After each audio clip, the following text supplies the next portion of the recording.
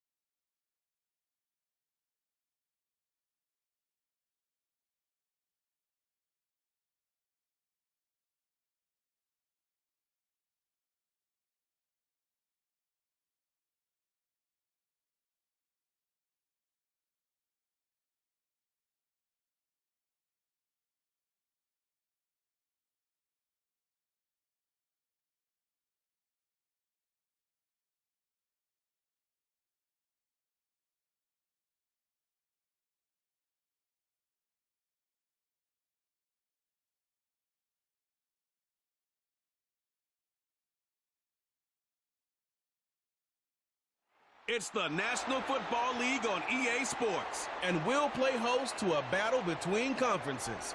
It's the Buffalo Bills and the Atlanta Falcons. And it's coming up next on Madden Football.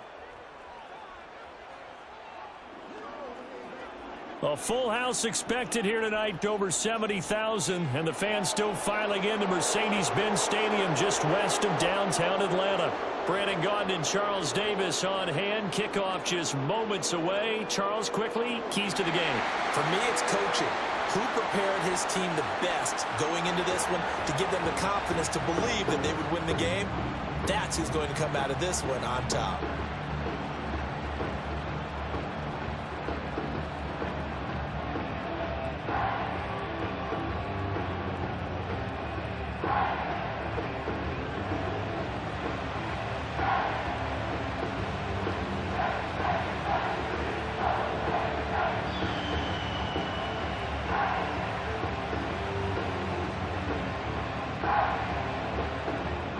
The veteran punter Bradley Pinion has this one teed up, and we are underway from Atlanta.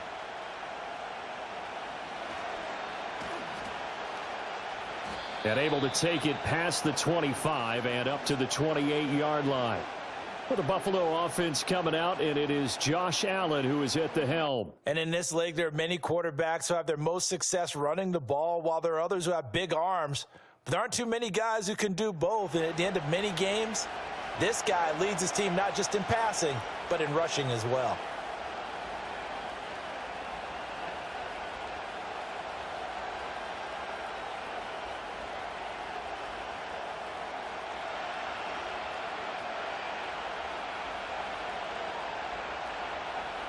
Allen looking to throw it right at the outset. A short throw pulled in by Kincaid. And they'll wind up getting this to the 37. Gain of 9. A good safe pass there right off the bat. That's almost a rhythm play. That's what we like to call it. Get them into rhythm early, something safe, something they're confident about, something they feel good. And once that's completed, then you just keep moving from there because the confidence elevates. Now Allen. And Cook has it, left side. 4 yards the pickup, first down. One of my old teammates called me the other day when he was watching the game. He's like, man, trying to watch an NFL game and trying to account for their passing game, that's difficult. And just when you think you get everything covered, here comes a back out of the backfield. And in this case, he picks up a first down.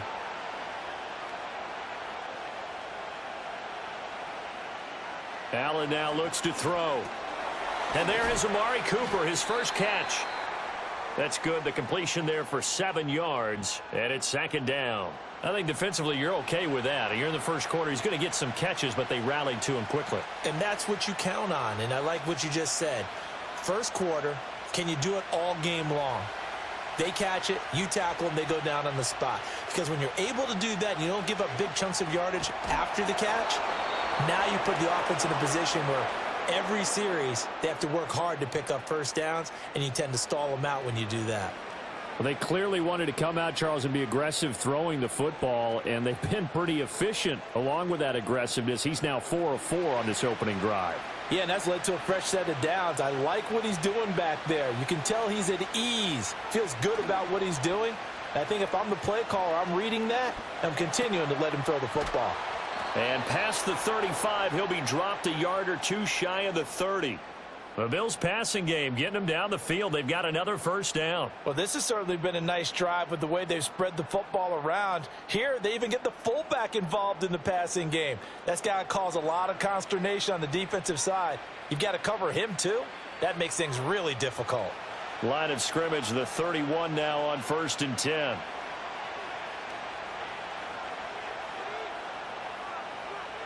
And again, it's Allen. That's caught by Kincaid, working the middle of the field. And inside the 20 before he's brought down. That's good for a first down, his second catch of the opening drive. A nice gain there to his trusty tight end, and now it's got them thinking opening drive touchdown here as they get into the red zone. And in most cases with your tight end, you feel like you've got a mismatch no matter who's covering him. Is it a small cornerback? Is it a linebacker who may not run as well? In any event, whatever you see, you think that tight end can win that battle. And they'll get him down right around the 16. 2 yards the gain on the keeper, and it's second down. But not much on that run, Charles. No, that's exactly the way to execute a run blitz there. They guessed correctly that they would move the ball on the ground, honed in on it, and stopped them. Mark that down for a win in the defense's column. Man who played collegiately nearby in Athens for the Bulldogs, James Cook. And the Bills are going to have a 1st and goal forthcoming as he takes this down to about the 5-yard line. Some big plays in the passing game on this drive, and here's one out of the running game. So the passing game loosening things up. Now there's room to roam. 1st and goal, a chance for an early statement here on the road.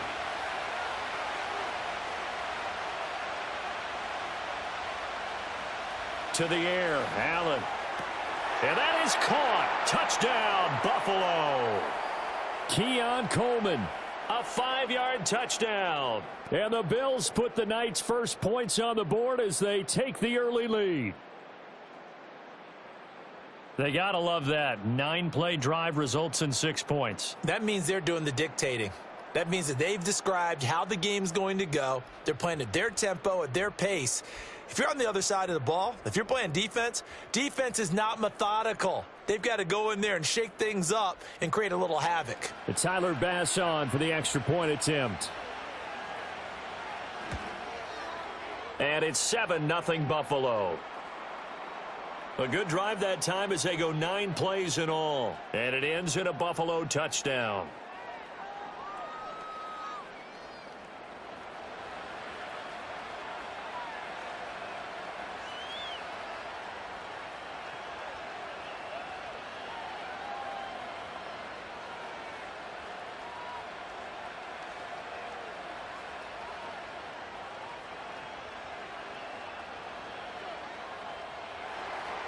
After the touchdown, Bass to kick it away.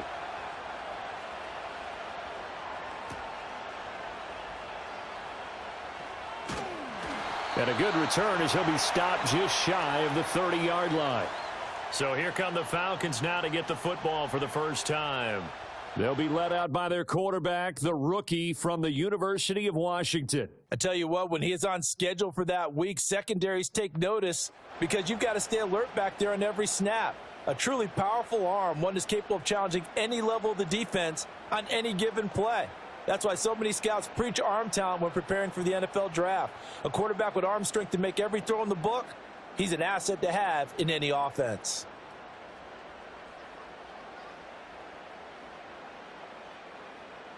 They'll throw with Penix. To the sideline and incomplete. And I can see the officials kind of looking at each other down there, silently wondering, does this meet the level of grounding? Fortunately, he did have a receiver in the area, but I have seen less obvious throwaways called as penalties. Here's 2nd and 10. Now Penix. He's got the hook up to McLeod. And to the 36-yard line, taken down there after getting 8 yards. We'll see what kind of mindset they have here offensively after giving up the touchdown on the opening drive. And based on our time with them, prior to this game, I feel like they've got a good mindset going in. In fact, the discussion that we had with the coaching staff was, we may give up some points in this game, so our offense has to be ready each and every time to either equal or try and get us ahead and try and keep us ahead. This is their chance to respond to that first touchdown given up. That was their first 3rd down try of the game, and clearly something was off in the execution of that play. Good news, they've got a whole game left to clean that up and start clicking on those key 3rd down throws. On 4th down, Bradley Pinion on to punt for the Falcons. Back deep is Brandon Codrington.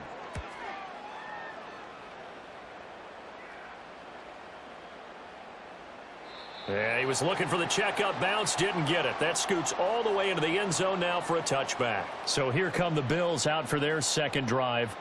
They'll be looking to duplicate that first drive, the one that got them that 7-0 lead. Of course they would. Look, they're on the road. So getting the 7-0 lead was huge for them, right? Imagine getting up 2 touchdowns on the road, taking the crowd out of the game. That'd be ideal.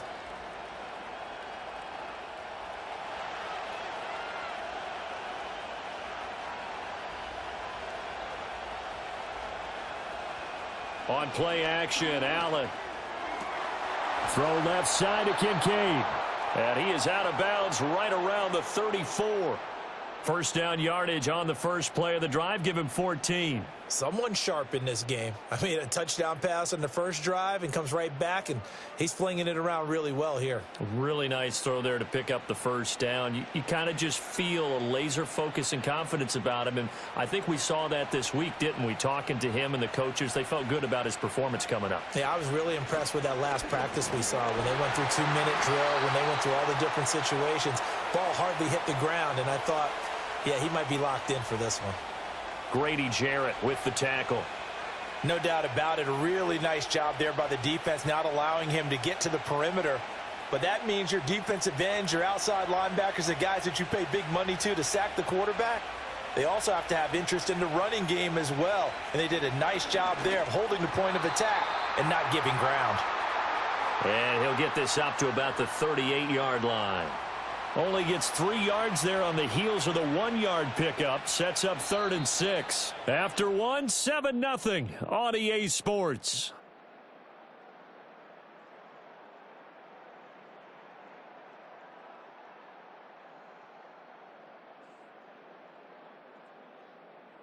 The Bills with the football as we start quarter number 2. They are in need of 6 yards here if they hope to move the chains.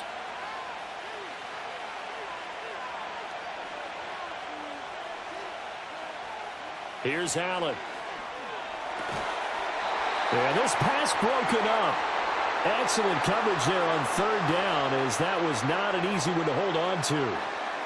Now that's a good bounce back after giving up a touchdown on the opening drive. Just 1 first down permitted and then out. Obviously no loss of confidence with that defense, and now they get to turn it back to their offense. Here's the punter Martin out to kick it away. And that hits at the 6 and carries into the end zone for a touchback. So for the second time in this one, we get set to see the Falcons offense. And the first drive, 3 and out. Second possession, see if they can get a little momentum. And oftentimes that first drive is just a feeling out process. You have some plays that you've got called and you want to see how the defense reacts. And it may not go terrific on the first one. Now they're ready to go. They've kind of got to look at them, got a sense. Let's see if they open things up a little bit. See if they open things up. Let's see what the defense does here, too, after a good stop. And not a whole lot of room to operate there on the first down run. He gets maybe 3. Well, that's just a pile of bodies there, and that's when you kind of find out who's a tough guy, right? Who can stand up and make a play. It was only a 3-yard run, but for both sides, they had to walk away from that feeling like, okay, I can stand up when the going gets tough in here. To the air, Penix. And he'll find McLeod on the right side, complete. A gain of 3 last play. This time they double it and pick up 6. One thing you're hoping for when you run drag routes, you're able to hit a receiver in stride, and he can pick up a lot of yardage after the catch. But in this situation, the defense was effective, able to stop him before he could get a good head of steam going. And looking to throw, Penix. And that is incomplete. The passing game not in sync here early, and now it's 4th down. 2 drives won't tell the story of this game, but you absolutely have to like how this defense has played thus far.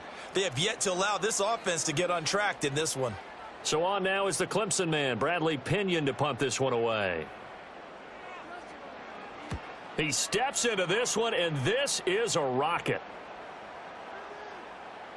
And no one there to stop it. Hits at the 8, but it carries all the way into the end zone for a touchback. The Bills going to take over again on offense. The crowd may be losing just a little bit of the edge after back-to-back punts. They want some big plays. They want to see some offense. They want to see somebody break away, whether it's through the air or on the ground. Now it'll be interesting to see where the patience is on both sides. Each head coach, can you hang in there and not try and force something that could put your team in some jeopardy? Allen going to throw. That's caught by his tight end, Dawson Knox. And he's going to get 7 out of this before being taken down at the 27. And his play caller does a nice job of giving him an easy throw to start this drive, and he takes advantage of it. The completion sets up a manageable 2nd down. Operating from the 27 now. Here's 2nd and 3. They'll bring a receiver in motion right. Snap comes at 1, and it's Allen. This one complete to Coleman. He's across midfield, and he'll get this down to the 39-yard line. It's a gain of 34. He scored their touchdown earlier, and this had a chance to be another. This secondary scrambling for answers, looking at each other, trying to figure out who is going to put the clamps on this guy, because right now he's absolutely shredding them.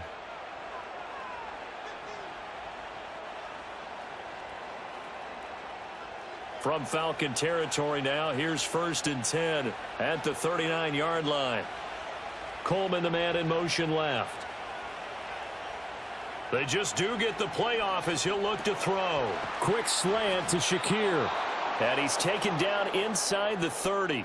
That's over 40 yards of movement with those last 2 plays. And defensively, they were in zone coverage there. Do you have to be a little careful? You're losing playing against a good quarterback like he is, to not play too much zone? Yeah, you have to be careful about how much time you're giving up. I think it's a good point you just brought up. So maybe if you still want to play zone, you go to a zone blitz scheme. And you can drop anyone out of your defensive front. Defensive end, defensive tackle. It doesn't matter. You just exchange someone to bring more pressure towards the quarterback and still try and cover downfield. Another nice gain, 16 yards there, and a 1st down again. They're making it look easy out there. Another 1st down. So far on this drive, let me do this little bit of math here. 4 plays, 3 1st downs. That's a pretty good recipe for success. Allen. To the end zone, but it's incomplete. I see the surprise in your face there, partner. That is a rare incompletion from him. He's been on point this entire game. He has percentage completion-wise way up. Not that time. Now a 2nd and 10.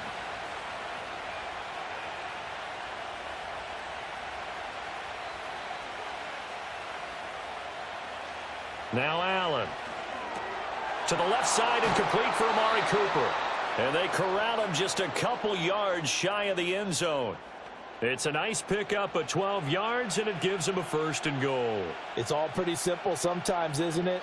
Go where the defenders are not, and he does exactly that. Makes a nice catch to move the chains.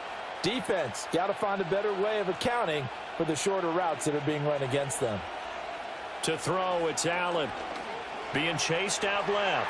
And he'll take it into the end zone for a Buffalo touchdown. Josh Allen taking it in from 2 yards out.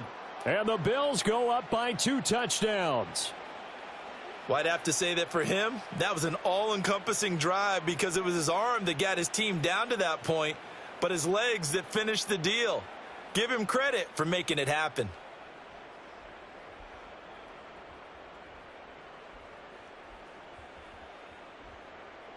Pass on for the extra point.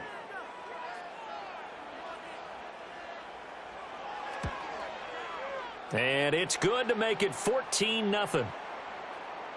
So that drives 7 plays in length. And it was Josh Allen using his legs to polish things off.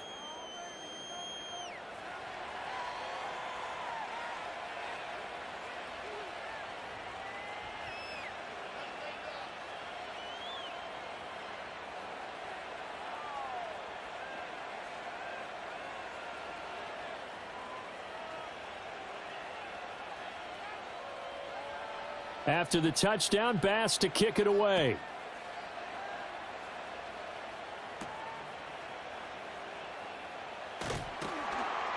And he'll take it up past the 25 to the 26-yard line.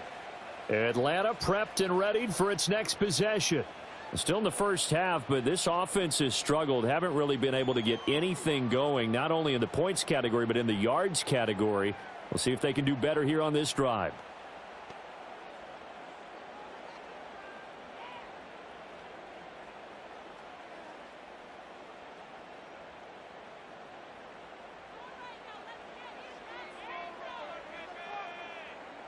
Here's Penix.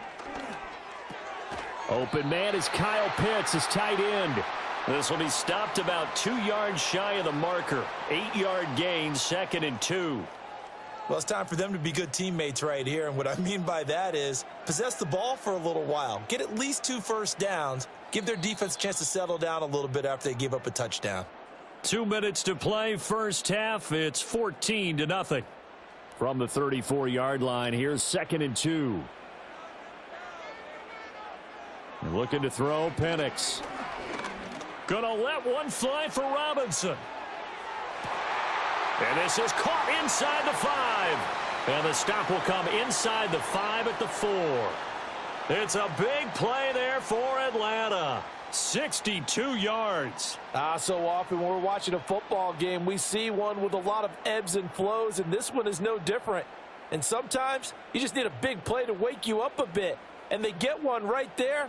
That shot of caffeine this offense was looking for.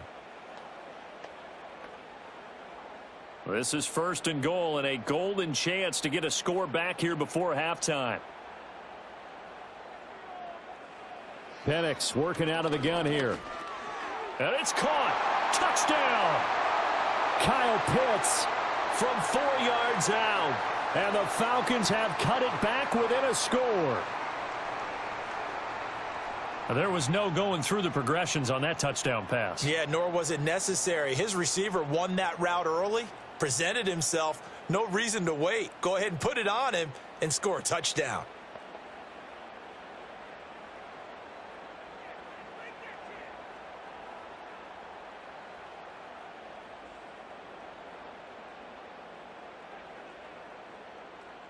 Point after here coming up.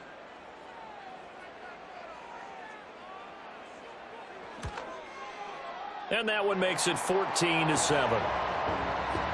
The drive there only spanning 3 plays. And it was the tight end Kyle Pitts finishing it all off on the touchdown reception.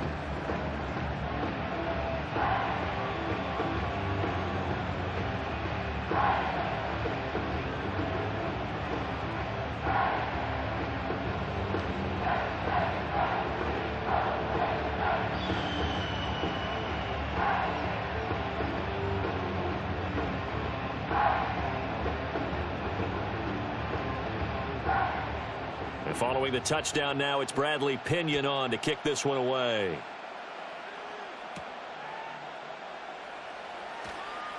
Oh, a dangerous return man showing it here. And good starting field position. He'll get this one all the way up to about the 35-yard line. The Bills offense now, they get set to head back onto the field. And not an abundance of time remains on the clock, Charles, but you would think more than enough to try to extend this lead before intermission. And when you're talking about extending the lead, I think you're talking about aiming for the end zone because there is plenty of time for that. The fallback is to get 3. But in your mind, you put 6 on the board right before the half. That's a heck of a dagger and great momentum to carry into the locker room. Oh, Allen cannot get away, and down he goes. A well-designed corner blitz that gets him for a loss of 8 yards. Well, their first sack of the game, and it doesn't come from a usual suspect, not somebody up front, but Charles, a defensive back getting in there. And I can tell you from experience, he's beyond excited to make that play because you're exactly right. It isn't normal to call his number to run at the quarterback like that. Usually you're defending the pass, but he takes full advantage and dumps him to the turf. Got to imagine the pass rush will be equally intense here on 2nd down following the sack. It's 2nd and 18. They don't want to repeat a first down. They'll keep it on the ground. And he'll push forward here for a good little run as the clock continues to run. Not a ton of room available on that one, but he made use of what space was available and gained decent yardage.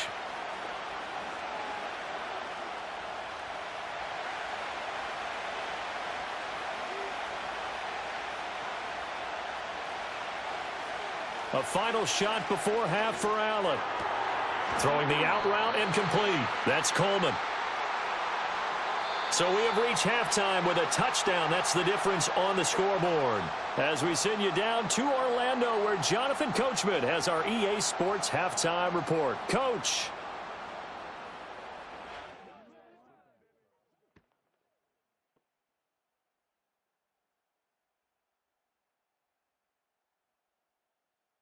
We were certainly treated to an entertaining first half. Both these teams with some high points and maybe a couple of low points as well. So it's going to be a question of who can be the most disciplined team going forward. Okay, Coach. Yeah, adjustments likely going to play a big role in this third quarter in what's been a tight contest so far.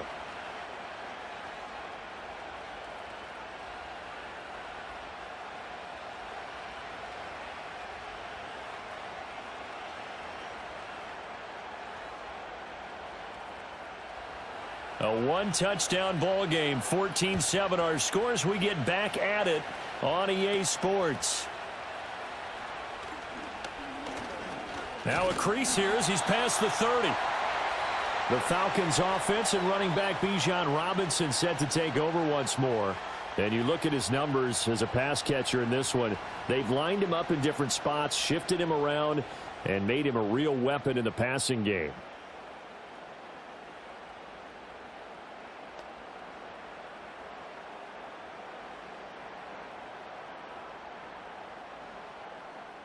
About set to begin their next drive, the Falcons offense at the line. Well, out of the locker rooms here they come. Their first drive of the third quarter. And, Charles, they're trailing in this ball game, but we got a tight one set up to be a very entertaining second half. And as we know, partner, in the NFL, there's trailing and there's trailing, right? Sometimes you're discouraged by how much you're down, but in this case, this is a tight ball game, so there's a sense of optimism here. I think they went in at the half and looked at their play sheet and said, these are the plays we really like. What do you say we use them to start the second half and get us going? Here's a 2nd and 7. That's complete to the tight end, Werner. And there's a completion to the tight end. And look at the size of these players nowadays. At that spot, 6'4", 6'5", and up. A lot of guys used to be basketball players, somehow came back to football. And that's really good for the game of football. You're getting better athleticism, great hand-eye coordination, guys who know how to control their bodies when they run their routes. Robinson will try to pick it up.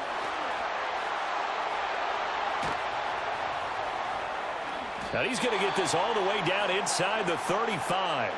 It was 3rd and short, and they go flying past the marker for a gain of nearly 30 yards. Well, that's one of the main responsibilities of a safety in any defense. A long way downfield before he's able to corral him, but that's why you have him on the field, the last line of defense. He made the play. I don't know if it'll be remembered. They're probably so mad that the run went for that long. Wonder if they were thinking pass in that situation as opposed to run and being caught a little bit out of position. Fortunately, he's able to track him down. Back to Robinson now on 1st down. And he sneaks his way forward only for a couple here. 2nd down. They suspected that it was a power play up the middle coming at them, and boy, were they right. That defense got downhill in a hurry and limited them to just a couple on 1st down. Now 2nd and 8 at the 32-yard line. Operating from the gun, Penix. He hits Mooney going across the middle. And he's got a 1st down as a tackle made at the Bills' 13-yard line. A good pickup there of 20 yards. What a drive. This has been just chewing up the yardage, and here's one of their best plays yet as they finally get down into the red zone and look to finish this off with 6. They'll look to throw now on 1st down. Firing quickly here, and that's complete. And he'll take it into the end zone. Touchdown, Atlanta. Drake London from 13 yards out. And the Falcons are within an extra point of tying up this ball game. Those are the touchdowns that aren't just scored on Sundays or on Monday night. Those are the ones that are scored during the week because they had that preparation and a great route run. Oh, I love that observation because you don't just roll out on game day and say, okay, go run this route and let's get it done. That means exactly what you said. The practice had to occur beforehand, which led to the timing, which led to the touchdown. Extra point by Koo, up and good. And we are tied at 14. A drive that time of 6 plays. And it was finished off by a touchdown catch from Drake London.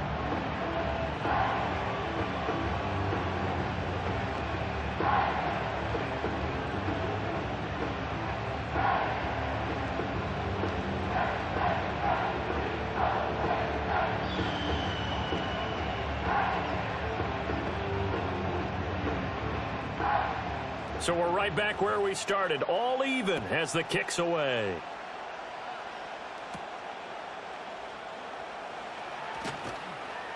And they'll get him down inside the 30 at the 27. So here's the Bills offense now. They get ready for their first possession of the second half. After that last touchdown we just saw, Charles, we got ourselves a brand new ball game, all tied here in the third as they have their first possession of this second half. And Brandon, this drive is all about one word to me, and that's the word answer, because they're trying to answer the momentum the other offense picked up in tying the game, because not only if they score and they feel better about themselves, they'll retake the lead and maybe set the tone for the rest of the half, keeping them in the driver's seat. A short throw pulled in by Kincaid. And he's going to get a solid gain of 9 before being brought down. Second and right at a yard. Brandon, perfect defense in this situation would have meant that there was an incompletion. They would have picked it off. Okay, so they gave up the completion. But I really enjoyed watching how the defense stayed in sync, stayed in great communication. And as he dragged across each zone, you see him pointing, communicating. There he is, and they passed him off to each defender. Ended up making a nice play, even though it was complete. Quick slant there gets him the first down, 6 yards on the play. This has to go down as one of the simpler routes in the playbook, but oh so effective. Nice completion there. Keeps the sticks moving.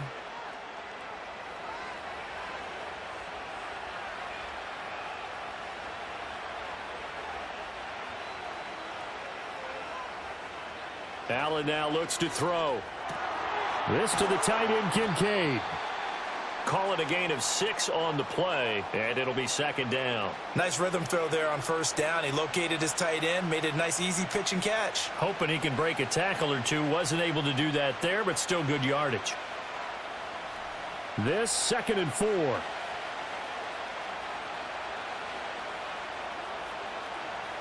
They'll bring a receiver in motion left.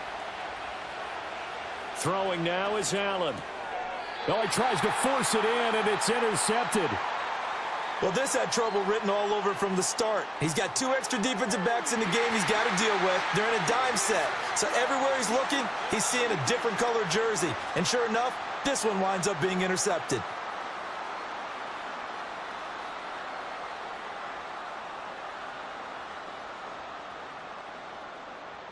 Atlanta now coming out on the field. They'll have good field position at midfield following the turnover as they start with a first down here.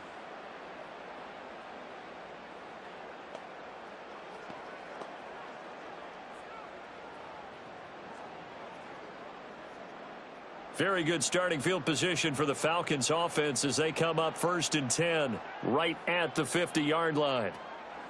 Play fake, and they'll throw with Penix. And they take him down. The Bills get to him.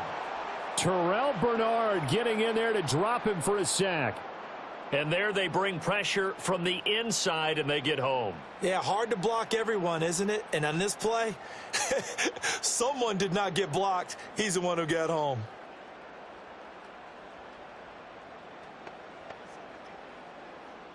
Work to be done here on 2nd and 16 after the sack. They'll throw with Penix.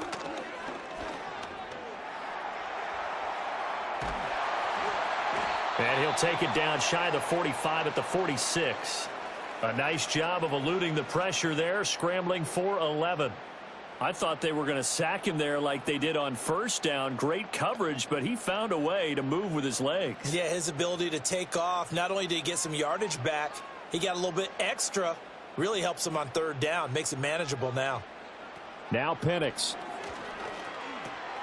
Work in the middle of the field, and he's got a man complete. And he is going to have a Falcons first down as they're able to get the 3rd down conversion. Many different ways to create space, but on that play, he did it with that big, wide body of his. Didn't get a whole lot of yardage on the play, but it did what it was supposed to. Pick up a first down. Now on first down, he'll drop to throw it. And that is incomplete. Oh, the coverage a little too good there, and it's 2nd down. This has certainly been a physical game so far. Limited scoring opportunities for both sides. And there's another chance that goes unfulfilled. 3rd quarter, all tied up. This is 2nd and 10. Straight ahead, it's Robinson. And tough sledding. He'll get maybe a yard. Stop short of the 35. They do get a yard there, but only a yard. Leaves them with 3rd and 9 looming. We have played 3 quarters. You're watching the NFL on EA Sports.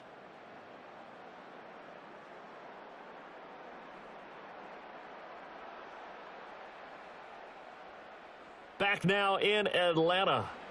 All even as we get ready to start the 4th. If they get nothing else here on 3rd down, it'd be a 53-yard attempt from this spot. To the air, Penix. He's got his target. That's complete. And he's brought down, but not before he reaches the 8-yard line. They're able to convert on 3rd down, and that sets up a 1st and goal. And partner, in a tie game in the 4th quarter, you and I both know in the NFL, that's when you lean on your stars, and he came through with a nice catch right there.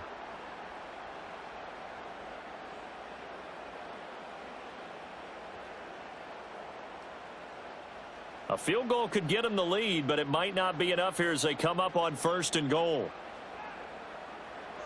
And looking to throw, Penix. Throws right back to London, complete again. And he is into the end zone for a Falcon touchdown. Drake London, his 2nd touchdown of the night. And the Falcons have broken this deadlock and have taken the lead here in the 4th. Obviously a huge touchdown for their team, but a big touchdown for a rookie quarterback here to be able to break the tie in the 4th quarter. And he just shook off all the pressure, too. Because when you think about it, tie ball game, rookie quarterback, most of them are thinking, don't make a mistake. Instead, this young man just said, I'll make a play. Koo able to connect on the extra point, and the lead is now 21-14.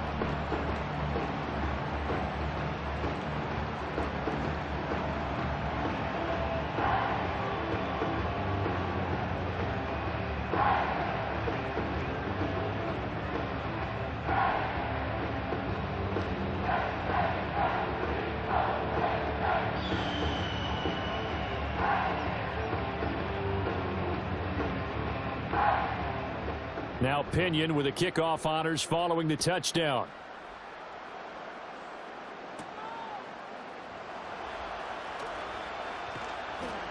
And a decent return out to the 27-yard line. The Bills offense coming out, ready to take over. The pressure is on now. They're being shut out here in the 2nd half after a decent first half offensively. And they need their best drive of the game right here.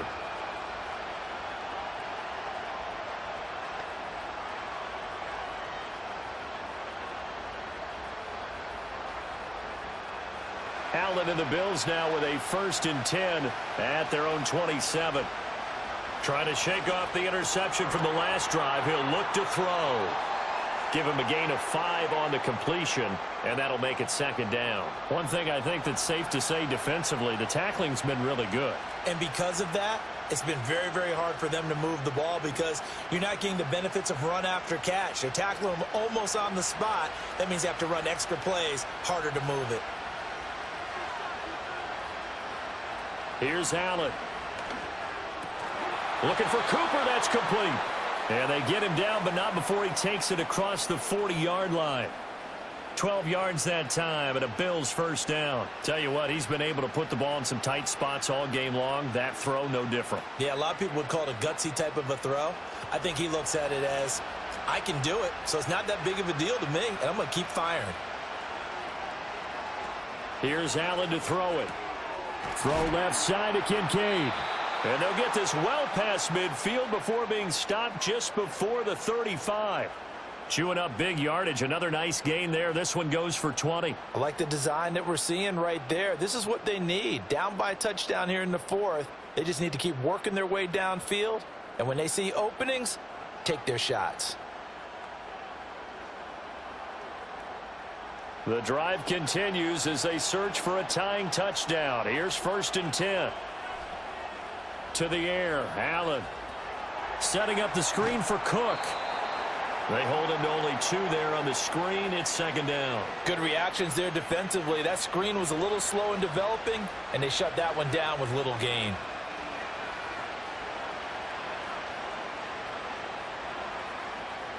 From the 35, here's a 2nd and 8.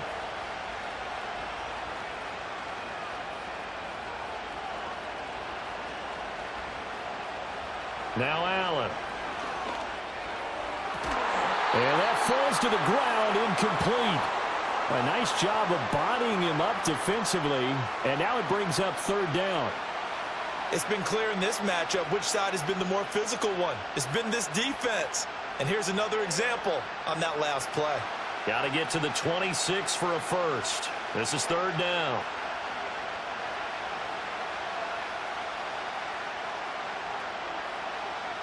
Allen going to throw. Oh, what a read on the outside as it's intercepted. And the Falcons are going to get the football back at their own 17. So rare to see any quarterback toss back-to-back interceptions in the NFL, regardless of status or experience. Whether it's him personally or just the offensive game plan, I think this defense is reading something out there, and they're holding the upper hand. The Falcons offense and Michael Penix set to take over once more. And as we show you some of the highlights from earlier, he has been instrumental in getting his guys the lead as he looks to finish strong and close this one out.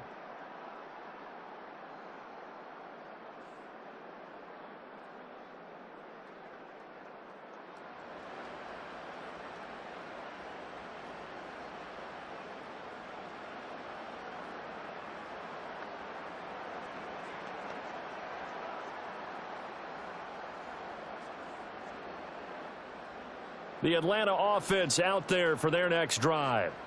They get the crucial turnover, just huge, but now they've got the football deep in their own territory, and you got to be careful because if you give it right back, there goes your lead.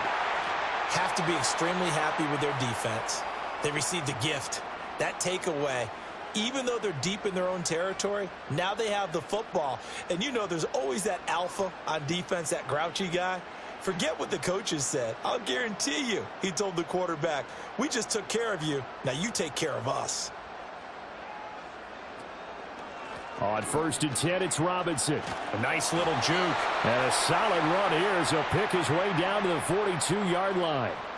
78 yards now on the ground on just 7 carries. Well, it is our business to analyze what we saw out there. And on that play, I saw a defense staying in base, not taking a chance, not blitzing, in a situation when they absolutely need the football back. That's either a case of overthinking it or not thinking it through. If you do blitz, do you have to be careful about where you're coming from, or are you just coming from all angles? You have to be careful about where you're coming from, obviously, but at this stage, you have to take a few chances as well. He's going to drop this underneath for Robinson. And he's going to get it down to the 33-yard line here. Well, coaches always talk about finding balance on offense. I don't think you can get much more balance than this. Big-time run, big-time pass. A 1-2 combination. Looked pretty good. How about that? Let's see if they can continue to take that kind of a punch, though.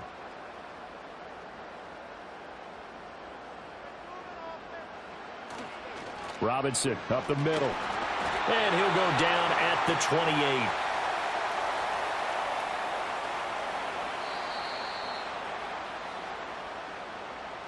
Fourth quarter, down to the final 2 minutes, and we've got a 1-score game.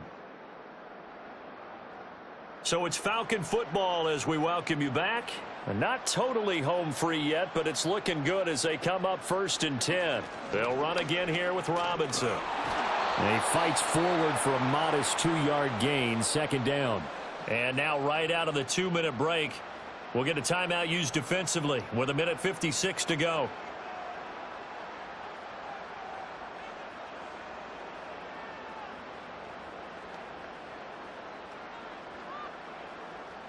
This, in all probability, another run here on 2nd and 8.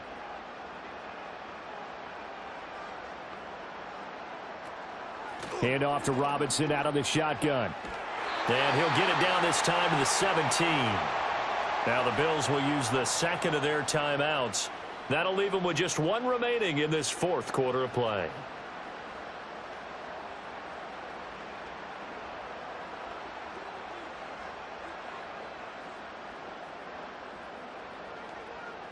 So from the 17 now, here's a 1st and 10. Out of the gun, they give to Robinson. And he'll go down here at the 12-yard line. The Bills are going to go ahead and use their final timeout as they'll talk things over prior to this upcoming second down play.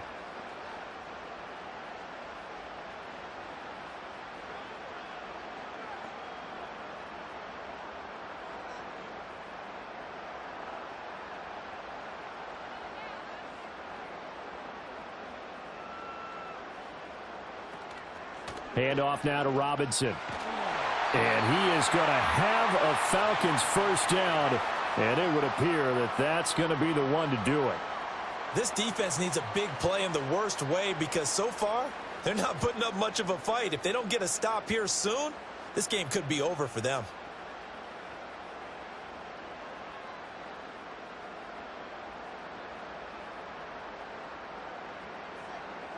The Falcons in victory formation as they take a knee.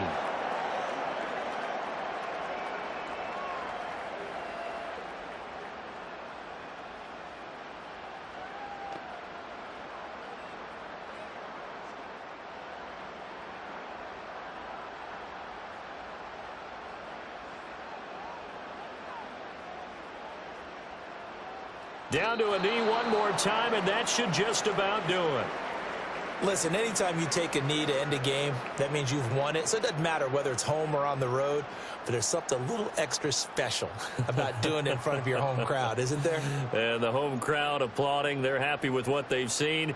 Chalk this one up in the left-hand column for a win. Yeah, that's right. Head to the locker room, throw the wristbands in the crowd for the kids, your gloves, your towels. Get to share it with the home team. Well, that second half, Charles, a little bit different from the first. Not only did we have the lead change after intermission, but they were able to pitch the shutout in the second half and get an impressive victory. And what's the old expression? That's not quite how I saw it playing out in my head. You know they didn't expect this at all. As you mentioned, went into the half.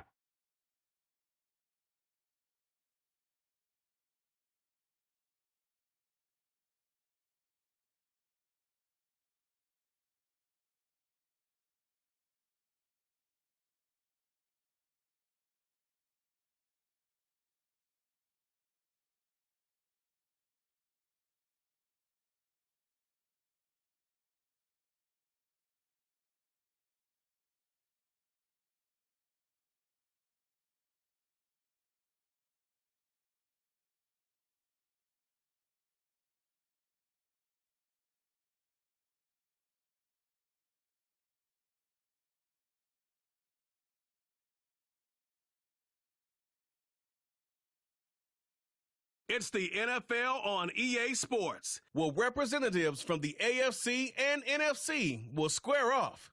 It's the Saints and the Silver and Black, next on Madden Football.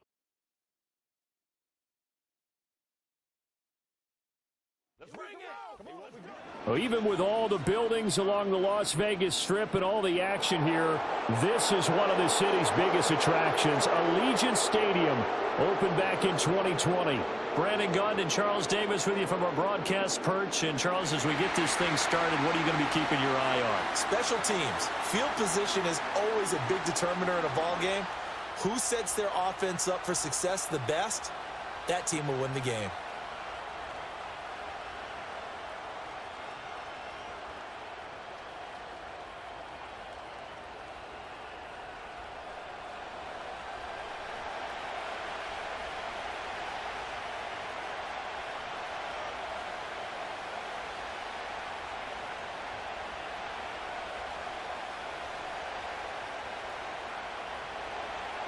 And we are underway at Allegiant Stadium.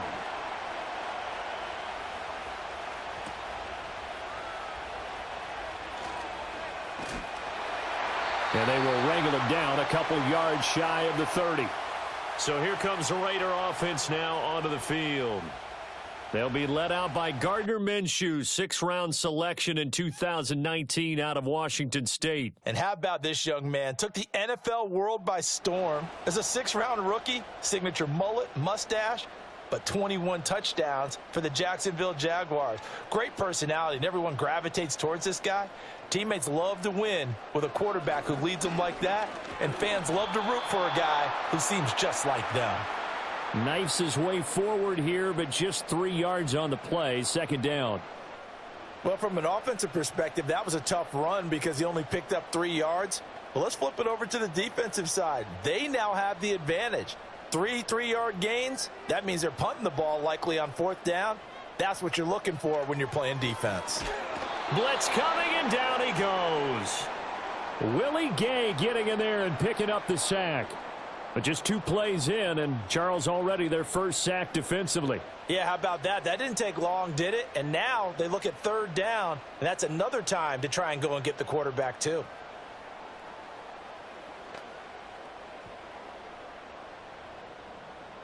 So certainly not the start they were looking for here as they come up on a 3rd and 14.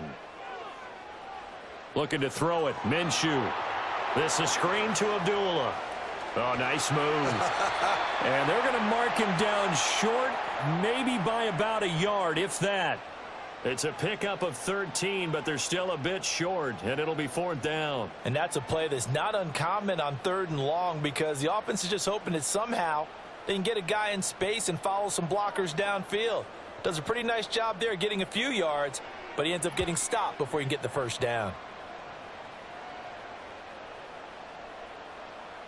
And this one hits at the 1, continues on into the end zone for a touchback. And here come the Saints for their opening drive. They're led out by their quarterback out of Fresno State, Derek Carr. It's been fun to watch his development through the years, and right now what you see is a very confident quarterback who has a strong sense of self, totally understands the offense, and knows how to get the ball to his playmakers on the run. Now Carr. That'll be taken in by Shaheed. And he's going to get 7 out of this before being taken down at the 27. And I think this is a route we'll see more of as this game goes on because with his speed, they want to get him the ball in space on drag routes just like this. They want him to get the ball and run after the catch. Good job there, though, holding him for a short gain. Valdez-Scantling in motion right. And they'll fake the jet sweep there and instead hand it Kamara. And they'll take him down at the 31-yard line. 4 yards the pickup, first down. Well, that was a unit that understood exactly where the first down marker was, handed it to their guy who could run it, created some space, and he got there. Line of scrimmage, the 31 now on 1st and 10.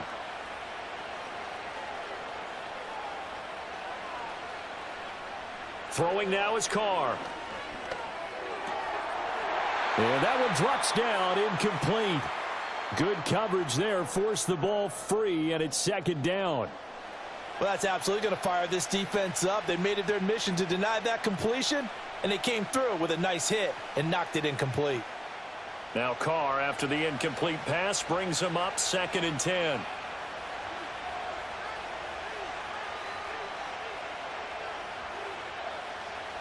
They'll look to throw here. And that's going to be incomplete. But there's no trace of nervousness there. He was able to diagnose that play from his linebacker position, stay in excellent coverage, and bat the ball away.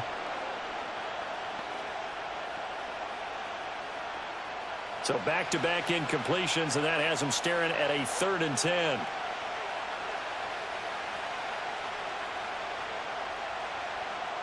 Here's Carr.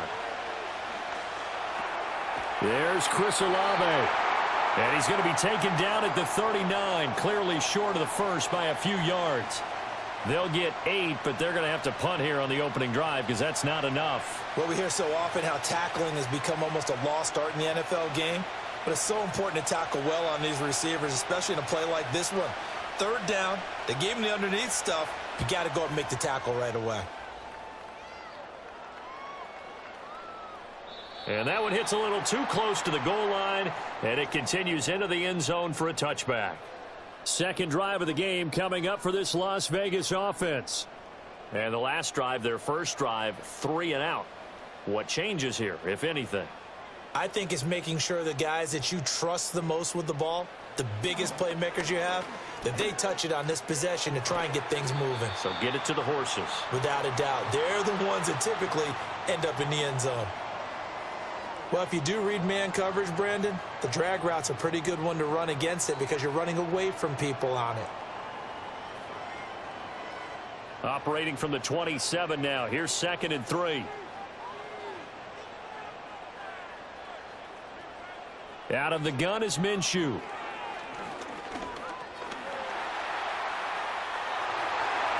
Good coverage downfield led to him taking off, picking up the first down on a 13-yard run. Facing 2nd and short, that gives you a chance to go for a bigger play through the air. But I think he said to himself, why don't I just handle this one? Got all the yardage he needed and then some, and made that snap a huge success. On first down, Abdullah. And he's going to take this ahead for right around 3 yards, but no more than that. 2nd down. Yeah, I don't know if it's exactly a win-win, but if you're on offense, you'll take that kind of a run, all right? It was kind of stacked up, found a little bit of yardage, and frankly, they're pretty close to staying on schedule on offense. The playbook is still open for the coordinator. First carry for the Boise State Bronco, Alexander Madison. And this one not going anywhere. They get him at the 44 for a gain of just a yard. Well done to sniff that out defensively. He had it diagnosed pretty quickly. I love that description because diagnosed is perfect on that one. Read his keys, made the play, and he couldn't even get going moving the football. Here's Minshew. And he will slide to a stop. He does have the first down. Got what they needed there. The drive continues with a 9-yard pickup. Certainly not a positive sign if you're the D coordinator and you see your guys give up that space so early in the game. 3rd down, that's when the clamps are supposed to come out, but his ability to create things with his legs makes things difficult. Here's Madison running on first down. And they go backwards here, losing yardage back at the 48-yard line. He'll lose a yard there, and it's 2nd and 11. No score after 1 on EA Sports.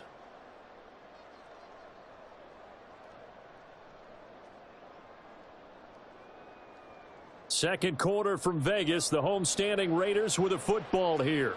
So after the loss of a yard, they'll look to push forward here on 2nd down and 11. They'll give up the gut to Abdullah. And he is going to lose yardage here. That'll wind up as a loss on the play, so now they're staring at a 3rd down and 12. Back-to-back runs that have been stacked up. Yeah, and now you got to say to yourself, what do we go to try and get this running game going? Do we change up formations? Do we change personnel? Do we get a little more movement pre-snap? All those things are things that they should be doing anyway, because unless you've got superior talent, you can't just line up and do the same thing over and over. And he'll get this to the 40, but that's still going to be a few yards short of the first down. A gain of 9, not enough, and it's 4th down. That's a nice design there, but sometimes, though, you get so many blockers out ahead of you, they kind of slow you down and force you to adjust. You always appreciate guys trying to help you, but maybe one less there could have turned this into a bigger gain. In motion left here, Marshall. On 4th down, Minshew. Pass taken in by his big tight end. And he is out of bounds, but not before he's inside the 30. 4th down, no problem. Just a ho-hum pickup of 14 to keep the offense on the field. They accepted the risk, and it was rewarded. What a catch on 4th down to create a first down situation. But one more time, what a catch. And what a catch. It was close, perilously close to a turnover on downs, but picked up the first. How about him getting his feet down, though? That's footwork. He'll get just a yard on the scramble. It's 2nd down. I'm actually looking at this play with defensive eyes here, partner, because they were still laser focused on him after his earlier exploits on this drive. I think they went back to the well just a little bit too soon. He got across the line of scrimmage, but they certainly weren't giving up much more than that. Now 2nd and 9.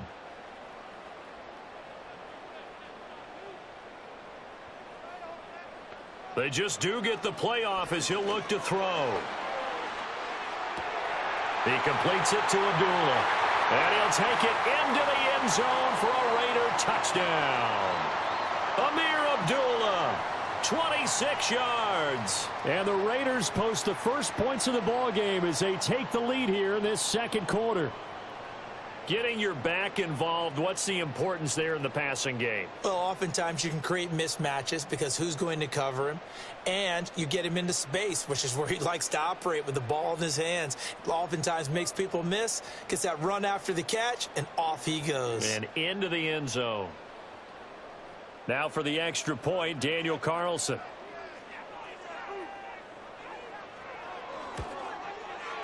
And that makes it 7-zip Vegas. So that one a long 11-play drive. And it ends with a Las Vegas touchdown.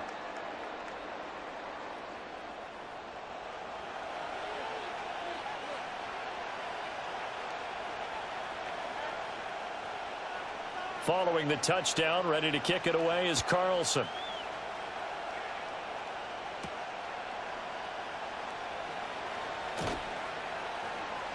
And he'll be stopped up at the 25. New Orleans Saints, they get ready to set up shop for their second drive. They'll be looking to match that touchdown from a moment ago. 7-0 is the score as they begin with a first down. They begin on the ground with Kamara. And he'll get this up just shy of the 30. They'd love to just strike back with a touchdown right here, and if it's a long play, so be it. But the main goal, get a couple of first downs, run some plays, run some clock, allow their defense to get a chance to catch their breath, settle down, and relax a little bit after they just gave up a score. 2nd and 6, just inside the 30. Now Carr. Gets this complete to Shaheed. And they get him down, but not before he takes it across the 40-yard line. 12 yards there, good for a Saints first down. Well, this is where reading defenses and practice time comes into play. You've got to know what you're running versus zone versus man and how to run the proper route. And they just executed that one pretty well. Now a first down carry. It's Kamara. And he'll be pretty well stopped in his tracks. Give him a yard up to the 42. Absolutely love the effort there. The ability to flow from his inside spot and stop that one at the line of scrimmage. Nice linebacker play. From the 42-yard line, here's the 2nd down and 9. Carr. That's to his running back. It's Alvin Kamara. And he's going to have another first down as the tackle comes at the Raiders' 39. 19 yards to pick up there. Move the chains. We often talk about understanding the playbook, understanding progressions, and understanding what the defense is doing. We saw all of that on that play. Great recognition and understood where his running back was going to be. Found a way to have him leak out underneath, hit him with the football, and they picked up the first down. Kamara try the right side. Down at the 35. It'll be 2nd down. I feel like I could see what he was thinking on that carry. Wanted to follow that big tackle through the hole. Ended up only getting 4 yards on the carry. I think he had designs on that one being bigger. 2 minutes on the clock, second quarter, 7-0 ball game. 2nd down and 6 now.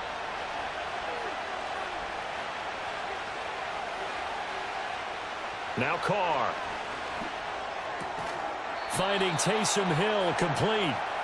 He's got his first catch here before halftime, and it goes for a first down. And the tight end is certainly a position built to move the chains because they can control space underneath. If they've got good hands, then, of course, they're a dynamic target.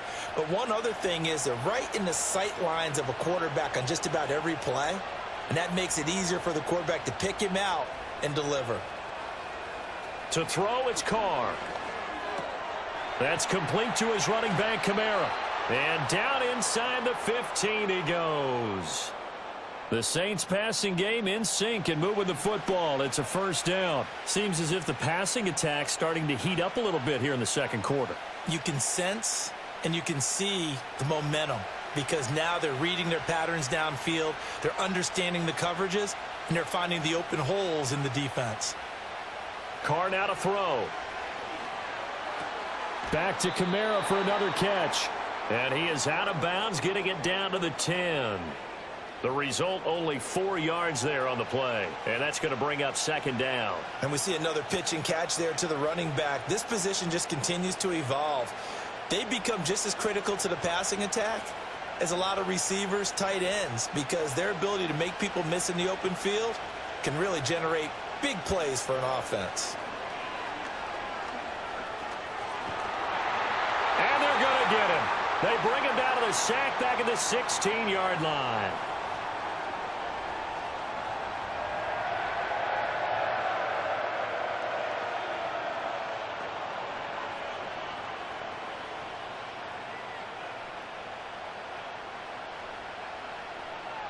So after the sack, Carr in Las Vegas with a 3rd and long. Now back to throw. And pressure coming, and they got him once again. The Raiders going to use one of their timeouts as the clock will stop with 33 seconds to go in the first half.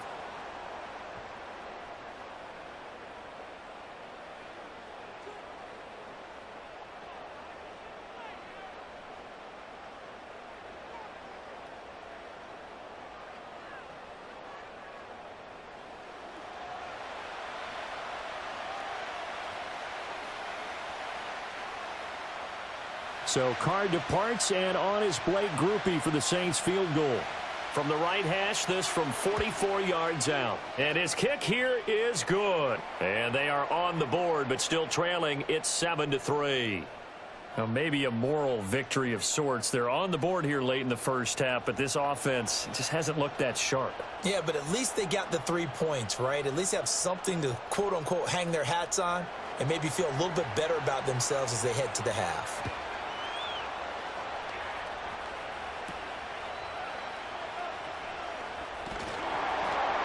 And out a little across the 25 to the 27. One more go for this offense in the first half. And with a 7-3 lead, we'll see how aggressive they want to be. Minshew sets to throw. That's going to be caught. It's Jacoby Myers. Now the Raiders going to go ahead and use the second of their timeouts as the clock will stop with 20 seconds to go in the first half.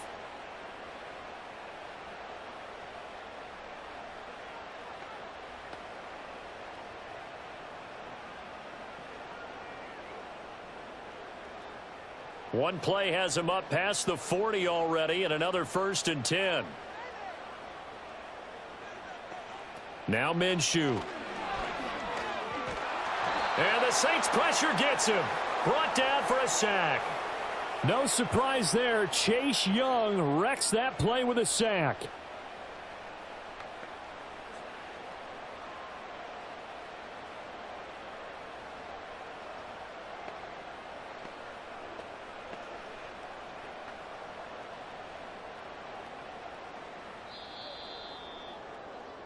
So we've reached intermission here in a low-scoring game. 7-3 is our score. As we send you to Orlando to check in with Jonathan Coachman at our EA Sports Halftime Report. Coach?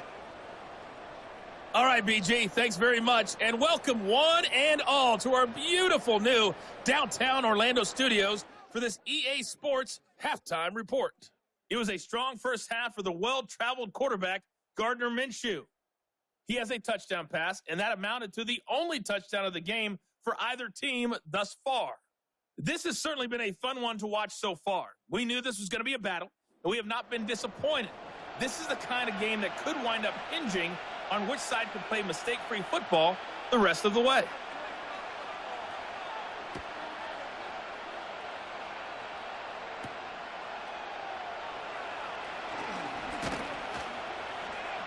And he's up across the 25 and down at the 28. The Saints offense and the veteran Alvin Kamara getting set for this next possession. The Saints offense on the field ready to get their drive started. This is a game, Charles, that's been fairly starved for offense. Really not much in that first half. We'll see if they can get something going here as we look toward the third quarter. And not just a chance to finally get a little more offense going, but to erase that small deficit they currently trailed by. I think they'd send a pretty powerful message to the opposite sideline if they drive it right down the field coming out of the half.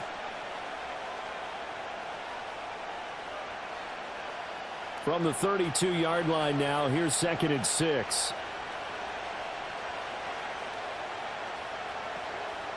Now they'll toss it out right to Kamara. And he will lose yardage here to the 31-yard line.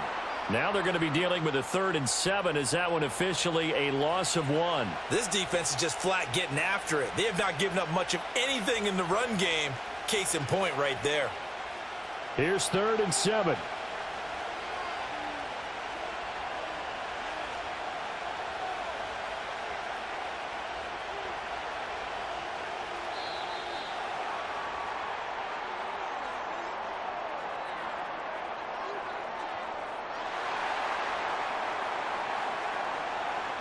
So they accept the penalty, of course, and push the offense backwards a bit. After the delay, they're backed up even further for 3rd and long. Here's Carr to throw. Able to find the open man. That's complete. And they nearly get this all the way to midfield. Mark him down at the 49. Last play, they got stuffed at the line. Different story here, over 20 yards. And that's the kind of play this offense needs to maybe kick them into gear a little bit. They've been stuck in neutral much of the game. Perhaps that can give them a little bit of confidence that big plays are out there.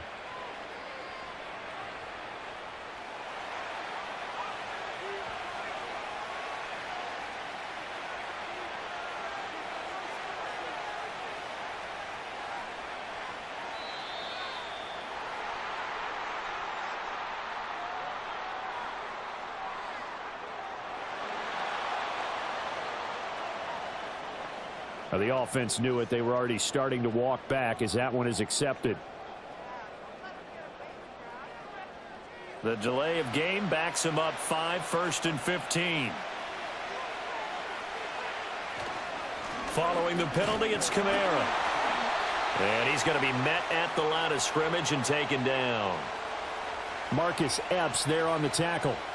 Looked like he was trying to bounce it outside, but no success. Yeah, sometimes you got to just figure out where you're going to go, and sometimes you just have to take it to another spot. And trying to get it outside, the defensive pursuit was there and just ran him down. To throw his Carr. And the Raiders have got him. Max Crosby able to drop him that time for his 2nd sack of the evening. We are seeing 2 really confident defenses imposing their will on these offenses in this game. Yeah, absolutely, going toe for toe. Just curious if one of these offenses can wake up a little bit. If there's any way they can find something that can pop, something big to knock them back on their heels.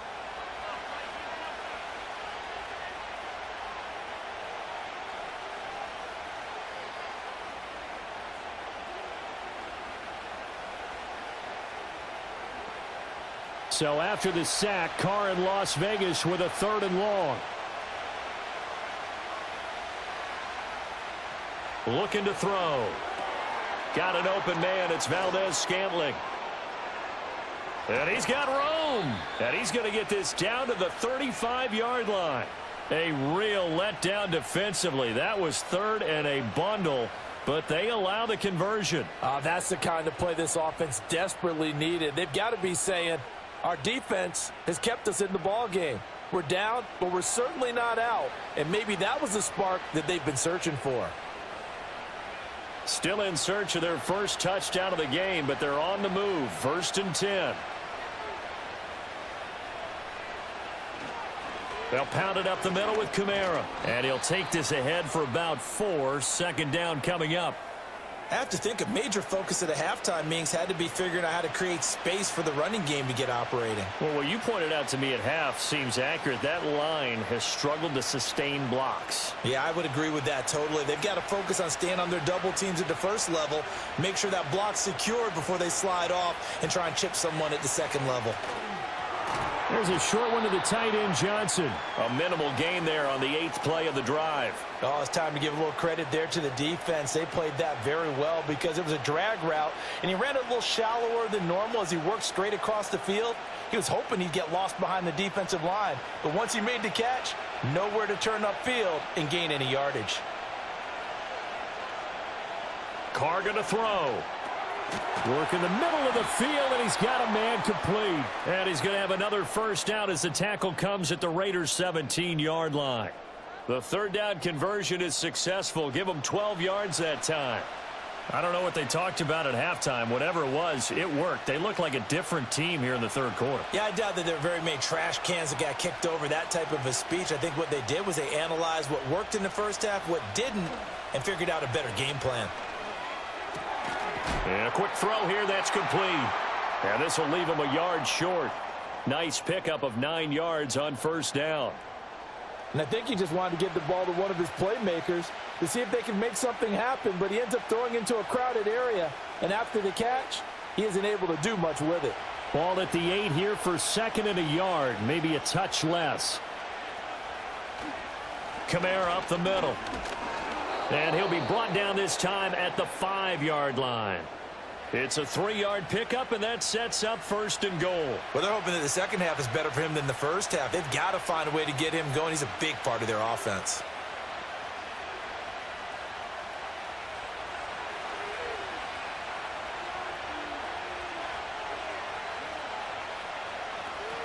Try to pound it in, Kamara. And he is in for the score. Touchdown, New Orleans.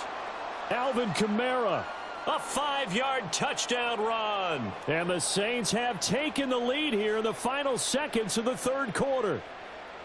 Well, it took almost 3 quarters for them to get their first touchdown of the game, but it may turn out to be worth the wait. This has been a heck of a battle so far, but they finally punched one in here to take the lead.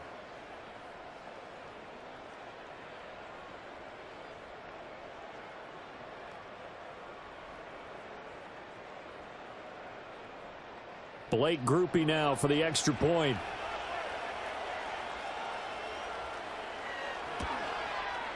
And it's through, and that makes the lead 10-7. That one in the books as a 12-play drive. And the capper came from Alvin Kamara on the touchdown run.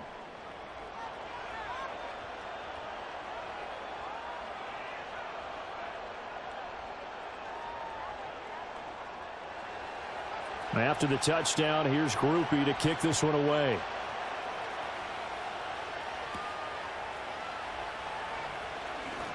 Oh, a good-looking return set up here. The offense for Las Vegas about set to begin the drive. And they'll be working from behind now following the touchdown a moment ago on the opening drive of the half. I think the guys right now, as they go out on offense, they're zeroing in on one big key.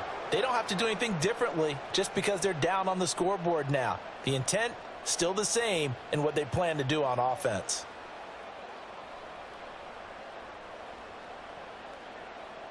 And that is going to do it for this third quarter of action. We'll return with more after this. This is the NFL, and it's on EA Sports.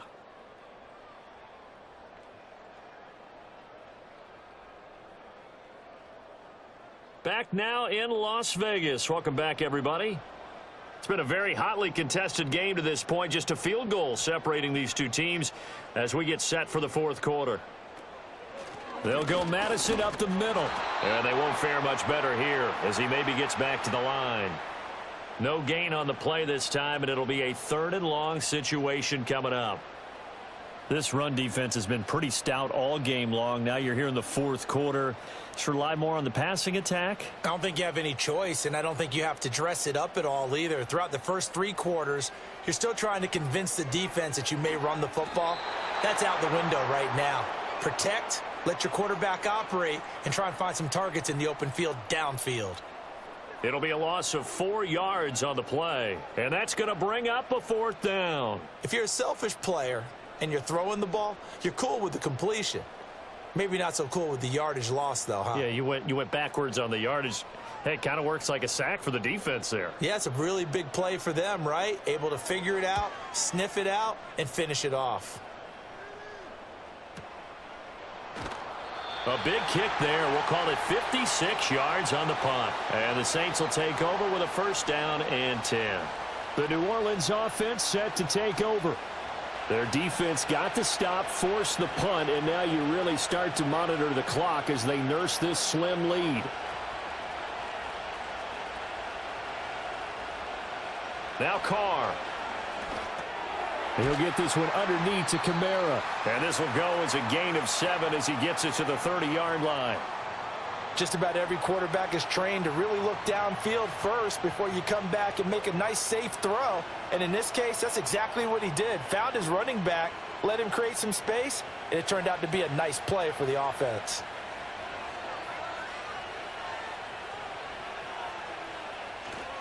A 10th carry for Kamara. And he'll get it up to the 33-yard line. They'll get 3 as the drive continues. It's a first down. And this is exactly what you're looking to do offensively. If you can start stringing some runs together like this, you'll keep churning out first downs, and that's going to put you in a great position to carry this one home. Valdez-Scantling in motion right. They'll fake it on the jet sweep, and instead a handoff up the middle. And he'll get this up to about the 40. A solid run on first down. Gain of 7 leaves him with a 2nd and 3. All right, that's a decent game there, but it hasn't been his best game overall. So I wonder what the mindset is of his team. Do they want him to handle the football and try and close this game out? Or are they going to make an alternative plan and maybe go in a different direction? I think they need him, and this is his time to shine. Play action. Now it's Carr. Little short pass here to Hill. And he'll be out of bounds up near the 45 at the 44. It'll be a pickup of 4. Good enough to earn him yet another first down. Well, it certainly feels like there are more stars at the tight end position than there were even 10 years ago. And I think it's become more of a glamour position because of the ways it can hurt a defense, and guys want to be involved. They can be in line, close to the line of scrimmage. They can split out like receivers. But hands, route running, speed, and some toughness to go across the middle, you put it all together, you got a heck of a tight end candidate. Just a yard on the first down carry, so it's 2nd and 9.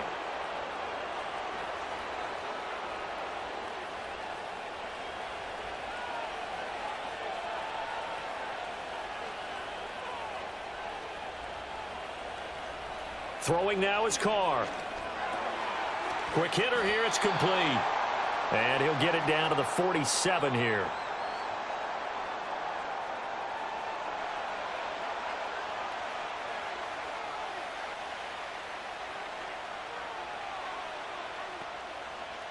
Here we go, 3rd and 1.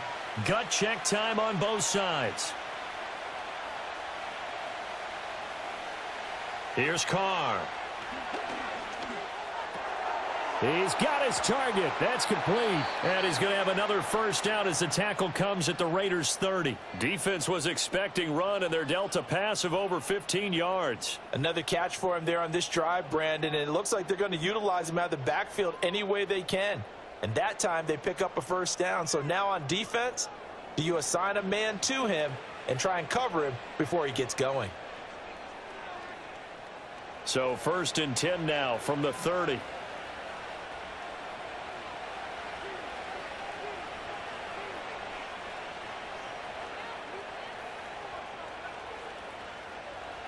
From the shotgun, he'll look to throw. That'll be taken in by Shaheed.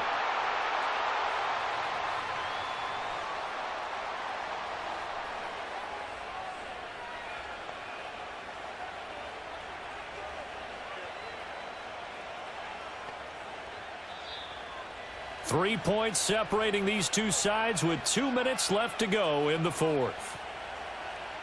So it's Saints football as we get you reset. 2nd down and 6 now from the 26. A give. This is Kamara. And now we'll see a timeout used on defense as they stop it right out of the break with 1:57 to go in the ball game.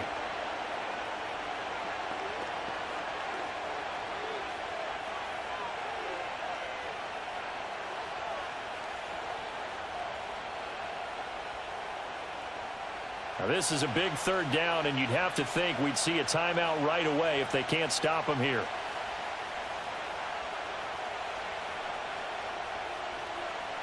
Back to throw, Carr. Now throw right side here, going to be incomplete. The frustration evident there because he couldn't find anyone on 3rd down, and he left no doubt that he was throwing that one away. And here's a big one now. Trying to hold this lead. They're going to go for it here on 4th down. Here we go with Kamara. And, boy, this is going to be close. That mark looks a little short, and he didn't get there. Alvin Kamara unable to push past that yellow line. And this long drive is going to wind up yielding nothing. So that's a decision that could loom pretty large here. They go for it on 4th down, but come up empty. But I actually like the call, and the reason? It shows me a head coach has faith in his team overall. First, on the offensive side, thinking they can pick it up, but also knowing that he has faith in his defense that if they don't, they'll go out there and stop them. I like the confidence he showed. Short throw caught by Bowers. And he's brought down at the 24 after a gain of 4. He's been quiet today in the passing game, just his 2nd catch. Yeah, and people have to come up with schemes to limit him. And what a lot of teams do, they'll double him, use a linebacker underneath, a safety over the top. Sometimes they'll just take a corner, maybe their 3rd corner if he's a bigger guy, and put him on a man-to-man to try and limit his touches. Just keep mixing it up, give him different angles, different looks, like a good boxer does. But they picked up a little bit of yardage there, and now, in this situation, should be in no hurry to run a play really fast. Let the clock wind down. Plenty of time and 2 timeouts still at their disposal. 1st and 10 here. Here's Minshew. And able to break 1 tackle, but then quickly brought down. But a nice little gain. Now the Raiders going to go ahead and use the 2nd of their timeouts as they get the stoppage with a little over 50 seconds left to go in the game.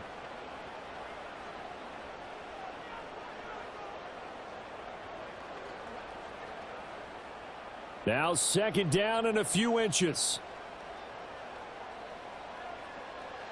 Now Minshew. Short throw caught by Bowers. And he's going to get out of bounds with the 1st down. So an ideal set of circumstances there. They move the chains, and they save that final timeout. And here we are in the 4th quarter, partner, and watch them drive for what would be a go-ahead touchdown. And you and I both know this is where you need a quarterback who can keep his cool back there.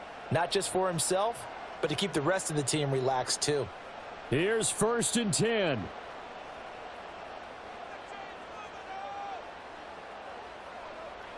Minshew. Got his man complete over the middle. That's Marshall. And he's going to be down at the 35. Gain of 7. They're making steady progress, but I see your face. You're worried about that clock. I'm worried about the clock, and at some point you have to have a splash play in there as well. Here comes 2nd down. They'll look to throw. Look at the big man rumble. He takes it across for the touchdown, and they've taken the lead late in the final minute of the 4th. Wow. Wow. What an outstanding drive right there to take the lead. And also, Charles, didn't leave their opposition with a whole lot of time on the clock. Yeah, I like the way that you're viewing this because they did a tremendous job to put themselves in a position to win, but they can't celebrate just yet. They've got to clamp down on any big plays and force them to use up those timeouts without making any headway.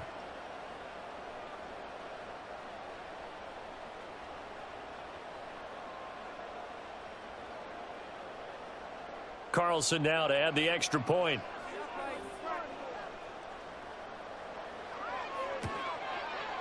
And it would appear they're going to get out of here with a come-from-behind victory.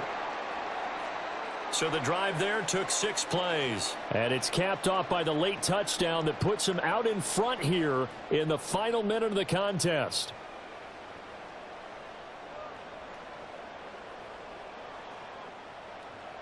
Following the touchdown, ready to kick it away is Carlson. From the end zone, here comes Williams. And able to get this out to the 25. The New Orleans offense back out and ready to go. They've got some stuff to build on from that last drive because they moved the football, CD, and then they tried to go for it on 4th down, didn't convert, probably left a bitter taste in their mouths. I would say so, and I think that they go out in this series determined for that not to happen again. In fact, They don't even want to get to a fourth down opportunity. They just want to make sure they get it done within the parameters that they've set for themselves. Run their offense, get it into the end zone. Yeah, I think a little bit of determination and a dash of anger.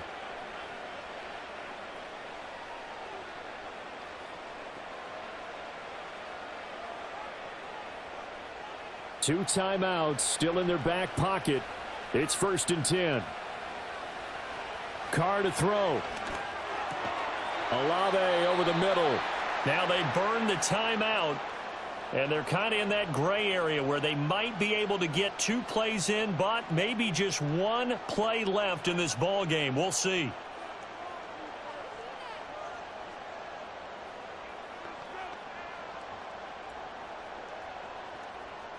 They'll come up 1st and 10 here.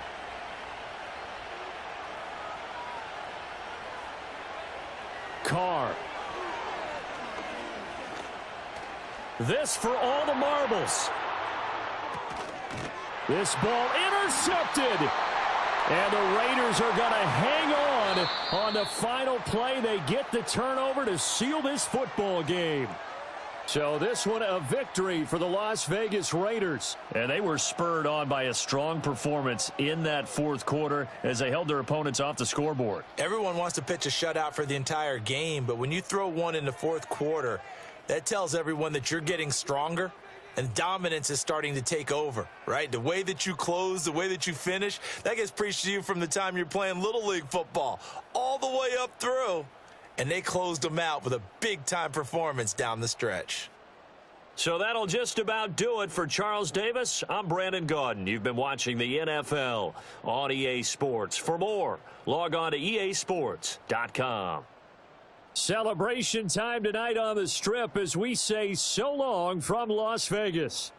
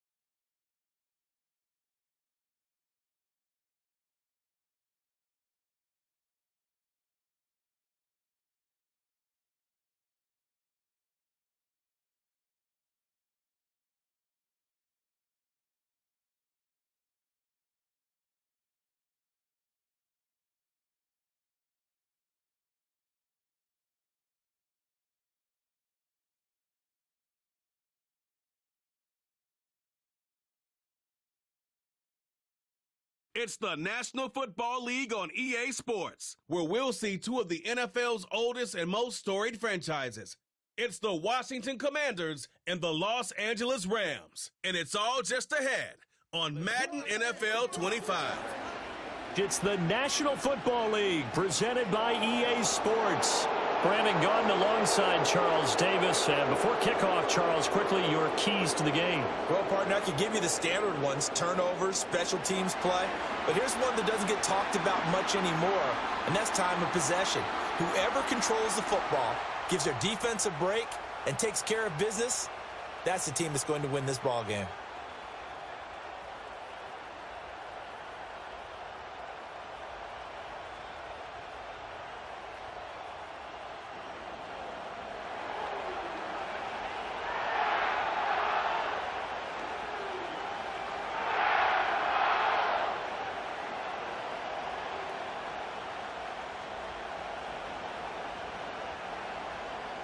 And we are underway from SoFi Stadium.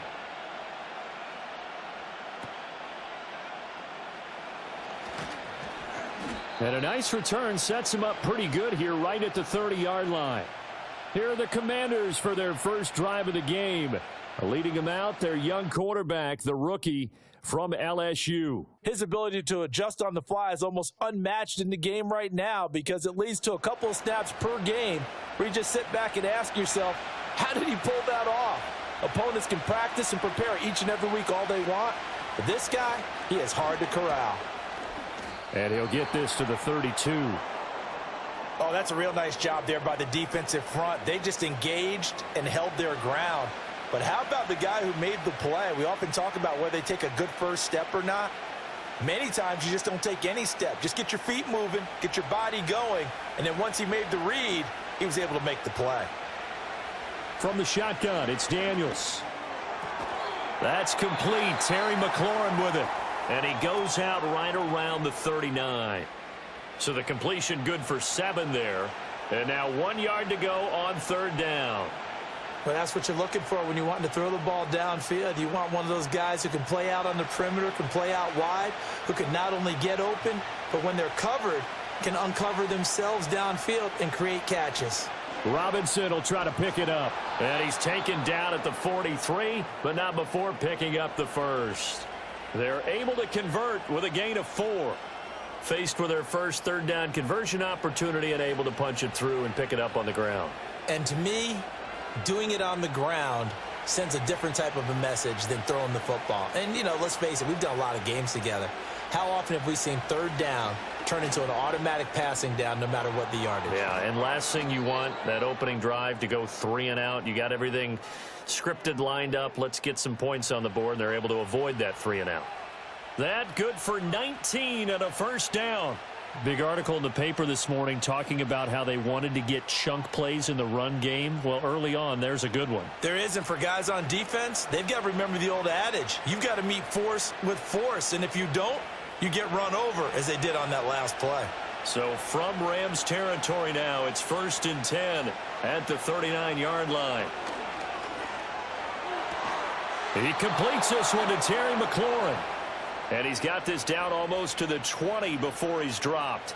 That's good for a first down, his second catch of the opening drive. That early game script that they drew up is working pretty well here on this first drive. Already in field goal range, Charles knocking on the door of the red zone. You know, Brandon, when we met with the coaching staff, they kind of predicted that they would come out firing like this. I think you and I were a little skeptical it'd be this easy. But they certainly knew what they were doing in scouting, in preparation, and understanding what their team was capable of. That'll go for a gain of 7, and it'll be second down. And they're getting him involved early.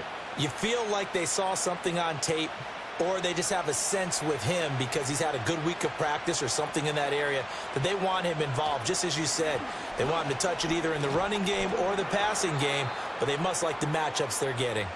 And this won't be enough to pick up the first. A gain of 2, 3rd and 1. If they're going to get a first down out of this, they're going to have to earn it because there's been tough going in the interior there.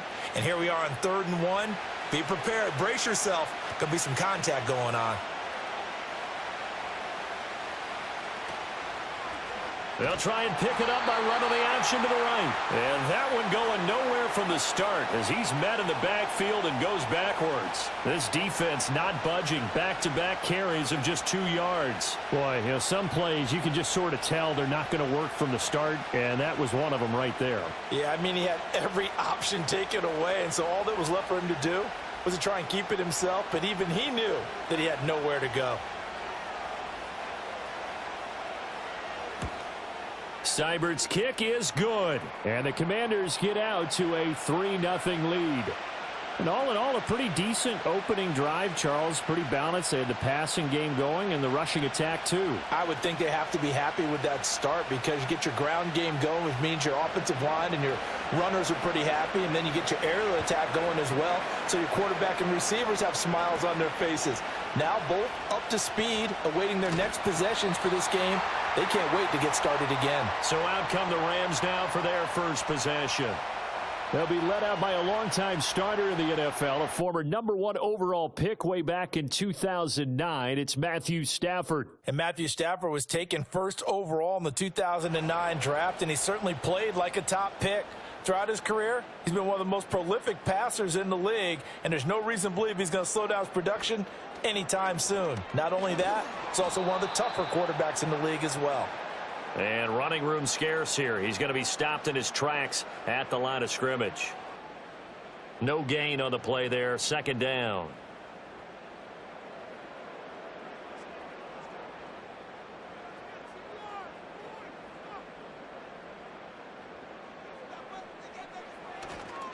They'll stay on the ground with Williams. And once again, not much running room, if any at all. Officially nothing on that one, no gain, so they're left with still 10 to go on third down. You don't see that a ton, do you? With a cornerback coming over to the middle of the field to make a run tackle. That's someone with a ton of confidence to feel like nothing is pressuring him on his side of the field. Sees that the ball's moved to the middle and just sprints over there to help out. He ends up getting the tackle. Well played. He's got a man complete. And he's going to get this down to the 35-yard line. What a play that turns out to be, 36 yards. I guess we got a good idea about what the game plan is for attacking this secondary. No beating around the bush with this crew. His first throw of the game is a deep shot, and it connects. That's a tendency breaker right there because normally you build up to the big shot, but not in this case. From Commanders territory now, it's 1st and 10 at the 35-yard line.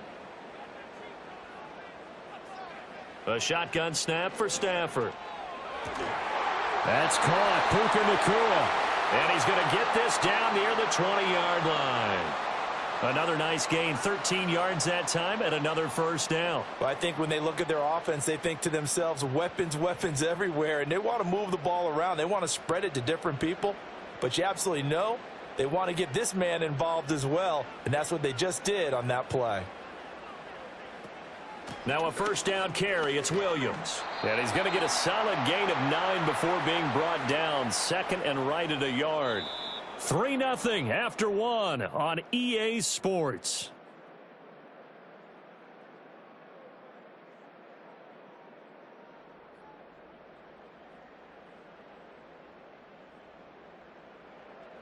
The Rams with the football here to begin the second quarter. Just need a yard here. 2nd and 1. As they've got it as we resume action.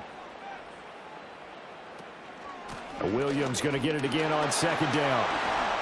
And here he'll get it down to the 7. That play gets him 6 yards and sets them up with a 1st and goal. That solid gainer will put them on the doorstep of the end zone. More importantly, it gives them a fresh set of downs. Nice work right there.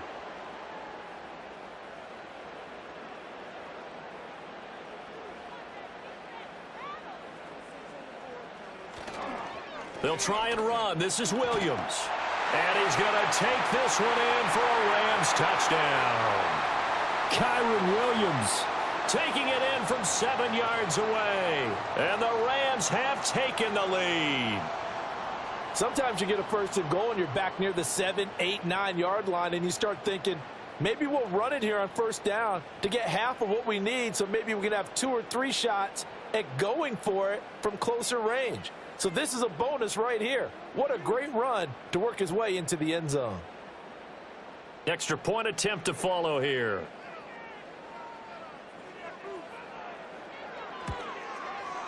And this is up and good to make it 7-3. So this drive spans 7 plays. And it was capped off by the Kyren Williams touchdown run.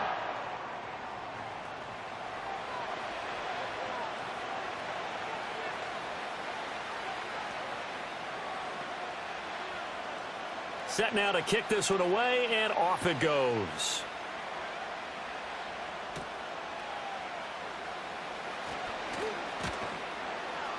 And a nice return sets him up pretty good here right at the 30-yard line. The Commanders going to retake the field for drive number 2. And last time able to get 3. It's not what they wanted. They wanted 6, but they got at least something. They mustered something out of the drive.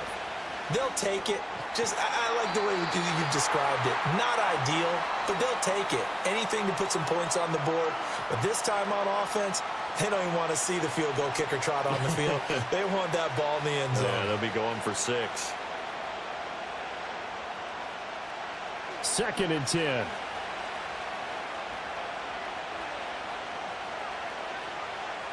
Now Daniels.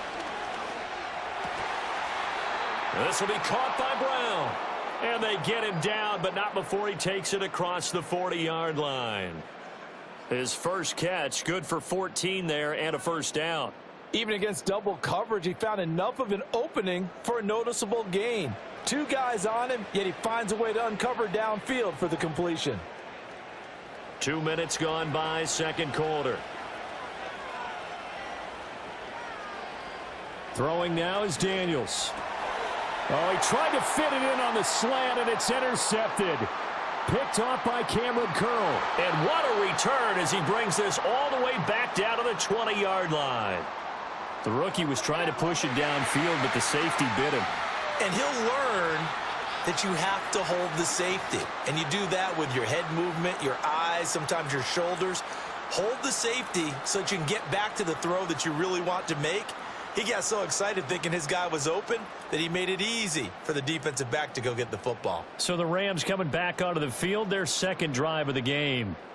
Following the interception, they're set up nicely here, already inside the red zone, knocking on the door, if you will. 1st and 10. After the interception, here's Stafford. And that one to the right side and incomplete. I think we can all understand what they're thinking right now. They take over the ball in field goal range after the turnover, so they've got that in their hip pocket. But they've got to go for the end zone and turn this into bigger points. Their thinking is a touchdown is really what they should get from starting here. Getting 3 points at the end of this drive, that would feel disappointing. Out of the gun, Stafford. Throw left side complete. That's Robinson. And the Rams are going to be looking at 1st and goal as they move this down to the 4-yard line. And remember, this drive started off following the turnover, and they've taken no time working their way down the short field. A nice connection there, and now they're looking at a 1st and goal.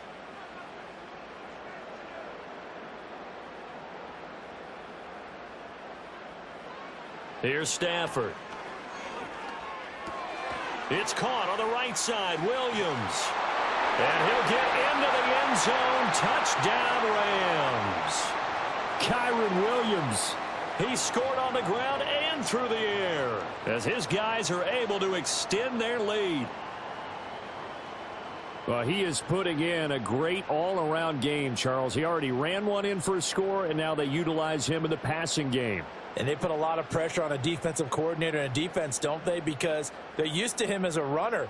But it turns out he's just as dangerous as some of those receivers, and he showed it right there. You don't pay enough attention to him defensively, he makes you pay. Now the try here for the point after.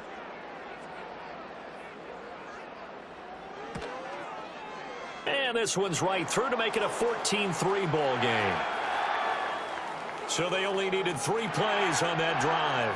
And it winds up with a touchdown for Los Angeles. The Rams kickoff team on the field, and here we go with the ball in the air.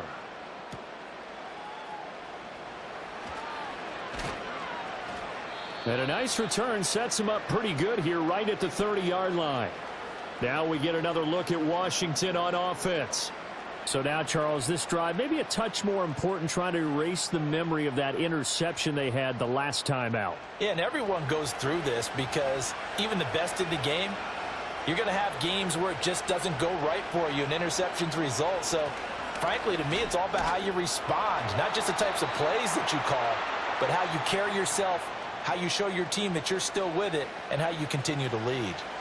Brought down on the play by Kobe Turner. Defenses always talk about earning the right to rush the passer on third down, and you know what offenses want? Win first down so they can set things up for themselves better. And that wasn't helpful there. Not a big impact on first down. To the air goes Daniels. Over the middle, complete. It's Brown. So that'll get them to first down as they get 9 yards out of that quick slant. And the throw and the catch were just fine, but against zone coverage, when you run a drag route, what you're hoping for is he makes the catch and makes someone miss, and they don't there. Very difficult route to run when everyone has their eyes back towards the quarterback and they're able to see the route develop. Daniels looking to throw. Got a man. It's Diaby Brown, complete. And they're well past midfield, just a yard or two shy of the 40. It's a first down Washington on a pickup of 18. And, partner, they're locked in man coverage out left, and they end up running a crossing route. Rounded it a little bit more than a slant. And he's just going to angle himself towards the right side of the field, and that's very difficult for a defender to shadow him across all that ground. This offense finding its legs now. Here's another 1st and 10. Hand off to Robinson out of the shotgun. And the running lane's non-existent in this first half as they'll stop him behind the line. That's Byron Young, who ranged in that time and stopped him for a loss. I have a feeling they'll stay committed to running the football, especially on the early downs. They just haven't had a whole lot of success just yet. So the first down run lost a couple. Now they come up 2nd and 12. To throw is Daniels. Got a man. It's Brown. So the completion good for 6 yards. And all of a sudden here, it's 3rd down. We've got a 14-3 ball game with 2 minutes left in the opening half. If they want a first, they need to get the football to the 32 here on 3rd down. Here's Daniels. Fighting to stay upright. The escapability in evidence there is that one good for 15 and a first. As we both know, there was a lot that went into why they made him their first-round pick this year. And part of it was what they saw in college, his playmaking ability when things break down. As soon as he saw he wasn't getting a lane to throw, he pivoted and found an alternate way to the marker. Now on first down, he'll drop to throw it. That one is slant to McLaurin. That will go as a pickup of 7 on the 7th play of the drive. That's now 4 completions in a row. A good bounce back following the interception last drive. Certainly not letting it affect him, that's for sure. And we all know interceptions are going to happen. So the big trick, don't let it affect you going forward.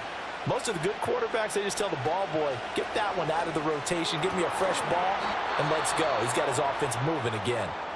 And Washington now going to use the first of their 3 timeouts as they'll stop it with just over 40 seconds to go in the first half.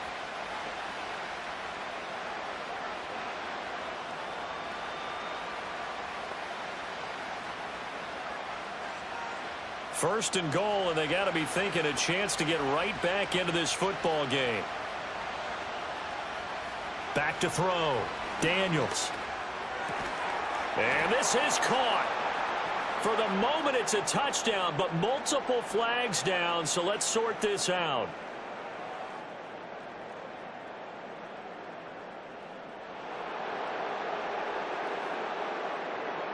So obviously they will decline the penalty there, and the result is 6 points.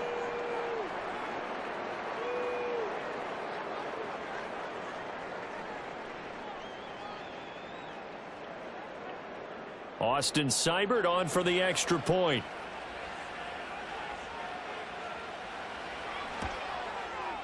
And he's got it. That cuts the lead. It's now 14-10. So that drive consumes 9 plays all told. And it was polished off by a Washington touchdown.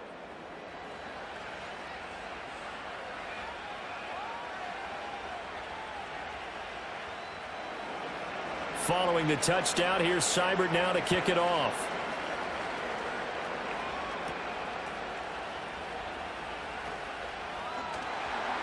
And he'll go down as this drive will start at the 25-yard line. The Rams going to take over late in this first half. And we'll see how this is played. Offensively, they've got the lead. Not a whole lot of time left. What do you think, Charles? Well, it's tempting to try and add to your lead, but a mistake there, that can change things in a big way. I say go ahead, take the knee, get on out for the half.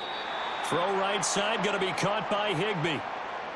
Not a big window to throw. Coverage wasn't too bad there. Yeah, they had him under wraps pretty well, but somehow able to muscle his way open and catch the ball.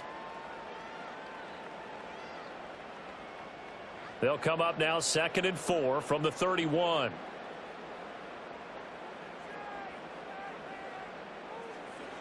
Now it's Stafford.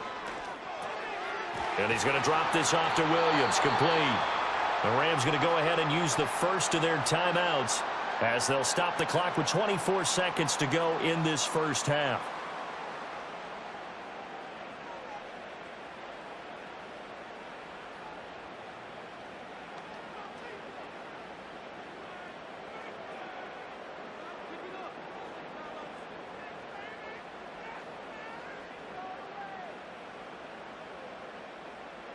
Stafford now to throw. Pass complete there to Nakua. Now the Rams will signal for a timeout, their second. So that means they're down to 1 remaining here as we head toward halftime.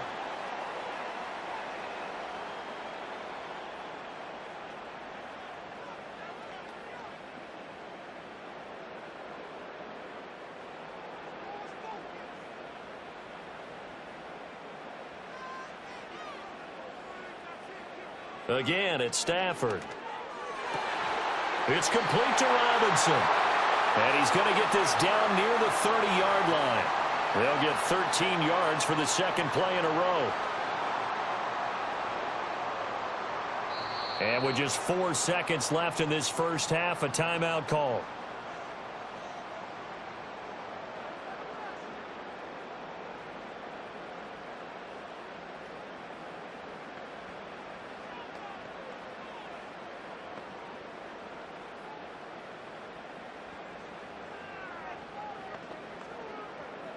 So with 4 seconds to go in the half, here's the field goal unit onto the field. It'll come from the right hash. It's a 47-yard attempt. And this is right down the middle as he puts it through. And that moves him up by a touchdown now at 17-10. So a big play before the end of the half to get him into this spot, and they cash in with 3. How about the 1-2 to the solar plexus on that one? The big play, the field goal. Not much time left on the clock.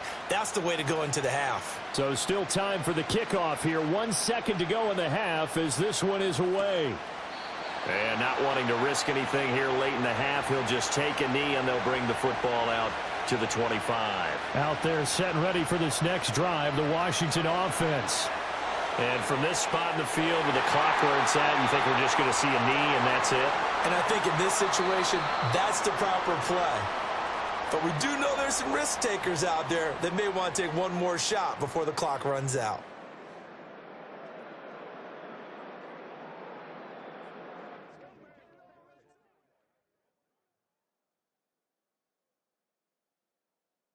All right, Coach, thanks. Yeah, both teams likely to make some changes in what's been a closely fought battle to this point. 1 touchdown is the difference. 17-10 our score, and we are back underway on EA Sports. And up to about the 26-yard line, just across the 25. Out come the Rams. They'll have it first here to begin the third quarter. Hey, Charles, they've got the lead. Put your coaching hat on here now. What's the game plan for the second half? I think getting the running game going a little bit more, because I thought in the first half, they didn't get it moving the way that they would like. They had success throwing it, but I think these first couple of drives, they'll want to get those running backs going and give them more opportunities, and I will guarantee you that those guys were lobbying for them in the locker room at halftime. Here's 2nd and 10.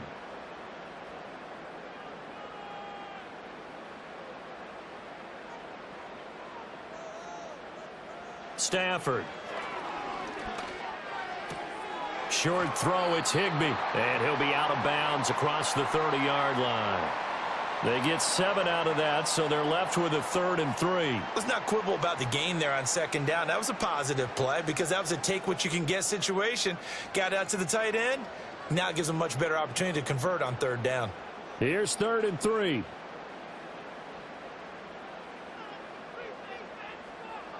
Throwing is Stafford. He's got his target. That's complete. And he'll be taken down, but not before he works it past the 50. 2 catches in the first half. Now he's got a 3rd here, and it's good for a 1st. I don't care how many times we see it. I still get a kick out of watching quarterbacks and receivers do the pass tree in pregame warm-up.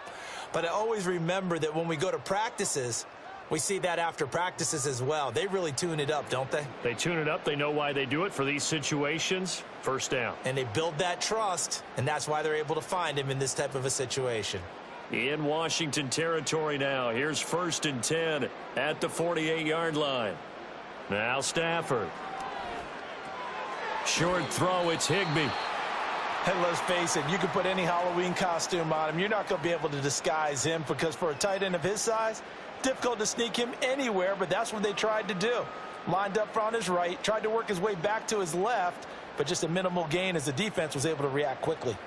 From the 44-yard line, here's 2nd and 6.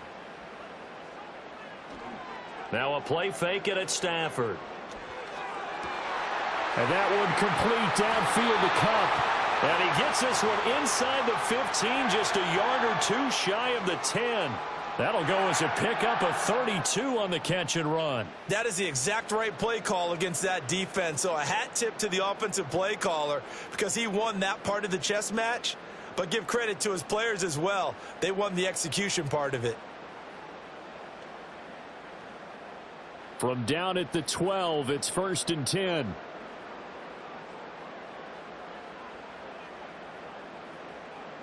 Stafford looks to throw again.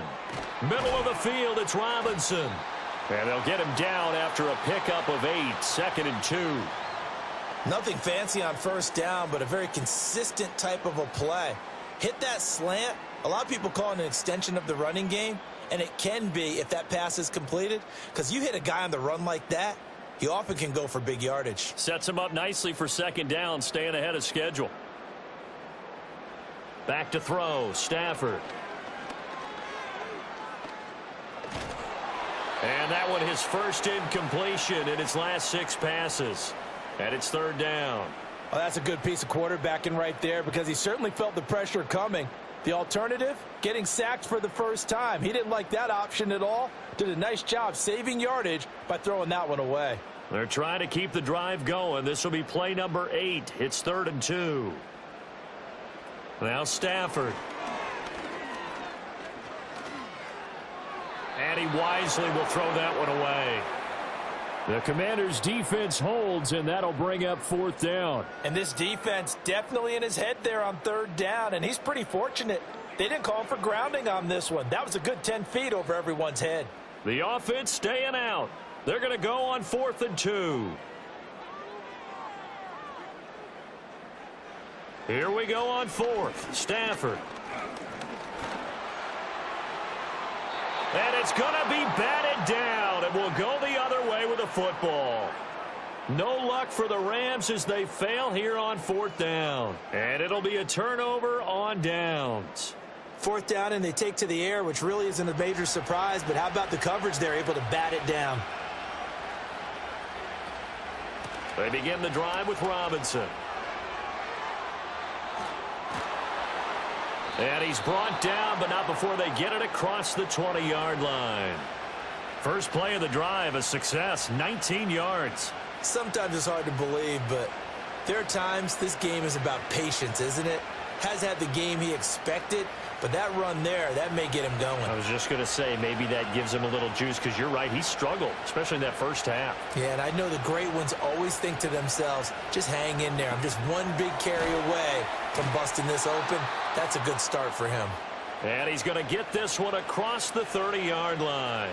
10 yards there, good for a Washington first down. A couple of first downs right in succession, and this is an offense that could really use a good drive, and they're off to a fast start here.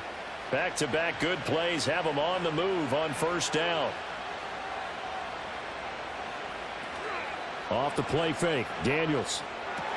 And incomplete, a drop there in the middle third of the field. That'll bring up second down. So much of this game is focus and concentration. And whenever I see guys running the in route, I know that in the back of their mind, they're always wondering who's lurking inside that might put a big hit on them as they try and catch the ball.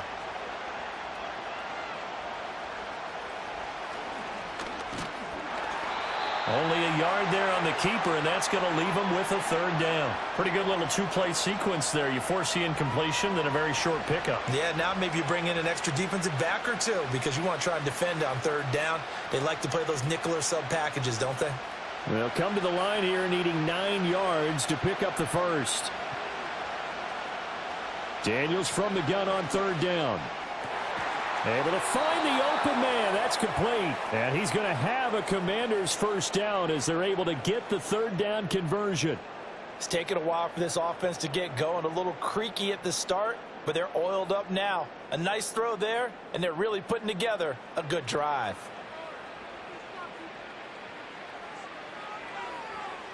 Under a minute to go in this third quarter as they come up 1st and 10. Throwing now is Daniels. It's brought in by Jamison Crowder. And the result here, a pickup of 8. Leaves him with 2 to go on second down. He decided to run a hitch route. It really helps to have a guy who can turn it loose. And, boy, he rifled one in there on that one. Not much run after catch, but it worked really well. Now a 2nd and 2. Play action. Now it's Daniels. Open man is the tight end, John Bates. 3 quarters have come and gone. This is the National Football League on EA Sports.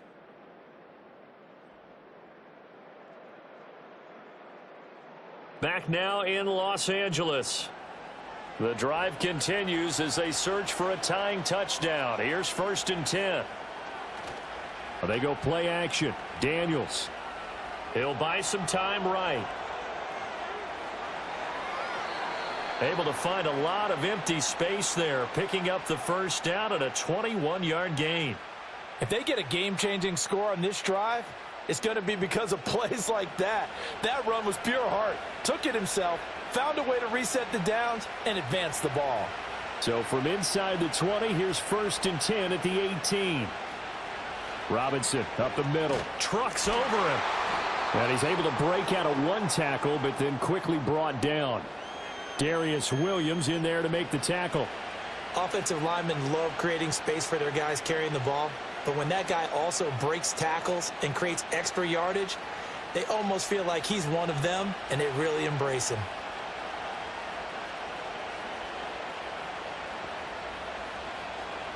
On 2nd down, another shot for Robinson. And he's going to be brought down just shy of the 5 at the 6. That play gets him 6 yards and sets them up with a 1st and goal. The running game's played a huge part in getting them down to this point on the field. I say stay with it. Keep pounding the football. Keep driving. Keep grinding. Yeah, even down in the red zone, keep going for it. No doubt about it. Dance with what brung you. Motion man is Crowder. Oh, here's a fake on the jet sweep and a give to Robinson. He gets him a little bit closer. He takes it from the 6 inside the 5 to the 4. All of a sudden, those lanes that were there earlier in the drive dry up near the goal line. That's a good job defensively to diagnose the run and stop it for a very short pickup. 2nd and goal from inside the 5. Robinson is going to go backwards. He'll lose yardage back to the 5. That'll be a loss of a yard, and it leads to a 3rd down. Not only was that a terrific play, but that loss of yardage they created this close to their own goal line, that gives them a little breathing room now as they move them back. And they're breathing fire a little bit right now, aren't they? A lot of confidence being shown by them at this point of the game. And that is caught. Touchdown, Washington. Noah Brown his second touchdown of the night. And the Commanders go nearly the length of the field and finish it off with 6 points. We are set up for a fantastic finish now. A fourth-quarter touchdown here. We're an extra point away from a tie football game. And I know they're thinking about possibly going for 2, but I'd go ahead and kick this one and just get it back to level. Here's Seibert now to add the extra point.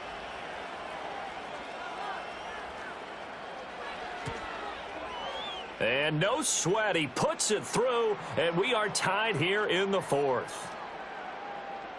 So that drive spans 13 plays. And the result, a touchdown for Washington.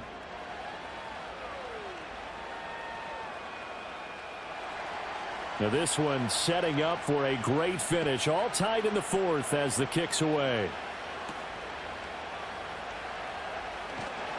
And the tackle going to be made right there at the 25-yard line. The offense for Los Angeles returns to the field.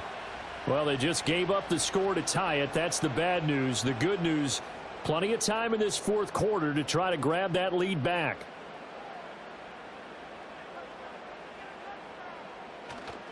They start the drive on the ground. It's Williams. And it's been like this all night long. Nowhere to run as they stop him behind the line. 2 yards the loss, 2nd and 12. Well, that's not an easy play for a defensive end because most of his responsibility has him getting upfield and working, but how about his vision to see where the play was going? Crashed down inside and tackled him for a loss. Play action. Stafford. And this one incomplete. Too much contact to hold on to that one, and it's 3rd down.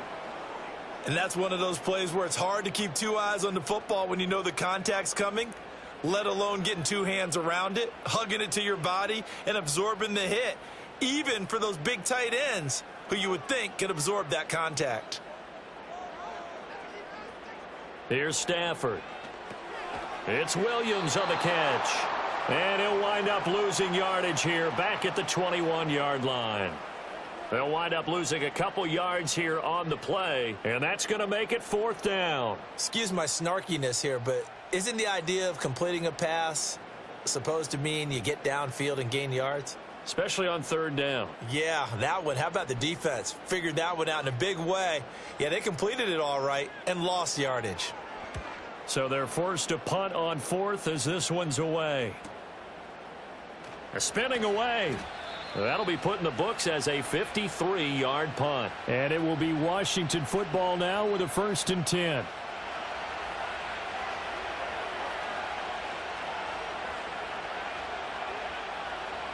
Working out of the gun, Daniels. Looking for McLaurin, and he's got him.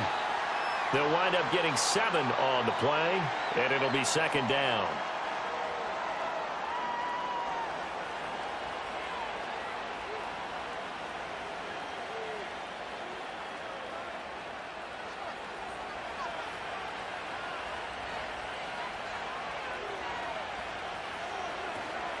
Out of the gun, they give to Rock.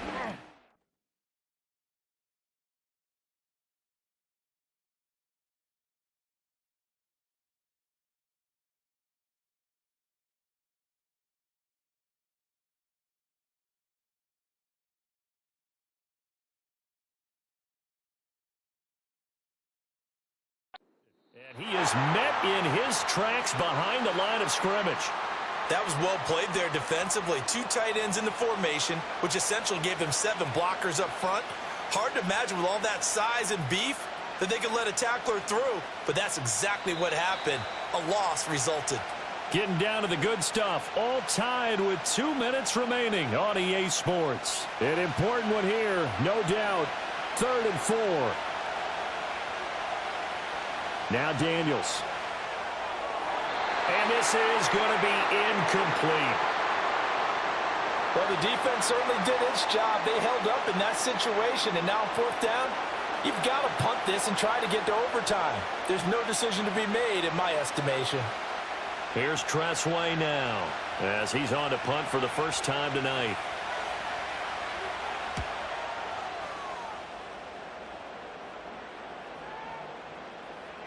And that one hits at the 7, but bounds into the end zone, and that'll be a touchback. The Rams offense now making their way out to take over. These guys definitely hoping for a better showing than their last appearance. They couldn't really even move the football much beyond the shadows of their own goalpost, Charles. We'll see if they can get a better, more sustained drive going here. Yeah, and every team that we ever talk to says the exact same thing. When you start a drive from that deep in your own territory, the goal is a minimum of at least 2 first downs, because even if you have to punt then, you change the field position, right? You flip the field a little bit. They didn't get that done. This time they want to string together a nice drive and help themselves out. Plenty of time. All 3 timeouts still remain. Here's 1st and 10 now. Stafford. That's complete to Robinson. The Rams going to go ahead and use the first of their timeouts as they'll head to the sideline and talk over what to do next.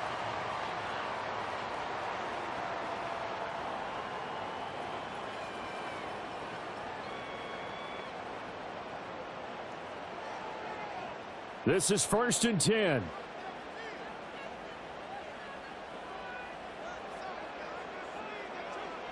Now it's Stafford. Oh, look at this. It's intercepted. Picked off by Marshawn Lattimore. Past the 20. And he will bring this one back. An interception return for a Commanders touchdown. Well, that's what you get, apparently, when you try to take on a Pro Bowl cornerback. I mean, what a play there to make the interception and then also bring it back for 6. And he is so good that we've seen teams absolutely stay away from throwing the ball at him.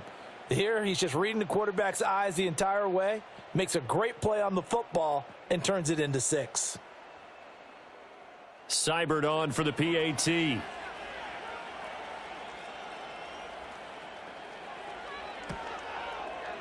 And they will take a 7-point lead now.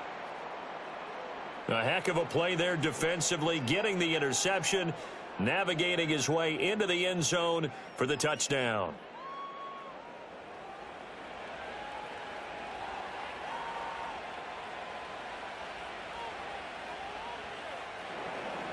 So they'll get another shot on offense following that pick 6, and now the kick is away.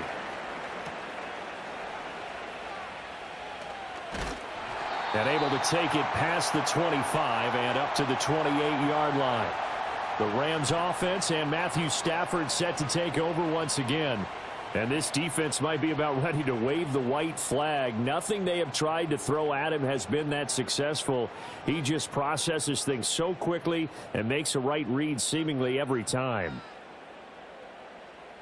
Stafford now to throw. He'll get the... Oh, he's hit. He lost the football. Put it on the carpet. And it's Washington that scoops it up. And his guys are going to get the football at the 28-yard line. And they were hoping to get down there, get the score, and get this thing into overtime. How deflating. Absolutely. I mean, let's face it, heartbreaking. They had an opportunity, had a chance, and probably were feeling pretty good about what was going on. And that was taken away from them by their own mistake. Yep, the opportunity squashed. So out comes Washington's offense to take over.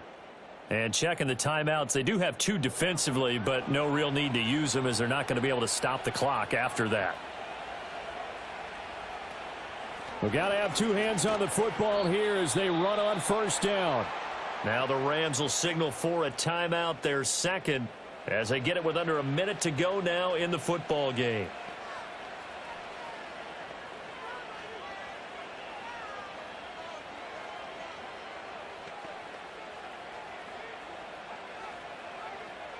This, in all probability, another run here on 2nd and 8.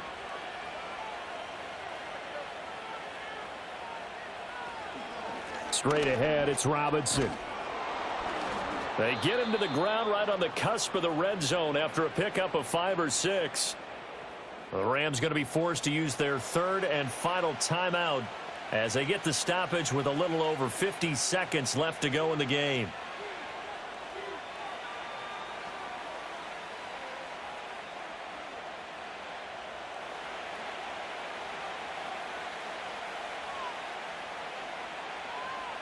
Washington about to close this one out as they are down to a knee.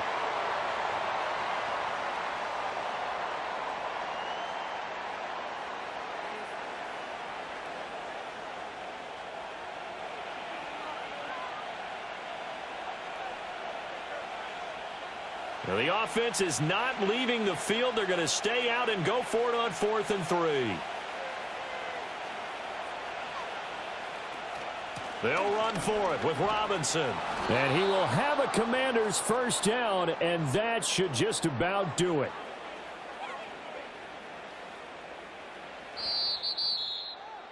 That was an excellent come-from-behind victory, Charles, especially there in the 4th quarter.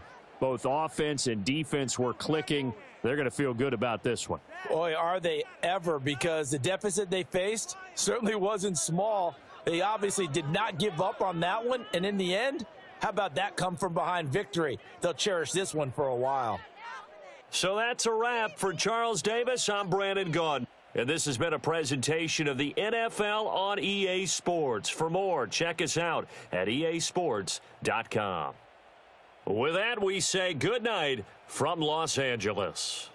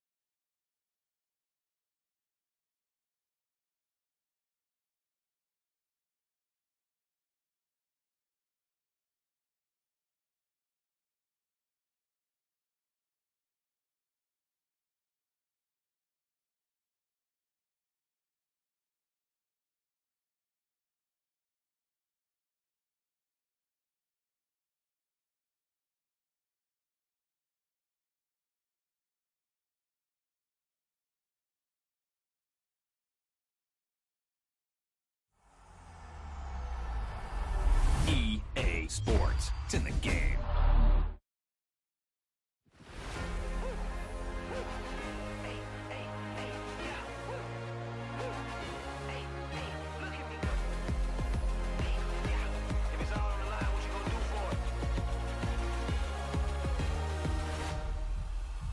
Great play call, great pass, great reception. That play, I don't know.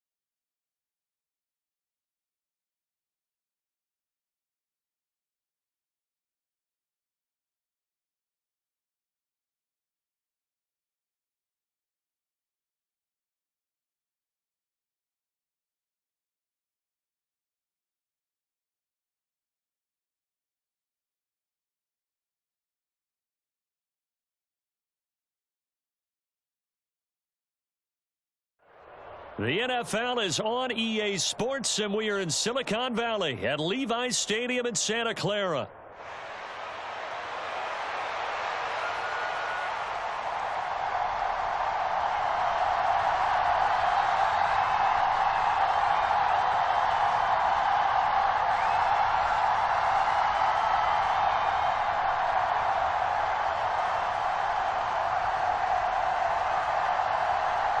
It's a rematch of Super Bowl 47, -1 Harbaugh. The Ravens and 49ers are underway.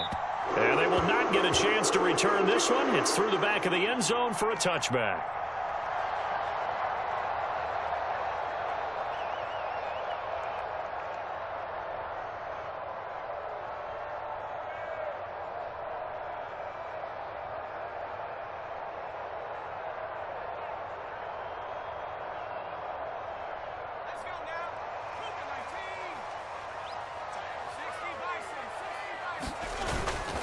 First carry of the game for Christian McCaffrey. And he finds a little bit of room, enough for 4 yards. It'll be second down. Well, on every play call, you realize it's not going to go for a touchdown, so a lot of your calls are setting things up for maybe later in the game, trying to establish the inside run with toughness now, hopefully get to the perimeter later, and let's face it, you could do worse than a 4-yard run on first down. 2nd and 6, just inside the 30. You see Purdy, he's going to shift him around. The throw over the middle, taken in. And they get him down, but not before he takes it across the 40-yard line. The result, a first down, as a quick slant gets him 14. That was a nicely run slant route, and what the receiver's trying to do is make the defender think he's going upfield for a deeper route, and then breaks it off, usually after about 3 to 4 steps, and cuts towards the middle of the field. And now what he's trying to do is use his body to keep the defender away from the football and give the quarterback a really nice target. And he ran right through one tackle as he fights forward for a gain of 7. You often say that sort of opens the playbook now, 2nd and short. What do you think, early shot here? I like where you're going. Obviously, we've been together for a while because you know me. I want to take that shot early and loosen things up. And that'll fall incomplete. He was hit just as he let that go. And now it's 3rd down. We'll put a check mark in the box where the defense coordinator was saying, how well can we stay with these receivers if we're in man coverage? Because he just did it on that one, forced the incompletion. That'll allow him to get bolder with his pass rush, won't it? Absolutely. Frees up your guys elsewhere. From the midfield stripe, they'll look to throw. They'll set up the screen to McCaffrey. And he's going to be out of bounds, but not before he takes it inside the 40. He'll get a dozen there, and it's a first down, 49ers. And as you're game planning as a staff, you go through all the different ways you can neutralize the other guy's pass rushers. Extra linemen, leave a tight end in, bring the running backs back in to block. Or you can do this, a little simple screen pass, and it works to perfection. So here's a 1st and 10 at the 38. Purdy. The first catch of the game for George Kittle. And that's good for a gain of 6, and it's 2nd down. And there wasn't much room for the big tight end to do much after the catch. But at least he was able to pick up a solid gain to help his offense continue to move in the right direction. From the 33, here's a 2nd and 4.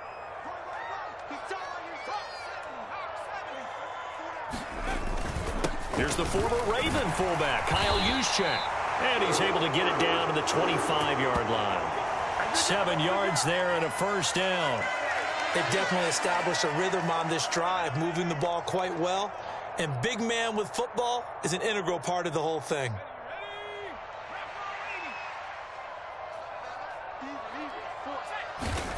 Purdy to throw it on first down. Gets this to his running back. It's Christian McCaffrey. And down inside the 15 he goes.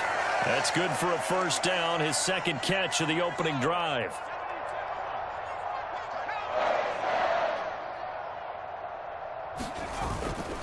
Now it's a former Raven. This is Kyle Juszczyk. And he'll get it here to the 10-yard line. And give him 4 yards there. It'll be 2nd and 6. A good solid game there on first down, but the defense has to be happy they didn't let it pop for anything bigger.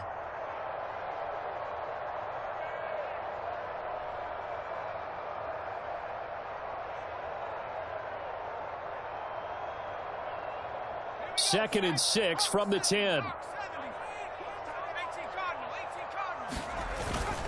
Up the gut, McCaffrey. And the stop will come inside the 5 at the 4. It's been a pretty long opening drive. This will be play number 11 coming up on 3rd down.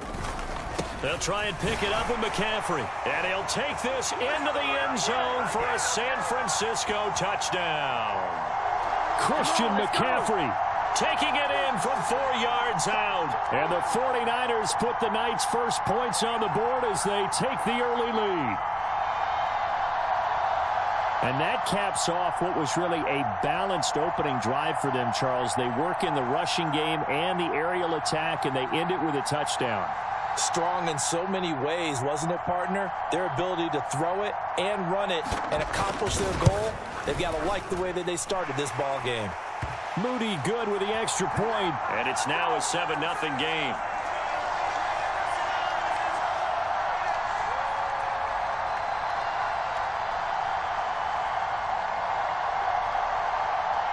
So after the made field goal by Moody, he's back out to kick this one away.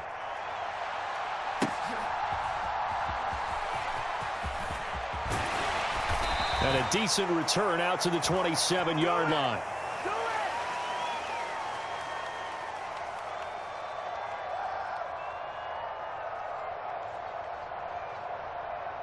They're coming out with a jumbo package to start the drive.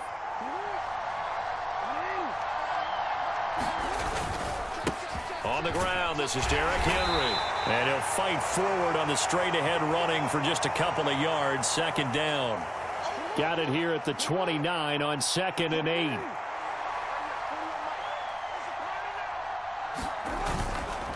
Again, it's Henry. He works his way forward for a couple up past the 30.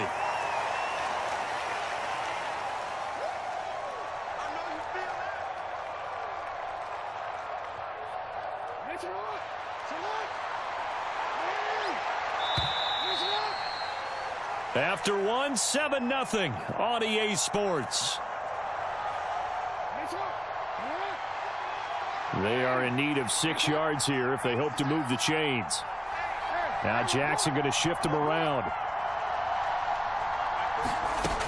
Now Jackson to throw on 3rd down. Flush to his right. And it is caught. Room to maneuver at the 35. And down to the 27-yard line. It's a big play there for Baltimore. 41 yards. A very early momentum changer there. Actually a dream killer for the defense because they forced a 3rd down. Felt like they had a good chance to get off the field defensively, and then they got hit with that big play. They'll throw on 1st down with Jackson. Flushed out right. And he'll be out of bounds, able to get it down to the 25 there. He'll get 3 yards on the scramble there at 2nd down. Well, you know, paramount for this defense is trying to keep Lamar Jackson somewhat contained when he tries to run. They did a pretty good job of it there. And you know what's so difficult for every defense that has to prepare for Lamar Jackson? You have to think and play at the same time. And I know that sounds like something you're supposed to do, but when you have to think about your assignments against him, it often slows down your feet. You don't move as fast. You've got to be prepared for this guy every step of the way and then try and match his athleticism. On 3rd down, Jackson eluding the pressure right. And that is incomplete, but a penalty flag coming in. This could be a 1st down. Well, the crowd doesn't like that. Was going to bring up 4th. Now it's 1st. They don't like it at all, do they? It brings them back into it, but really not in a positive way. Now they're angry. That can jangle a team a little bit as well. Pass interference ruined that series of downs for them. So now then the penalty's got them set up with a 1st and goal. Henry up the middle. And he'll get about 4 there as he takes it from the 10 down to the 6. So that run gets him about halfway home. Yeah, it's now 2nd and goal. The end zone beckons. It looms. They can do whatever they want. Full playbook. Run it again, or they can go play action and try. And he will force his way into the end zone for a Ravens touchdown. Derrick Henry. A 6-yard touchdown run. And the Ravens are an extra point away from evening this one up. Did my eyes deceive me, or was that an I formation play that was just run there for a touchdown? Little old school I. How about that? Was that a fullback, tailback, running it into the end zone? Well, that's what that fullback's for, right? That's why you use that. Let him pave the way. Oh, without a doubt. He's an extra blocker, and he did his job well on that play. And it's caught. He's got it. So they go for 2. They convert, and along with it, they'll take an 8-7 lead.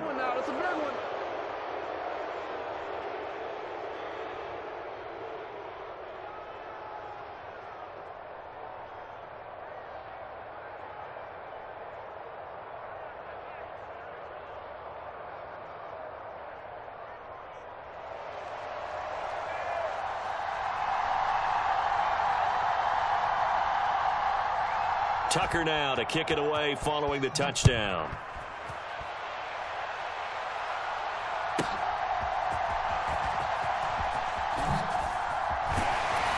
And it's a pretty good return here as he'll get this up to the 29.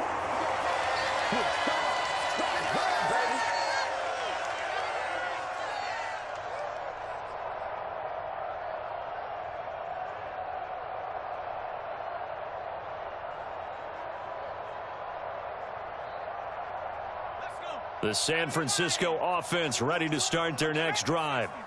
And that last drive was very, very balanced, pretty methodical. You think they go that route again? I'm always of the school that until they stop me from doing something, I'm willing to continue. And I think that that's exactly what they'll look to do. But the beauty is the balance that they've created sets up opportunities for big plays. Looks like a run, turn it into a play action, and throw one deep.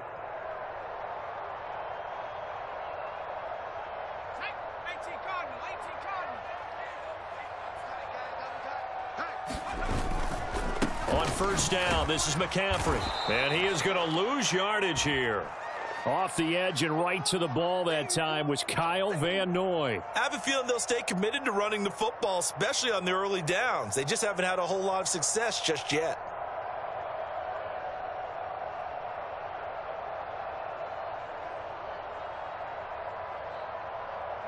Now they contend with a 2nd and 12 after the loss. Shotgun now with Purdy. He'll fire this deep for Ayuk. And this is caught at the 20. And they're going to have this in a great spot way down in Baltimore territory. A big play there for the Niners. 42 yards.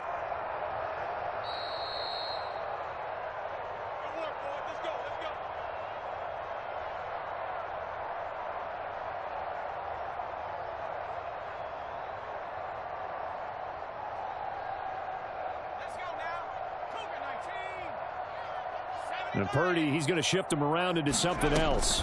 Shotgun handoff now to McCaffrey. And he gets it inside the 10 to the 9. 10 more there and another first down. They're making it look easy out there. Another first down. So far in this drive, let me do this little bit of math here. 4 plays, 3 first downs. That's a pretty good recipe for success. They'll try to run with McCaffrey.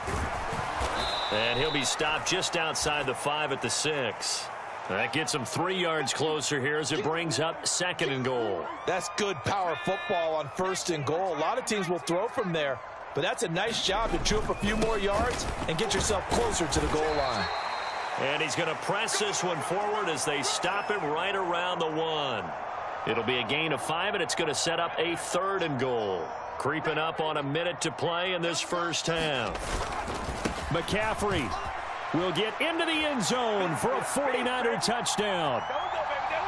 So his strong first half continues as he finds the end zone here for the 2nd time. And definitely good blocking at the point of attack, and you just have to love watching the way he can create space down near the goal line, and he's able to take it into the end zone.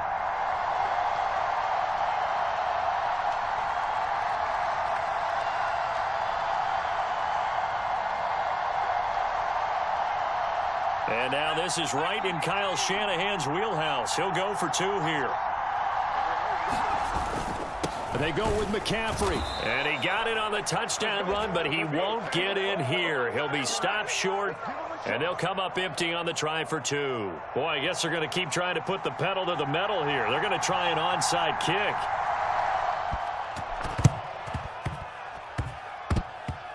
And this one recovered by the hands team for the Ravens. A second quarter onside kick there that failed. Is that something that maybe they had dialed up before this game started? It feels like it, doesn't it? That they thought they had the right situation, you know, and the right approach in going after it. Also may signal that they feel like they have the superior team, that they can try these sorts of things and it won't come back and hurt them later. The Baltimore offense at the line, set to get going. And with good starting field position and 3 timeouts as well in their pocket, no reason not to try and put a late scoring drive together. Oh, he still makes a catch, even though it was tapped by the linebacker. And he is out of bounds, but not before he's inside the 30. A very solid gain of 27. Sometimes it pays to be lucky rather than good. That was not even the intended receiver on that pass. But still able to haul it in for the reception.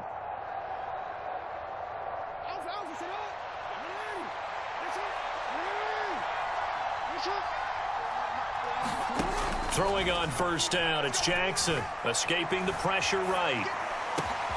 That's caught. It's Flowers. Touchdown. Zay Flowers. 28 yards. And the Ravens will take the lead here in the final minute of the first half. That could be an important swing right there. A touchdown in the final minute of the half to take the lead. And I like the point you just made there. Could be an important swing because now that they have the lead, if they can carry that into the locker room at the half, they'll feel really good about what they accomplished in the first 2 quarters. Tucker able to connect on the extra point, and the lead is now 2.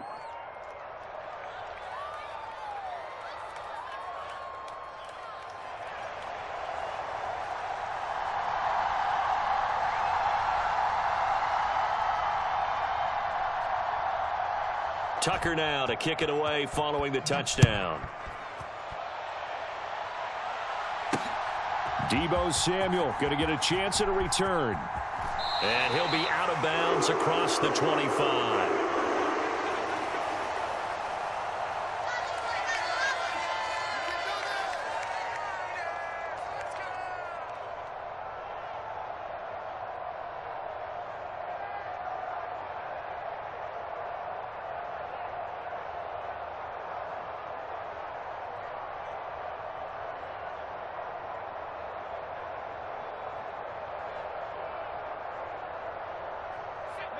The 49er offense set to get this drive underway.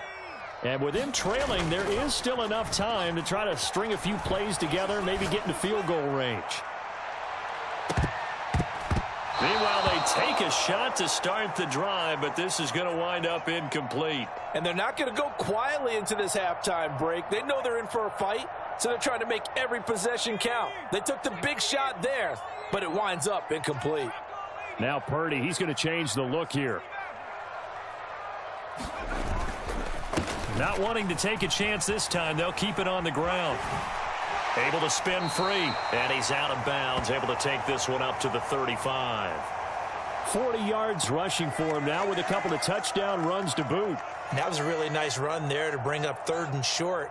After the incompletion on first down, it's awfully nice to have a running back that you can hand it to and put you back in a good situation.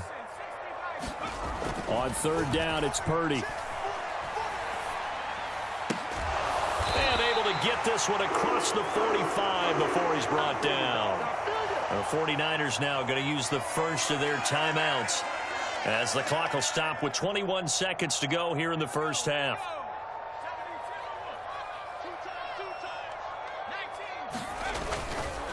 McCaffrey running up the middle. He'll work his way up the middle for a gain of about 4. 2nd down. Now another timeout called for by the offense. So that means they're down to 1 remaining here as we head toward halftime.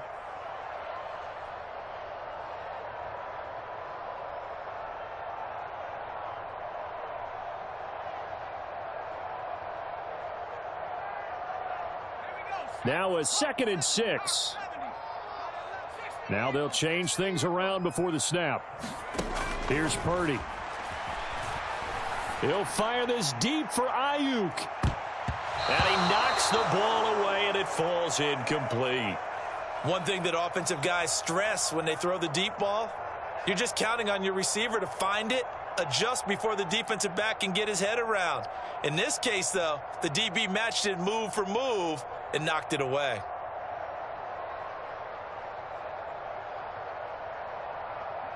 So after the second down incompletion, they'll come up now against a 3rd and 6. Purdy will set up to throw it here.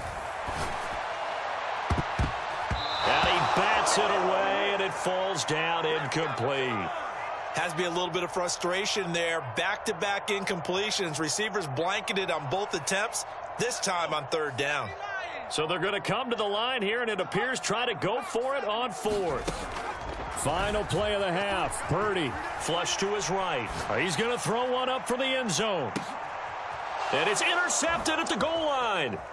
Picked up by Marcus Williams. And he will be brought down on what will be the final play of this first half. That's it for the first half. 2 more quarters to go. We'll have plenty more to see after the break. Welcome back. Halftime over. We are ready for quarter number 3. Alongside Charles Davis, I'm Brandon Gaudin.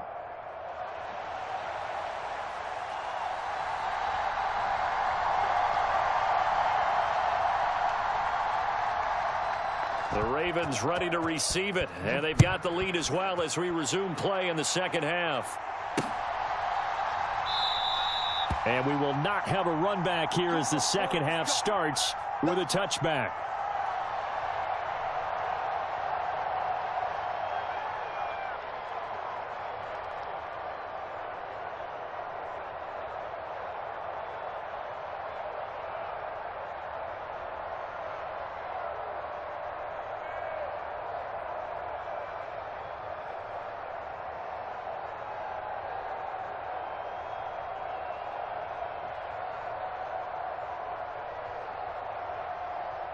The Raven offense set at the line for this next drive. Well, this offense looks like they have a little extra pep in their step as they take the field here for drive number 3, because remember, Charles, drives 1 and 2 both ended in the end zone. Yeah, and right now they've just got to be careful not to lean into overconfidence, because every drive has a life of its own. But I like the way that they've started, the way that they're going about doing things right now. They've got a chance for that 3rd consecutive touchdown, and that would be a crushing blow to the defense. Henry again on 2nd down. And he'll scratch out a yard up to the 30, and that's all. In the first half, he was held in check on the ground, but despite that lack of production, they still have the lead. Yeah, and they've got to feel fortunate about that. If they could actually get production from their lead horse, that would help open up this offense and widen this margin too. Jackson. Flushed out right.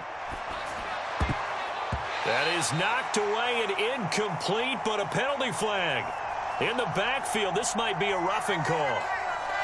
Well, Charles, sometimes we talk about the lengths officials sometimes go to protect star quarterbacks, but that one, that was tough to argue against. Yeah, and I'm sure that everyone's going to say, hey, we're going to administer the penalty the same way for all quarterbacks. But when it's a star back there, even more so are they going to be diligent about throwing the flag.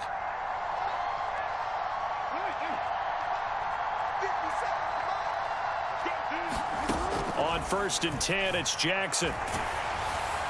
And he takes a shot on the release as this will be incomplete. Well, that's a good piece of quarterbacking right there, because he certainly felt the pressure coming. The alternative, getting sacked for the first time. He didn't like that option at all. Did a nice job saving yardage by throwing that one away. 3rd quarter of a 2-point game, a good one so far. Here's 2nd and 10. Jackson now. Eluding the pressure right. And he's able to take it across midfield before going out of bounds. He turned that into a nice gain. Gets him 8 yards closer for 3rd down. It is certainly becoming rarer by the year to see your franchise guy take a hit like that. The defender couldn't believe he had a shot to light him up. So when you take off and run, you have to make sure you can slide, get out of bounds, anything. Just don't leave yourself open to hits like that. 3rd and 2. Here's Jackson. And down he goes. The 49ers get there. finally hauled down for the first time this game. Multiple defenders in there to drop him. That's be exactly what they were looking for coming out to start the third quarter. Get a sack, get off the field, get the momentum going in their direction. Get the ball back to your offense, right? Get that momentum because, hey, this lead is very, very slim. Looks like the offense is going to take another shot here. They're going on 4th and 13.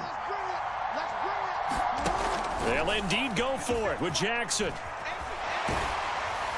Hit as he throws, and this is going to be incomplete.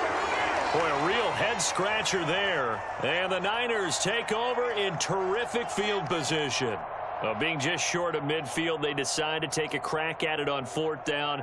They don't come through. Sometimes it's just showing confidence in your defense. You know that they're good, and they'll take care of you.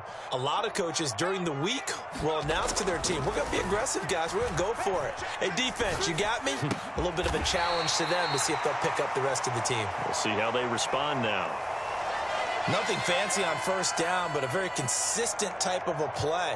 Hit that slant. A lot of people call it an extension of the running game, and it can be if that pass is completed, because you hit a guy on the run like that, he often can go for big yardage. Sets him up nicely for 2nd down, staying ahead of schedule. From the 32-yard line now, here's 2nd down and a yard. You see Purdy, he's going to shift him around. On 2nd down, McCaffrey, and he'll go down at the 28. A gain of 5, good enough for the 1st down. 2nd and 1, and people want to run the football. This is where every back in the league is supposed to do exactly what we just saw there. Pick up the 1st down. Play action. Now Purdy.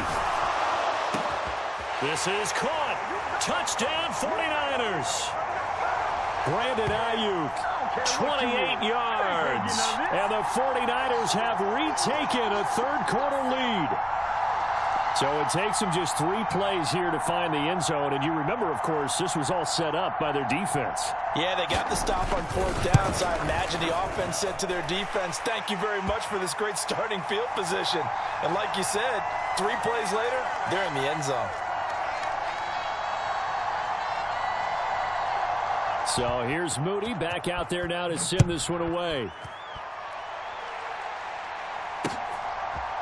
And here comes a return from a few steps into the end zone. And he takes this near the 25. Just a little pass there. Call it the 26.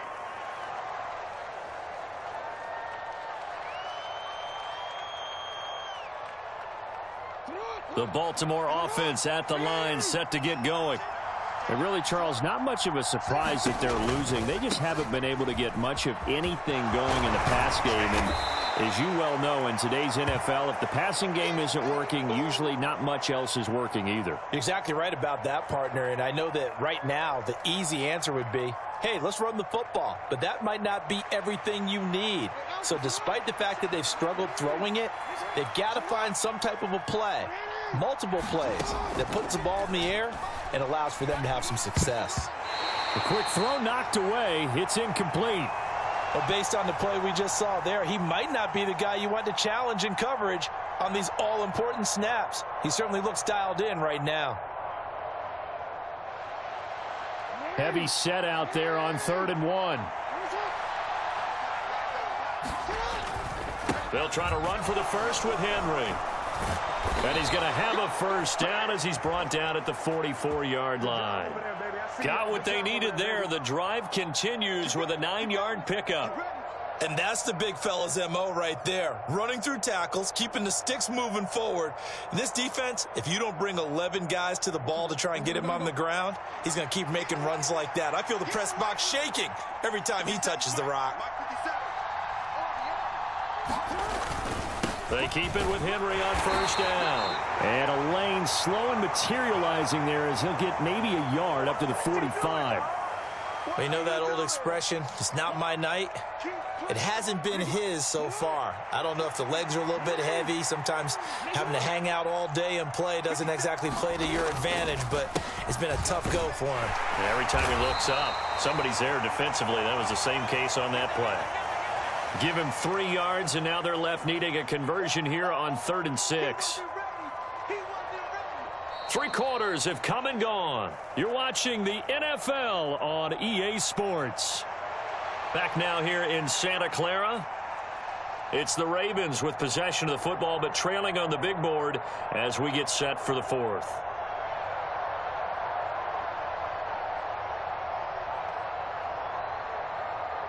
The Ravens on third down. They've been good, 3 for 4 thus far. This will be 3rd and 6.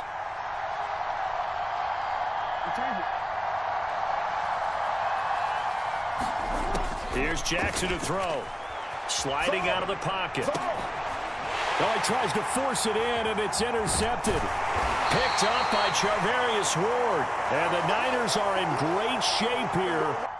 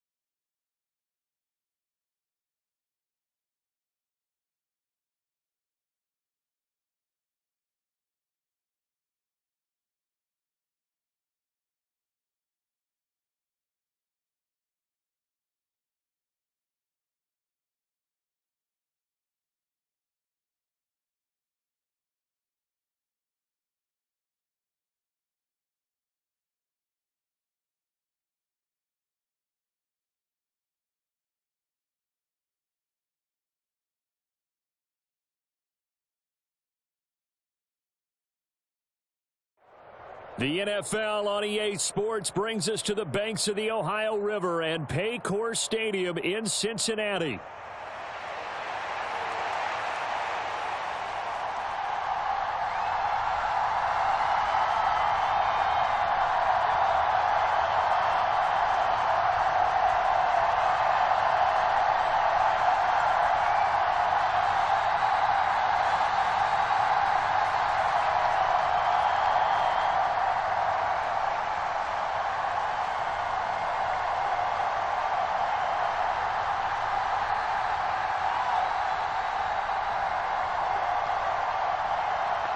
Justin Tucker set to boom this one away. And we are underway from Cincinnati. And they'll let that one go as it skips through the back of the end zone for a touchback.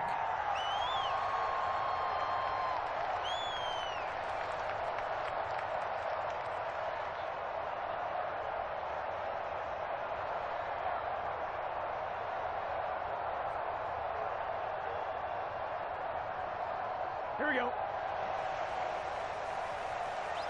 Already here, they'll audible to something else. Throwing on the first play from scrimmage, here's Burrow. Escaping the pressure right. And his first pass here is going to fall incomplete. It's zone defense right away here defensively, and I know that these linebackers and DBs are going to be tested throughout. They passed the first test, though.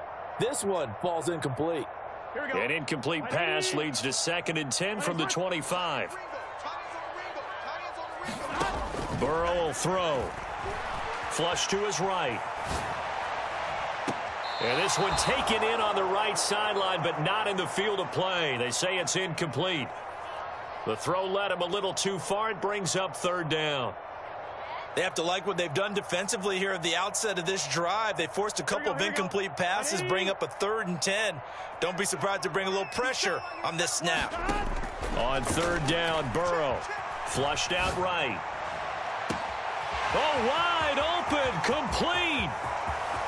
Down to the 10. And he goes diving to get as much as he can following a big gain. A nice little cherry on top there at the end. They're able to convert on 3rd down, and that sets up a 1st and goal. And what a letdown after a huge play. He's going to pull this in and then set sail for the end zone. And he nearly made it, too. But he's going to be tracked down just short of the goal line. So a big play there that's going to set him up with 1st and goal at the 1-yard line. Brown will take this one in. Touchdown, Cincinnati. Well, that was a quick drive. The passing game set it up, and then the running game finishes it off. And how about how few plays it was to get it done, but they threw it downfield and then pounded it into the end zone.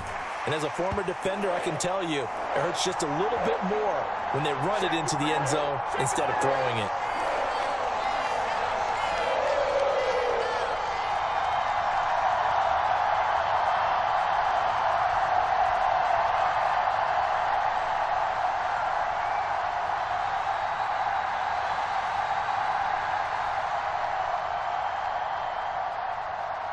After the touchdown, McPherson on to kick this one away.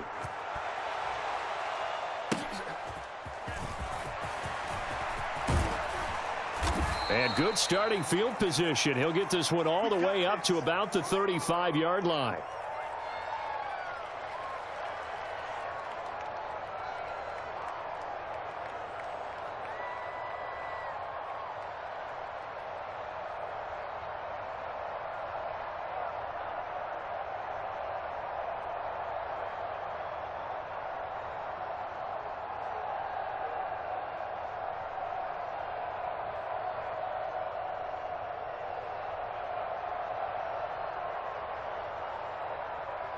Jackson and the Ravens come up now 1st and 10 at their 35-yard line.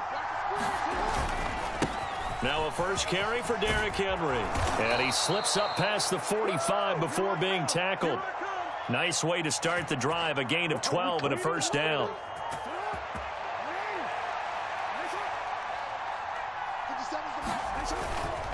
They'll run it again with Henry. And he's swallowed up right near the line of scrimmage. Officially no gain on the play, and it's 2nd down.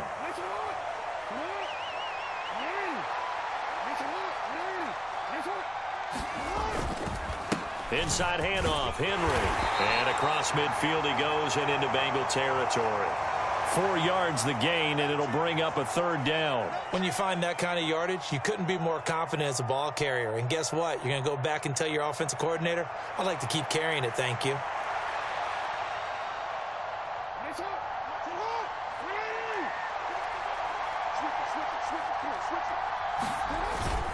On 3rd down, Henry. Past the 20. And he'll go out of bounds inside the 15-yard line. 52 yards rushing for him as he's got the afternoon off to a great start. From the 13 now, they work on 1st and 10. Now a handoff to Henry. And strong running there as he's inside the 10 and down to the 8-yard line. Give him 5 on the carry there, and it'll be 2nd down. This drive is pretty clear. Almost feels like old-school fundamentals, doesn't it? Want to impose their will on the defense. What's that, 5 straight runs? Yeah, 5 straight carries to start this drive, and like you said, the way it's working, they may just stick with it. And he's dropped just before the line to gain. 4-yard pickup leaves him with 3rd and 1. This will be play number 7 on the drive. 3rd and a yard. They'll run straight ahead with Hill. And he will take it in for a Ravens touchdown. Justice Hill taking it in from 4 yards out. And the Ravens respond to that opening drive touchdown with one of their own. That's a great response here in this first quarter. And what I like about it is how they put this drive together. The other guys scored quickly to start the game, but this was smart football to not feel like you have to go out and score quickly yourself. So they worked the ball down the field, took their time, and finished with the touchdown run. Tucker with the extra point, and we are tied at 7.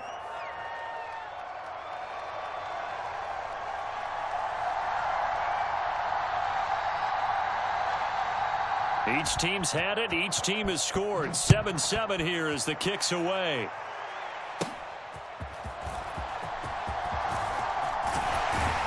And a nice return sets him up pretty good here right at the 30-yard line.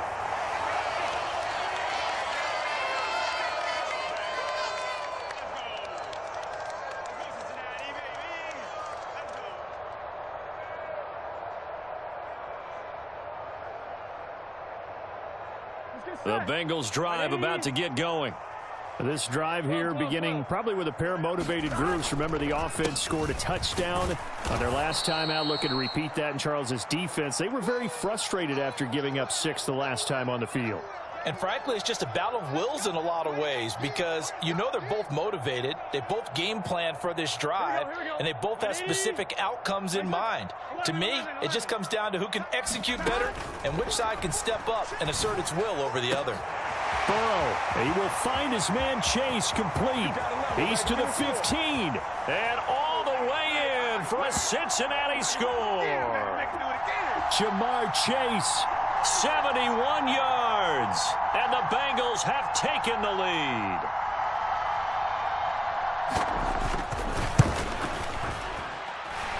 Extra point by McPherson, up and good. And that makes the score 14-7. After the touchdown, McPherson on to kick this one away.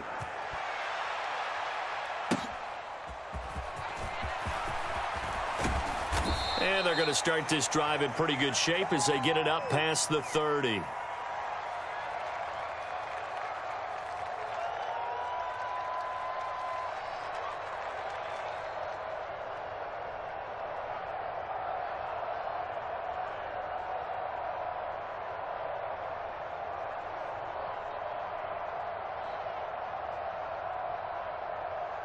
The Raven offense set at the line for this next drive.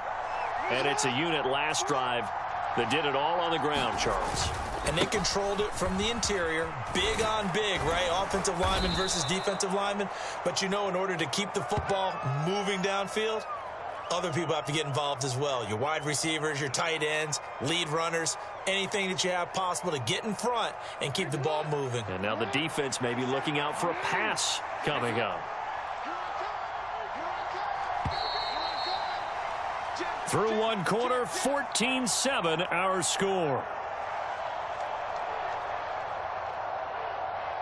Raven football here as we begin quarter number 2. As they've got it with a 2nd and 3 forthcoming.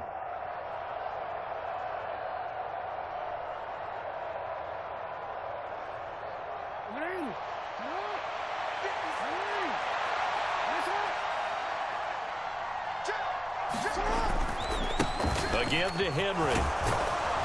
And he'll get it out a couple yards shy of midfield at the 48. 75 yards rushing for him as he has been tough to stop here in this first half. They were not fooling around at all, were they? 2nd and short, and they brought out the heavy package. Almost felt like the super heavy package against that defense, didn't it? Yeah, I don't think they expected that much beef up front, and it turned into an easy first down conversion. And he'll power ahead, but only for about 3 yards. 2nd down coming up. Yeah, I don't know if it's exactly a win-win, but if you're on offense, you'll take that kind of a run, all right? It was kind of stacked up, found a little bit of yardage, and frankly, they're pretty close to staying on schedule on offense. The playbook is still open for the coordinator. A gain of 3 last play. This time they double it and pick up 6. That's a really nice job by them picking up the run blitz and detecting it and blocking it and turning it into a nice run. And a lot of times you think if you blitz a running play, you're going to smother it. But a lot of the blitzers, they come in a little bit high. They don't have great leverage, and they're easily blocked and turned to the side. They get 5, and it will go ahead and move the chains.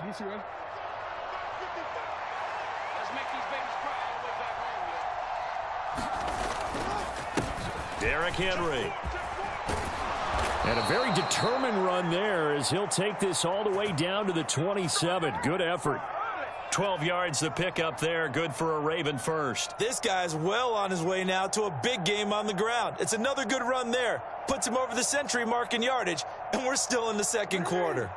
All runs on this drive so far. It's 1st and 10. Now it's Henry. And he'll power his way forward for about 4 yards there on the first down carry.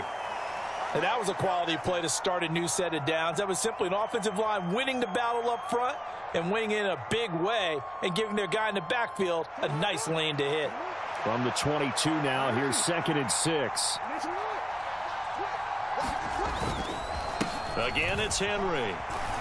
And he's taken down after a gain of 3 as they move it from the 22 to the 19.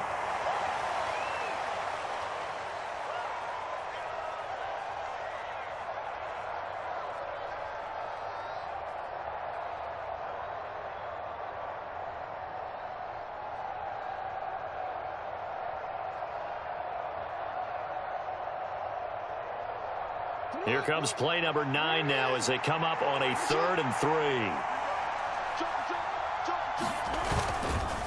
Henry up the middle. Henry fighting for the marker, but I don't think he got there. He did not. No gain there on the play, and that's going to leave him with a 4th down. They've called his number a lot this afternoon. You wonder how much tread is left on those tires. We certainly do, but I always think back to one of my favorite coaches in the NFL.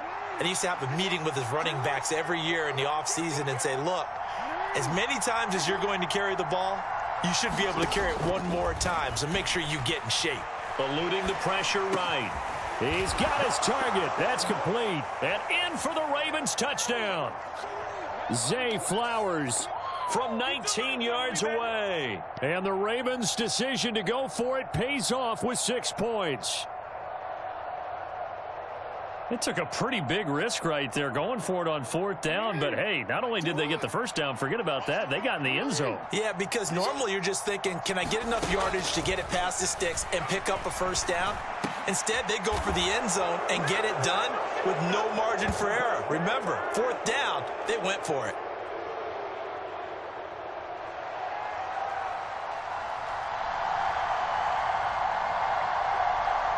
Tucker now to kick it away following the touchdown. Taken at the goal line. And a nice return sets him up pretty good here right at the 30-yard line.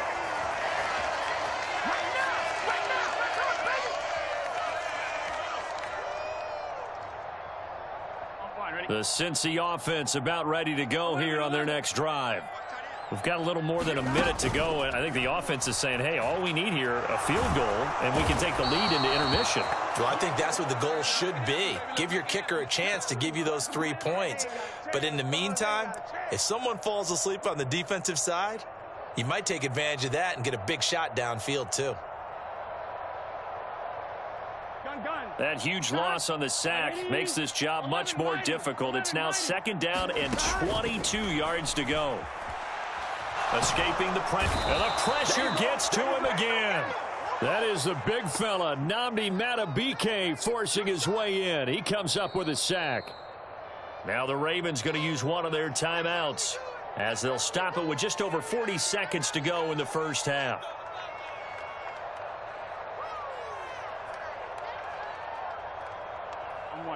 So certainly in a pickle here. They have a mile to go to try to pick up the first. We'll see what they've drawn up. He throws it on the move but can't connect as that falls incomplete. That could be the stop this defense needed to get them back on track. They've been pretty well dissected by the offense here in the first half.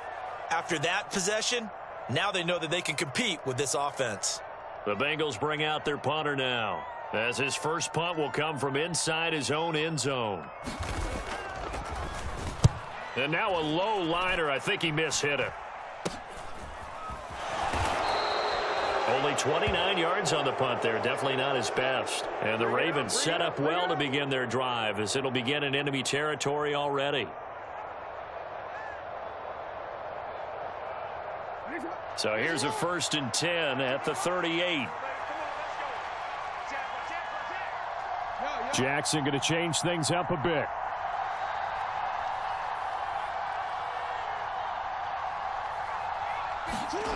Jackson now throwing to start the drive. Throw caught by Flowers. And inside the 20 before he's brought down. Give him 19 there as the drive marches forward. The Ravens going to use the second of their timeouts as it comes with 22 seconds to go here in half number 1.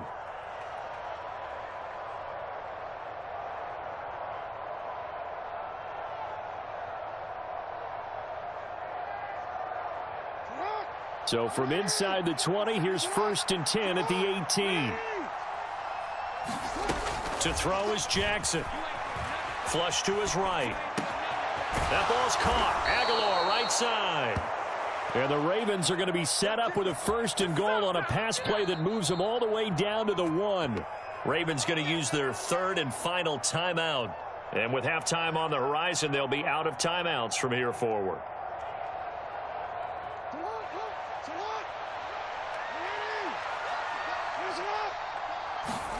Now Jackson. And this is caught. Touchdown, Baltimore. Nelson Aguilar in the final seconds of the first half. And the Ravens would extend their lead here just before halftime. So, Charles, that's 3 touchdowns on 3 drives, and it's just been an offensive barrage so far. Great word, partner, using barrage right there. I'm going to add another word if you don't mind. How about perfection? No surprise that they're leading right now. Absolute dominance throughout this ball game and no signs of slowing down. Tucker able to connect on the extra point, and the lead is up to 8. So not much time to work with here. 9 seconds remain in the half as this one is away. And not wanting to risk anything here late in the half, he'll just take a knee and they'll bring the football out to the 25. Here we go. The Bengals drive about to get going. And with only 9 seconds remaining, and not much time, we'll see how they play this.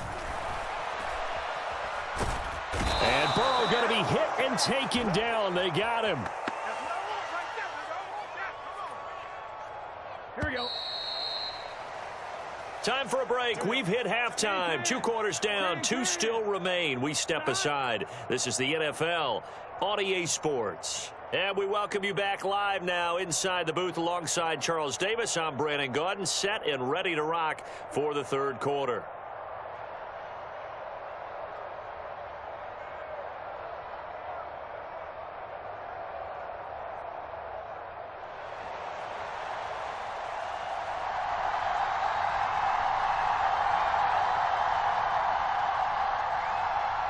The Ravens ready to receive it, and they've got the lead as well as we resume play in the second half. And no fireworks to start the half. This will be a touchback.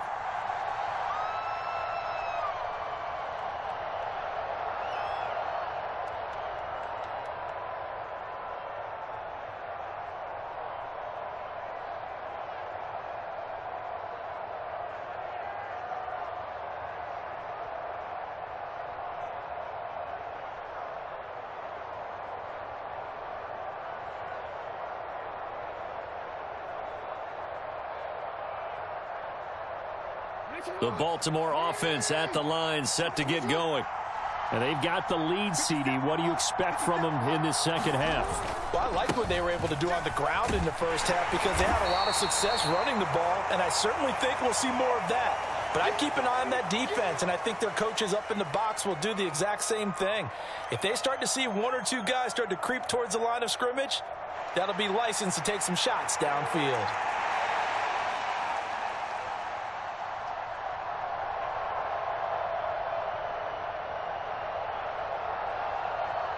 Second and 6, just inside the 30.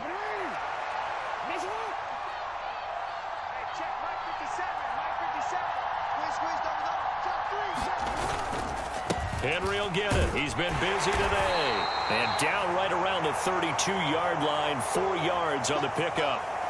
Well, you certainly have to give a little credit here because they are playing this game now at their pace. This is ball control football, sustained runs, taking their time, and making it work. The heavy set out there. 3 tight ends in the formation for 3rd and 3. Henry. And they get him down, but not before he takes it across the 40-yard line. 126 yards for him on the ground now as he has been terrific here this afternoon. Brandon, they're still in the lead, but momentum's certainly been going the opposite direction. So to me, that's a really important pickup there on 3rd down. Try and regain some confidence, and you're right, they need to stem the tide a little bit. That certainly helped. A solid run by Derrick Henry, and here's another 1st and 10. They'll try and run this one right up the gut. And he'll power his way forward for about 4 yards there on the 1st down carry. Nice chunky yards on 1st down. It really opens up your options for what you want to do on 2nd. You go right back to him and hope he explodes, or sucker the defense in before throwing over the top. From the 46-yard line, a 2nd down and 6.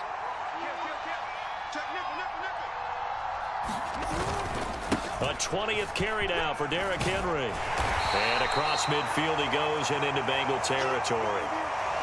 Well, partner, they've been running it well the entire game, and the big guys up front, they're a huge reason why. And now they're reaping the benefits as they continue to open up big holes and gain nice yardage. And a pretty athletic run right there as he's going to get this down inside the 40. They picked up 5 yards last time. Now they double it and get 10 here. So from the 39 now, they'll come up on a 1st and 10.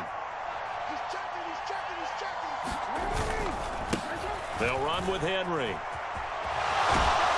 And maybe a little over pursuit there as he's able to take this down to the 25-yard line. Back-to-back nice gains. That one for 14 yards and another 1st.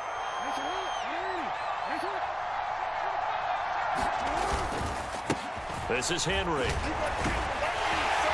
He'll get this down to the 21, just on the edge of the red zone.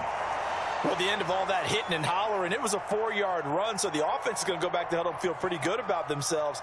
Defensively, you have to feel okay because you didn't let it turn into a bigger run, but the goal, shut it down for 2 yards or less. That's when you start to feel good about yourselves.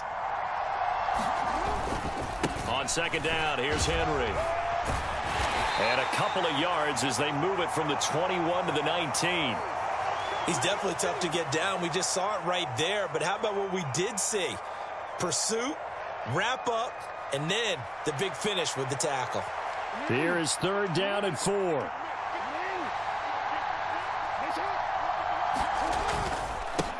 They'll keep it on the ground. It's Henry, and they've got it inside the 10 at the 8. They're able to convert on 3rd down, and that sets up a 1st and goal.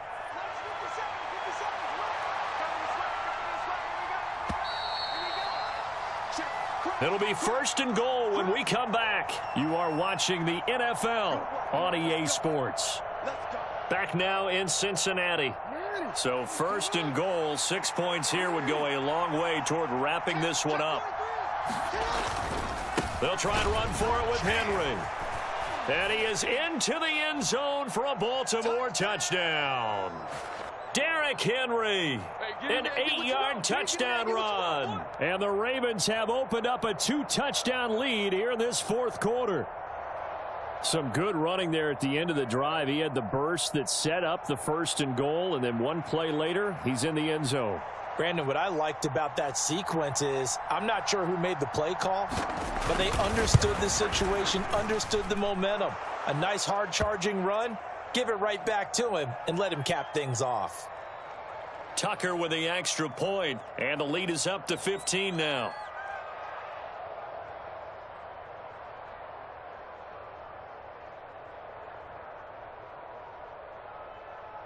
Tucker now to kick it away following the touchdown.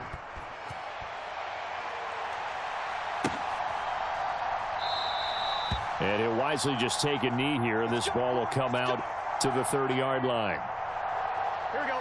The Cincy offense about ready to go here on their next drive. Now Burrow on first down. Flushed out right. A leap, and he's got it. He got it. And he'll be touched down in the end, but a big play on that one.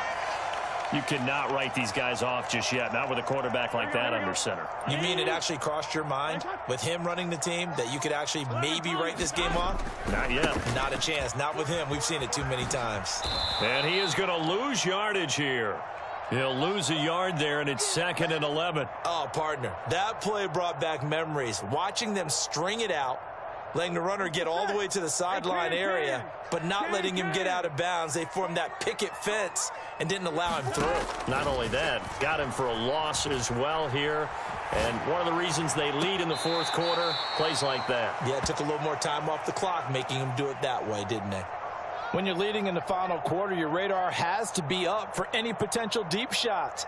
And probably not the last one they're going to see in this game, not as long as they hold this lead. From the gun on third down is Burrow. And that is incomplete. Oh, he had a defender right there with him to force that to the ground. And fourth down now coming up. He did a fine job there of not hitting him before the ball arrived. And I've got to tell you, you can often mistime that play because of the angles of approach. When you're going to get him, sometimes you panic as well and think, I've got to be there right now. Instead, in this case, timed it perfectly and knocked it free. On the run, he'll let this go deep right side. And the defense loses him. It's complete. And all the way in for a Cincinnati score. Jamar Chase, His second touchdown of the afternoon. and the Bengals are able to cut into that deficit. So this now a 9-point difference. You figure the book here says kick the extra point, make it a one-score game. Now, you and I have seen coaches get overly aggressive in this spot, but I agree with you. Kick it here and get back within a score. And Burrow's going to look to throw for it. And no, it falls incomplete. So the two-point conversion, no good. Tough there. Good pass. Hit the hands. He just couldn't bring it in. And every receiver's coach everywhere, seeing that play, focus, focus, focus. Watch it all the way in and tuck it away. And the returner down to a knee, and this will come out to the 30-yard line.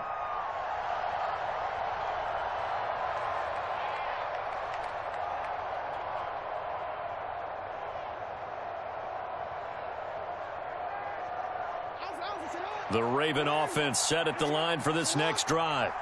Well, there are 2 scores on the plus side. Still time here in this fourth quarter, but maybe you start thinking about playing keep away? Yeah, I think here's the situation. You're not thinking touchdowns anymore. You're just thinking first downs. To keep up with your theme there, playing keep away, first downs, they can't touch the ball.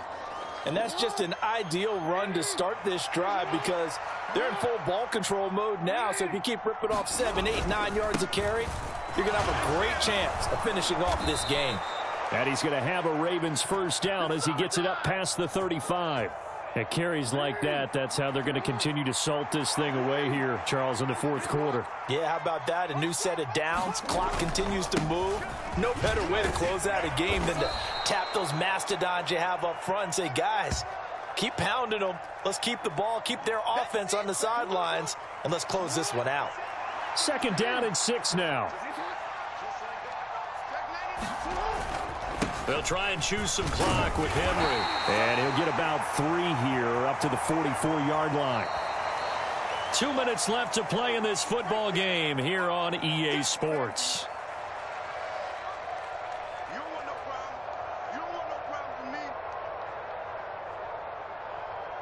Now, this is a big third down, and you'd have to think we'd see a timeout right away if they can't stop him here.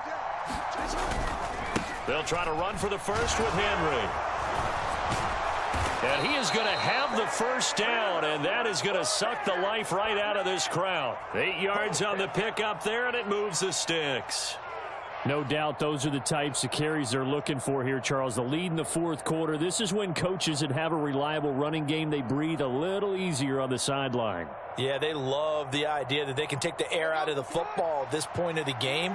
That means they're really counting on that offensive line, counting on the runners, taking care of the football. Because you're going to tell your quarterback, hey, no time to be a hero. We're not going to throw it here. Just eat up that clock. And if you have the ball, they can't score. 219 yards rushing for him now to this point. So they come up on second down. If they can get another run like we just saw, would likely put an end to this thing. They'll run it again with Henry. And he'll only get a yard to bring up 3rd and 1. I like the call there because that was one to take time off the clock and get them closer to getting out of here with a W. In the mind of the play caller, all you want to hear is tick, tick, tick. This will be play number 8 here on the drive. It's 3rd and a yard. Inside handoff, Henry. And he has the Ravens first down, and it would appear that that's going to be the one to do it. It's a pickup of 13, and with that 13 yards, this ball game just about over.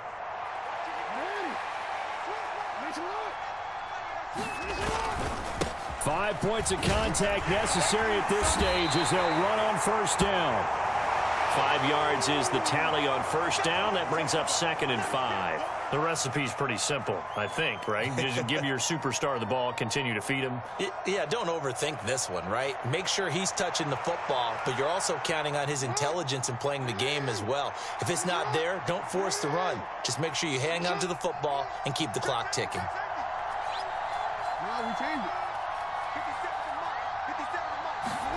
Oh, Jackson's going to throw it. And that will be caught, but out of the end zone, says the field judge. It's ruled incomplete. Oh, my, you know that's one that he'll want to have back. I mean, they did everything right. Got the linebackers commit on the play action. He just flat out missed.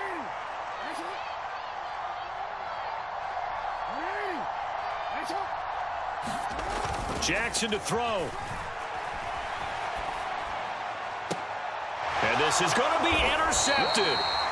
And the Bengals are going to get the football here as the ball will come out to the 20. 2-score game here in the fourth, and that pick, it kind of keeps the door ajar, doesn't it? It does, and you wonder about their strategy because with a 2-score lead, you would think maybe you're just sitting on and trying to drain some clock. It's almost like they felt like, hey, we've got a good cushion. We can keep pressing it. It ended up costing them. And that will be incomplete as time has run out on this football game. So it's a win here for the Ravens, and it was just too much Lamar Jackson. He really played well. Yeah, what struck me was how composed he was in the pocket.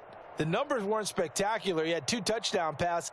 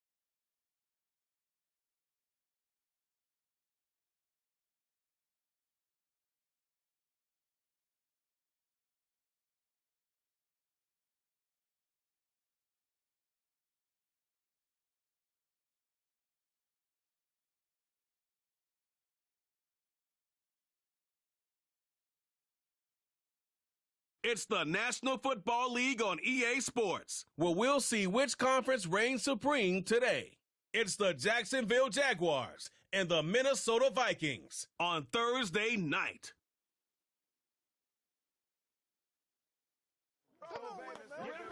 Spread between 4th and 6th Streets in downtown Minneapolis. We welcome you inside spacious U.S. Bank Stadium. Alongside Charles Davis, I'm Brandon Gunn, and Charles, kickoff moments away. Quickly, what are you watching in this one? The offensive line for both teams, because both teams have a terrific pass rush. They've got to keep their passers upright. If they have a chance to do that, they can both thrive on offense and move the ball downfield.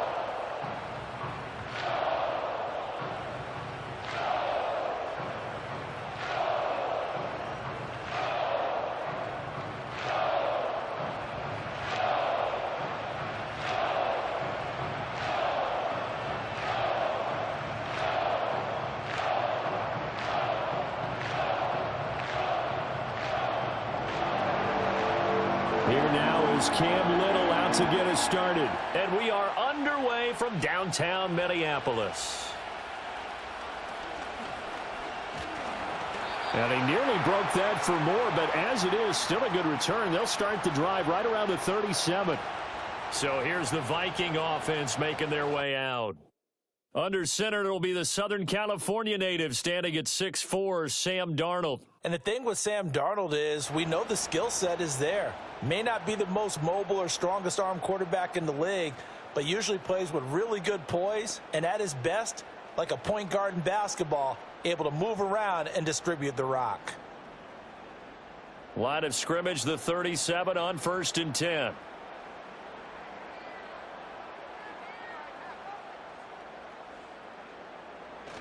Off of play action, Darnold. Going underneath, he's got Hawkinson, and he'll go out of bounds, it looks like, right at the 40.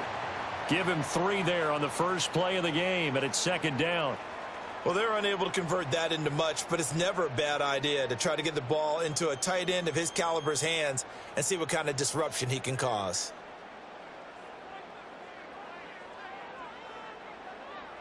Here's Darnold. That's complete to Justin Jefferson. And he'll be taken down, but not before he works it past the 50.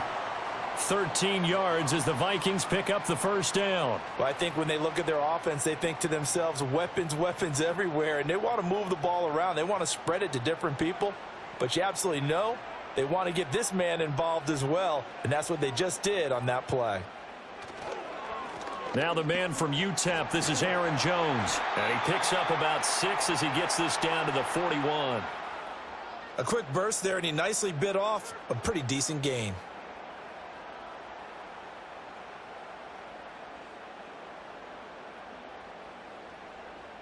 From the 41, here's a 2nd and 4.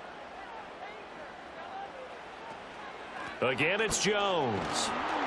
And tackled down after a gain of 3. Leaves him with 1 yard to go on 3rd down. That play reminded me a lot of a former teammate of mine. We used to call him the trash man. His ability to sift through traffic and make plays was uncanny. And that's exactly what you want from your Mike linebacker. This is 3rd and 1. Very likely 4-down territory, even if they don't get it, though. Back to throw, Darnold. And this pass broken up. Excellent coverage there on 3rd down, as that was not an easy one to hold on to. From a defensive perspective, they had exactly what you want anytime they want to throw the football. There was pressure on the quarterback. They were getting after him, and they tightened down on the receivers and forced the incompletion.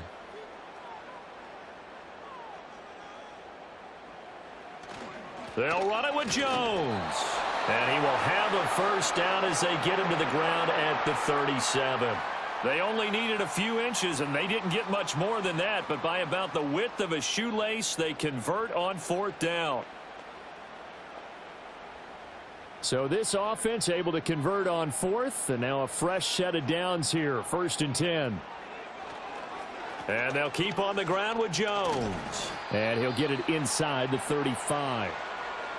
Yeah, I don't know if it's exactly a win-win, but if you're on offense, you'll take that kind of a run, all right? It was kind of stacked up. Found a little bit of yardage, and frankly, they're pretty close to staying on schedule on offense. The playbook is still open for the coordinator. Clock rolling as we hit the midway point of this 1st quarter. They'll try the right side with Jones. And they get him behind the line, so that short gain on 1st down quickly negated. This will be a loss of 3, and now a much tougher 3rd down looming. That was well played there defensively. 2 tight ends in the formation, which essentially gave them 7 blockers up front. Hard to imagine with all that size and beef that they could let a tackler through, but that's exactly what happened. A loss resulted. Here's Darnold. And this play will be blown up. He'll lose yardage back at the 38. They'll wind up losing a yard on the play, and that's going to bring up a 4th down. And they're getting him involved early. You feel like they saw something on tape, or they just have a sense with him because he's had a good week of practice or something in that area that they want him involved. Just as you said, they want him to touch it either in the running game or the passing game, but they must like the matchups they're getting. So they're forced to punt on 4th as this one's away. So here are the Jags now set to get their 1st drive. They're led by the #1 overall pick in the 2021 draft, Trevor Lawrence. And you want to talk about enormous expectations being placed on a quarterback. How about what Trevor Lawrence faced coming out of college? But the good thing for him, he's used to it. He had the same type of expectations leaving high school and going to Clemson. They always expect him to be a franchise savior, whatever team he joins. And to his credit, he shouldered those expectations and he's doing everything in his power to follow through. First carry for the Clemson man, Travis Etienne. And he is met in his tracks behind the line of scrimmage. 2 yards the loss, 2nd and 12. It's a tough one right there. He ran right into the teeth of the blitz as the linebacker was freed up in order to stuff that one for a loss. I think quarterbacks got to see that. Got to find a way to audible into something a little more advantageous.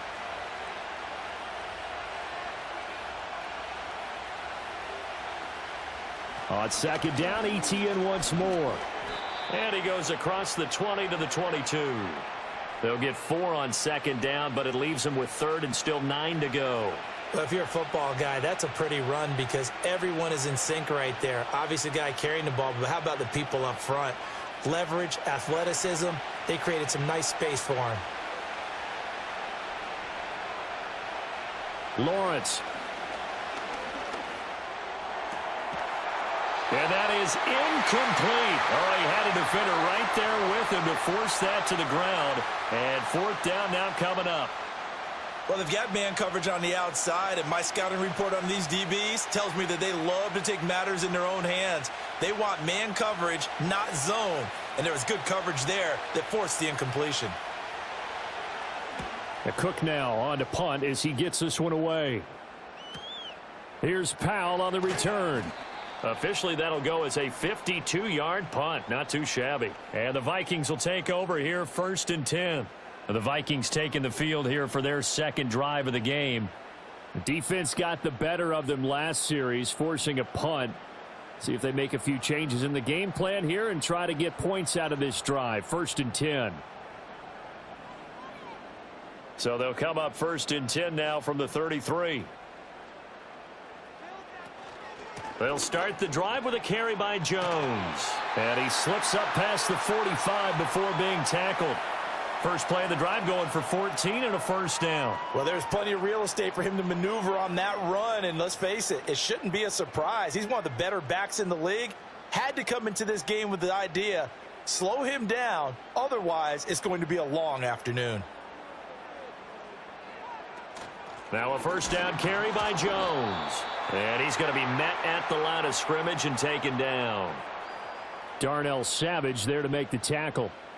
On that play, it was the defensive front that won the battle. They out-leveraged the offensive line, got into the backfield, and held them to no gain.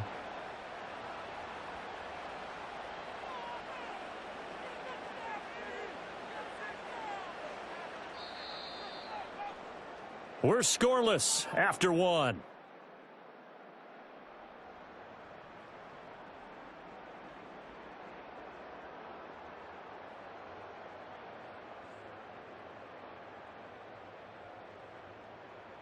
Second quarter now from Minnesota. It's the Vikings in possession of the football. Now a 2nd and 10. As they've got it as we resume action. This ball tipped and it's going to be incomplete. Fortunate maybe to get that back. It's 3rd down.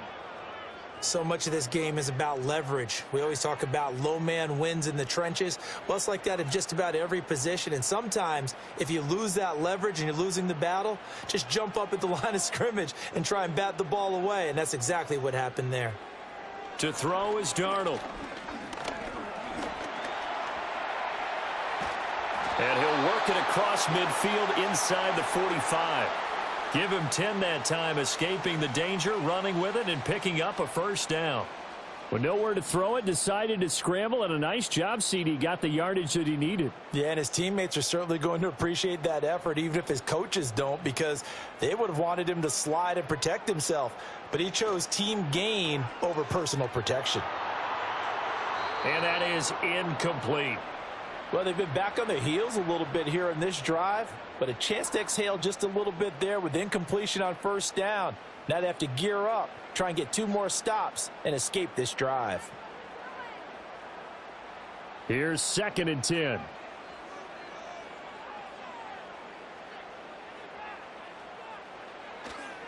Now the toss to Jones, running right. And he's dropped right at the 40. Gain of 3. Pretty good little 2-play sequence there. You force the incompletion, then a very short pickup. Yeah, now maybe you bring in an extra defensive back or 2 because you want to try and defend on 3rd down. They like to play those nickel or sub packages, don't they? The Vikings on 3rd down. Just 1 for 3 thus far. This is 3rd and 7. Now it's Darnold. And that's going to be incomplete. Jacksonville's pass defense holds serve. 4th down. Just a little beyond the reach there of his receiver. That's probably one he wishes he had back. He wishes it had been 7-on-7 in practice, or maybe even routes versus air, because that's a completion he makes, what, 9.9 times out of 10? Just missed that one. On 4th down, the punt team is on as this is sent away. And no return here. Where will they spot it? They say just outside the 20-yard line. So time to see Jacksonville again on offense for the 2nd time here in this game. The crowd may be losing just a little bit of the edge after back-to-back punts. They want some big plays. They want to see some offense. They want to see somebody break away, whether it's through the air or on the ground. Now it'll be interesting to see where the patience is on both sides. Each head coach, can you hang in there and not try and force something that could put your team in some jeopardy? And not much doing there. Maybe a yard up to the 23. No doubt about it. A really nice job there by the defense, not allowing him to get to the perimeter. But that means your defensive ends, your outside linebackers, the guys that you pay big money to sack the quarterback, they also have to have interest in the running game as well. And they did a nice job there of holding the point of attack and not giving ground. And he is swallowed up right at the line of scrimmage. No gain on the play there, so that doesn't help. Now they're looking up at a 3rd and 9 situation. As usual, the hallmark of a good run defense, linebackers making plays near the line of scrimmage.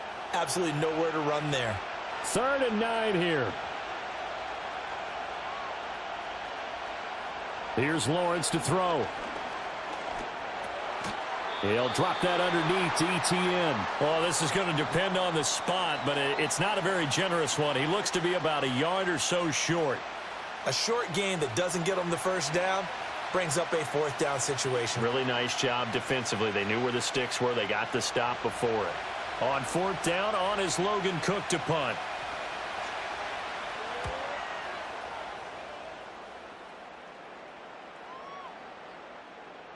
And no one there to stop it. Hits at the 8, but it carries all the way into the end zone for a touchback. Minnesota's offense takes over possession. We've seen both of these offenses still sort of in that figuring things out phase, but I suspect some action on the scoreboard soon as they start out here 1st and 10.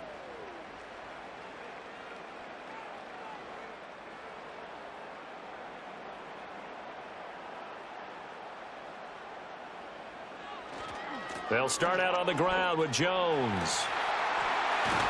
And he's going to get this one across the 30-yard line. Right off the bat, it's a 1st down to start the drive, 12 yards. For a lot of guys playing this game, there's no better feeling than running right through a tackle. He's able to lower his center of gravity and churn his legs for a really nice pickup. From the 32 now, here's 1st and 10. They'll go again to Jones. And nothing much materializing there on the 1st down run. He'll get a couple, and that's it. You've got to be impressed by that defensive front on reps like those. They were not being moved off the line, kept their shoulders square, and gave their teammates time to fight to the ball and limit that gain. From the 34-yard line, here's a 2nd and 8. Darnold now to throw. He's got his tight end over the middle, T.J. Hockenson. And Hockenson going to have the Vikings 1st down as he'll get this up to the 43. 9 yards on the pickup there, and it keeps the drive alive.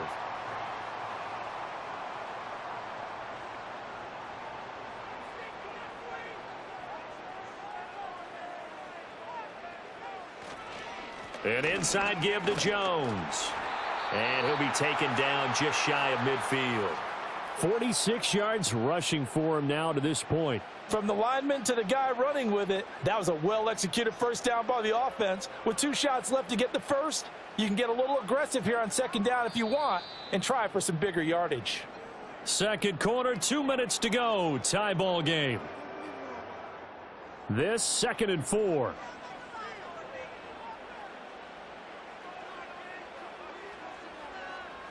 Darnold. He's across midfield, and he's going to have another 1st down as the tackle's made at the Jaguars' 40. 11 yards there as they connect on the quick slant. And that's a more than acceptable read right there because it's zone coverage, so timing is everything. This time he waits for his man to come open, puts it right on him, and they pick up a 1st down. This offense finding its legs now. Here's another 1st and 10. He'll wind up getting right about 4 there on the scramble, and it's 2nd down. They made a nice effort to stick him with a loss for that play, but it's going to take more than that to keep him from advancing the ball. Should be an entertaining battle anytime he tucks and runs over the 2nd half of this contest. Creeping up on a minute to play in this 1st half. Out of the shotgun, here's Darnold. He'll drop this underneath for Jones. The Vikings going to signal for the first of their timeouts as they get the stoppage with a little over 50 seconds to go in the 1st half.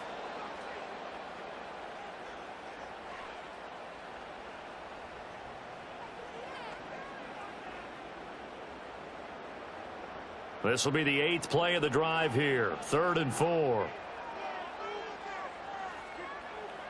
A shotgun snap for Darnold. Complete. Jefferson the target.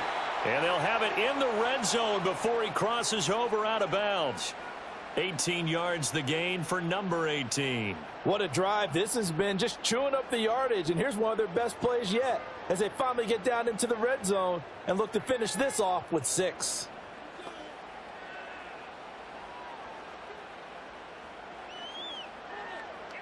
Could we get a touchdown in this first half after all? It's 1st and 10. Now Darnold. Toward the end zone, but that's going to wind up incomplete. They've been playing sound fundamental defense thus far and able to keep this offense from creating a major dent on the scoreboard. Able to force the incompletion, but still waiting for that game-changing play. You feel like it's coming, the first sack, the first turnover. In a sense, they're playing old-school defense right now. The new-school defense is what you said, taking the ball away. To throw again on 2nd down. Darnold, middle of the field to Jefferson. Now the Vikings will use the second of their timeouts as they stop it here with just under 40 ticks to go in this first half.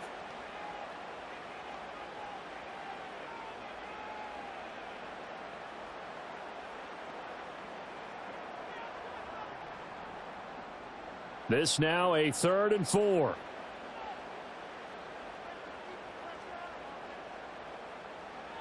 Again, Darnold. And he's got his man in stride, complete. And the Vikings are going to have 1st and goal as they try to finish off this drive with 6 points. And in a lot of ways, that catch is expected. Red zone presence, and that one was realized there. You've got to find your tight end in that situation. 1st and goal from the 3. Again, he'll drop to throw. There's Addison. Touchdown, Vikings. A great play there in the final seconds of the first half. And the Vikings have taken the lead here in the final stages of this first half. We don't see too many scoreless halves in football, not in today's day and age, and we're not going to see one here. We finally have points on the board. Yeah, and it didn't come easy, did it? Because neither of these offenses really gotten out of the starting blocks yet. But that is definitely an important score right there. And who knows? The way their defense is played, that touchdown might even hold up until the end. Extra point right down the middle, and it's now a 7-0 game. That one in the books as a 12-play drive. And Jordan Addison capped it off with a touchdown catch.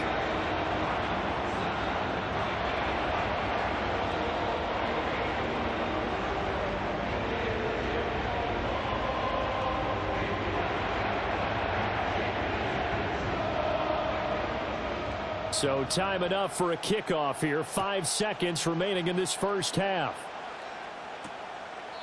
And not wanting to risk anything here late in the half, he'll just take a knee and they'll bring the football out to the 25.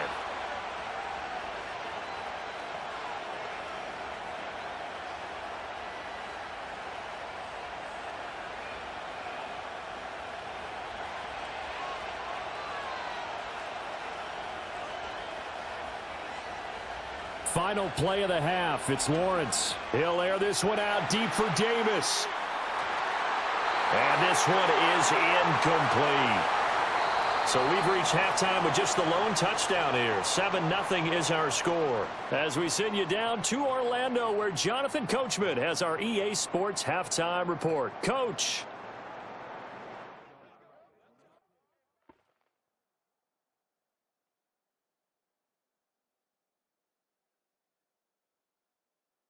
The Vikings got a solid first half outing by their veteran quarterback, Sam Darnold. His touchdown pass is the only score of the game thus far, as his guys hold a 7-0 lead to this point. Okay, Coach, thanks as always. This one's still anyone's game as we welcome you back for quarter number 3.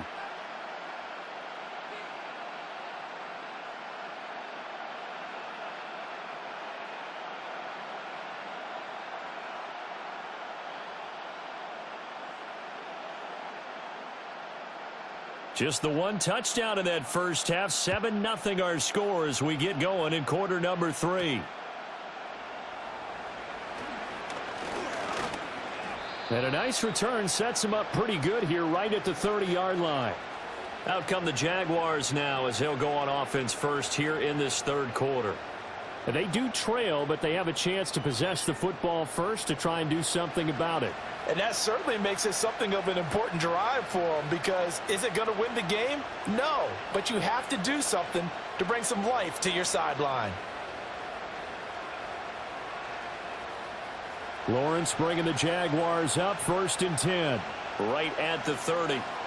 They'll bring a receiver in motion left. They'll look to ETN to start things out. And he is going to be stopped cold behind the line of scrimmage.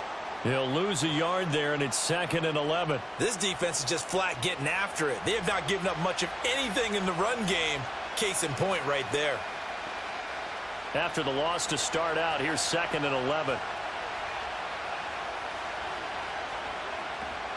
Another tote for ETN. And they're going to get him behind the line yet again as his nightmare afternoon continues. It'll go as a loss of a yard, so now they deal with 3rd and 11. Well, we saw a lot of negative plays that resulted in plenty of lost yardage in the first half, and that trend is continuing here. A 3rd down now. Those last 2 plays indicative of how things have gone for them. Just nowhere to go on the ground and struggling to put up points. Decent gain on the scramble to 6, but now it's 4th. Nice call on defense, rolling out the nickel package for that big 3rd down play, and they did an excellent job locking down coverage and forcing him to try and run for it, and he doesn't get there, which brings up a big 4th down call.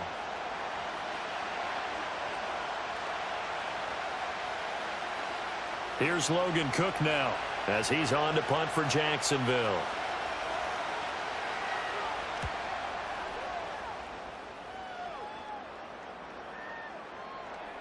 And he didn't quite have the backspin on that one. It hits at the 4 and continues into the end zone. It's a touchback. It's the Vikings' turn on offense. We get ready for their first possession of the second half. Their defense has pitched the shutout. Now they probably need to deliver a little breathing room, maybe make it a 2-score game as they've got it 1st and 10.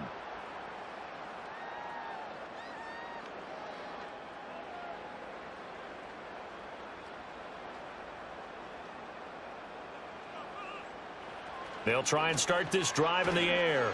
And incomplete.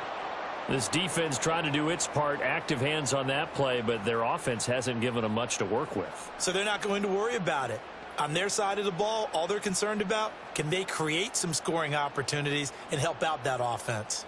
After the incompletion, they'll try once more from the 20-yard line on 2nd and 10.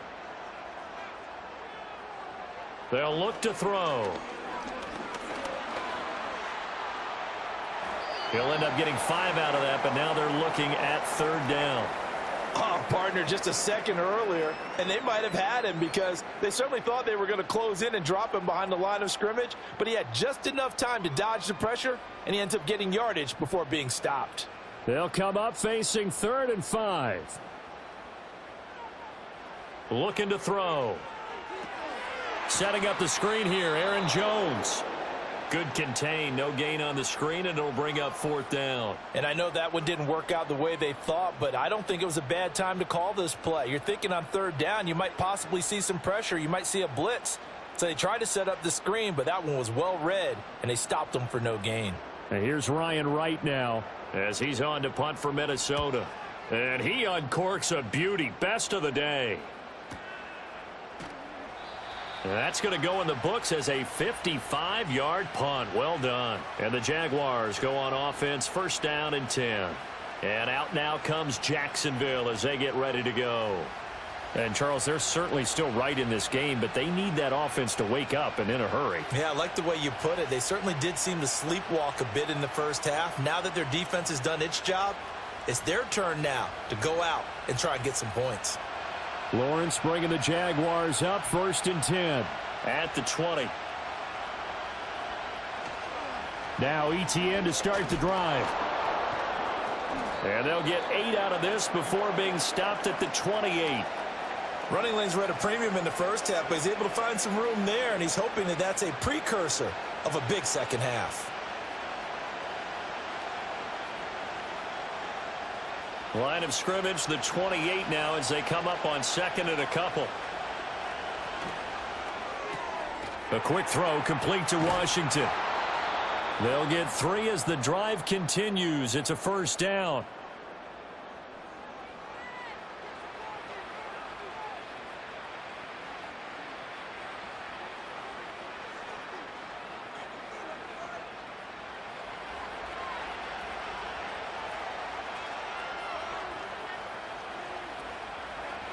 Running out of the gun with Etienne. And they're able to swarm him behind the line, and his rough night continues. Yikes, a 4-yard loss really sets him back now for second down. I see a shake of the head as he gets up, and you've got to imagine he's thinking, guys, you got to help me out. He's hoping his team can read his thoughts because he definitely needs some assistance. On second down, Etienne once more. He'll get a yard, that's all, as they get him down at the 28. I have to think a major focus at a halftime means had to be figuring out how to create space for the running game to get operating. Well, what you pointed out to me at half seems accurate. That line has struggled to sustain blocks. Yeah, I would agree with that totally. They've got to focus on staying on their double teams at the first level, make sure that block's secured before they slide off and try and chip someone at the second level. And this play comes to a halt at the 33, and obviously that's well short of the first down. 5 yards, not enough, and it'll be fourth down. And that's a play that's not uncommon on 3rd and long because the offense is just hoping that somehow they can get a guy in space and follow some blockers downfield. Does a pretty nice job there getting a few yards, but he ends up getting stopped before he can get the first down. And on fourth down, on is the punt team sending this one away. And that hits at the 6 and carries into the end zone for a touchback. Now the Minnesota offense set to take over again. We have not seen much on offense here from either side these last few drives. We've hit a wall, so to speak. And have hit it hard, haven't we? Because the defenses right now, they seem to be a step ahead, don't they? Beating them to the point of attack, beating them to the punch. These offensive guys, they're tinkering like crazy. What's it going to take to get back on track? Yeah, both sides searching for adjustments. They'll start this drive out on the ground. And he is met in his tracks behind the line of scrimmage. Officially, it's a 1-yard loss. That's going to bring up 2nd and 11. They have 3 tight ends in that formation. That's almost a universal sign that they're planning to run the football. But how about the defense there? They met force with force and caused a stack up behind the line of scrimmage and threw him for a loss. Darnold from the gun. Pass complete to Naylor, right side. And he's got it past the 30 before he's hit and dropped. Second catch for him today, and it'll wind up a first down. 1 quarter remains here in this Thursday night matchup. You're watching the NFL on EA Sports.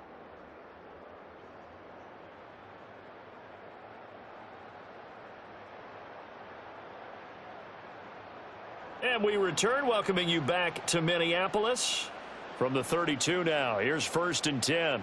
It's the Vikings in possession of the football and the lead. They'll be looking to add to that total as we begin quarter number 4. And the defense closes quickly there. He'll get maybe a yard to the 33. Run blitz there defensively, something we might see more of here in the fourth quarter. I think we'll see a lot of it, and the difference between that and a pass blitz, you're just trying to get to the quarterback. You're trying to scheme someone open who will get to the QB and make sure he gets on the ground. In a run blitz, you're actually trying to cover up gaps, trying to cover up holes so they can't run the football.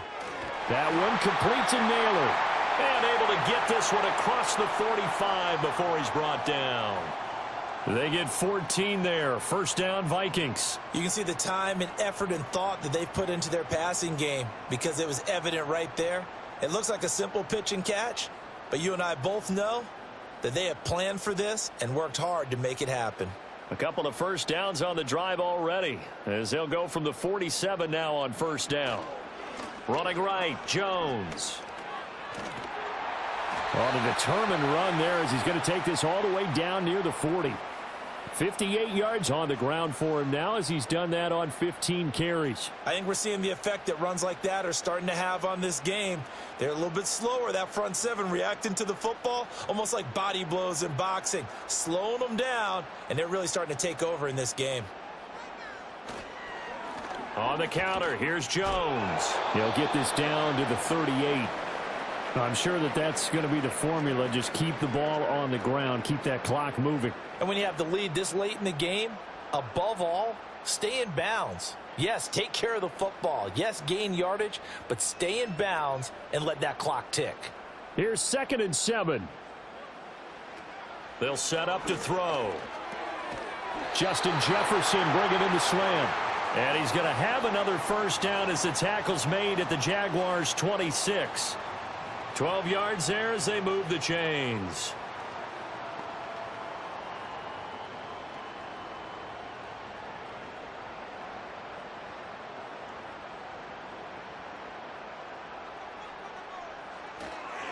Up the middle, Jones. And he'll take this ahead for about 4. 2nd down coming up. Now, I'm guessing you'd say this is kind of the key here. Grind out some yardage, work on that clock, see if you can continue to tick it down. Definitely, you want to bleed things out at this point, right? Continue to possess the football, gain some yardage, and put the onus on the defense. Do they have to use timeouts? What are they going to do to stop you? You're taking charge. Faking the give, Darnold. And he's got this to Jefferson. And he'll get into the end zone. Touchdown, Minnesota.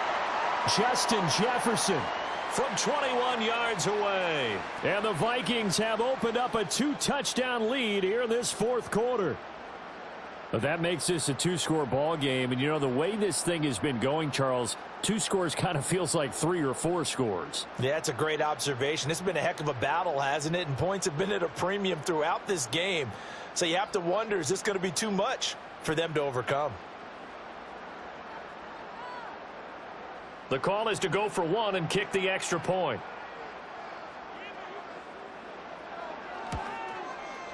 And it's good to make it 14-0.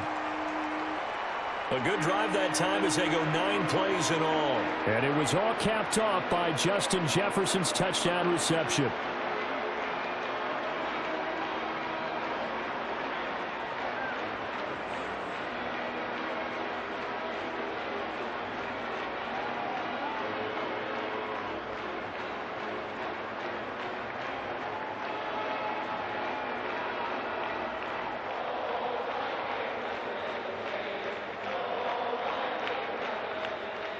The kickoff team on the field now as they will send this one away.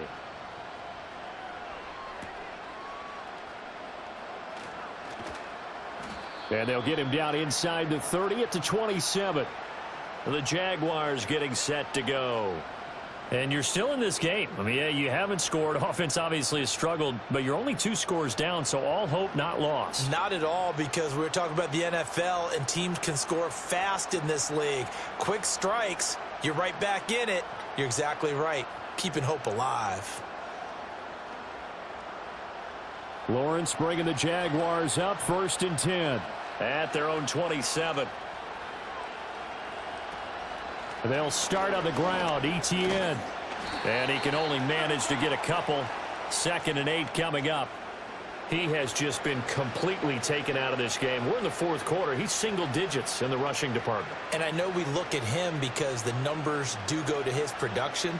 But how about the guys blocking for him? They don't just have his number as a ball carrier. They've got the number of the offensive line and the other guys because they're getting to him before he can get started. And this one into the hands of Ingram downfield. And out across midfield down to the 45. That one good for 26 and a first down. Good yardage on the completion there. And when they look at the scoreboard, they do understand a field goal is not going to do them any good. My guess, they're going to press the ball downfield as far as possible, try and throw it into the end zone and get a score because they know they've got to get that done and get the ball back as quickly as possible. They'll wind up getting 7 on the play, and that'll make it 2nd down. You got the big lead defensively, willing to give them that underneath stuff, right? And this is why you work on your tackling. Tackle them after the catch, inbounds, keep the clock running. Just go ahead and bleed the game out that way. 2nd down and 3. Now Lawrence to throw. This one complete to Christian Kirk. And Kirk is going to have the Jaguars first down as he'll get the ball down inside the 30.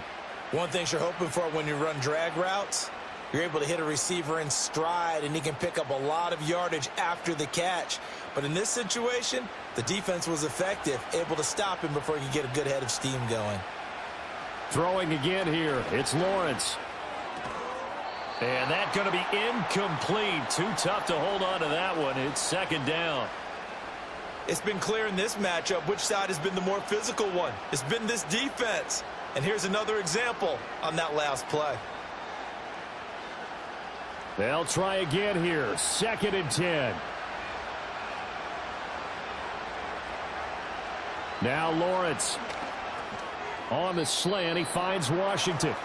And he'll wind up picking up about 4, as that is going to bring us to the 2-minute warning. 2 minutes left to play in this football game here on EA Sports. The sound reverberating here in the dome. This is 3rd down. Here's Lawrence.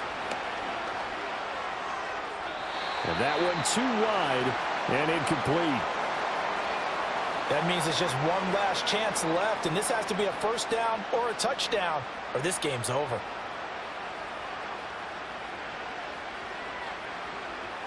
Here we go. This is 4th down.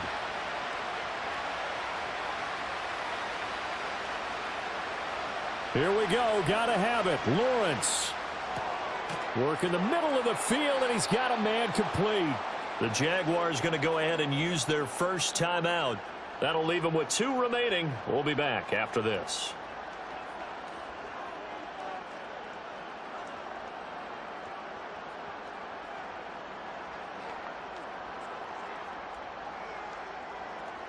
A 2 timeouts still remaining, but scoring quickly, a must. It's 1st and 10. Again, it's Lawrence. And that is incomplete. The coverage a little too good there, and it's 2nd down. Whew, that's certainly not the worst thing. It stops the clock and lets your offense catch its breath and lets us exhale a little bit. Now I expect them to call a couple plays in the huddle, so they're ready if a tackle happens inbounds. Here's Lawrence to throw. And this is intercepted, and that should do it.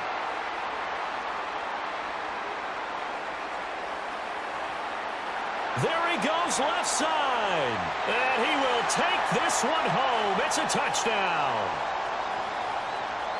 And that pick 6, that was the first turnover forced by the defense in this ballgame, CD. And what's even better is when they finally forced one, they kept the effort up and were able to return it for a score. They could hear their defensive coaches saying to them, hey, getting the interception's great. Can you do more with it? Turn it into a big play. And they did exactly that.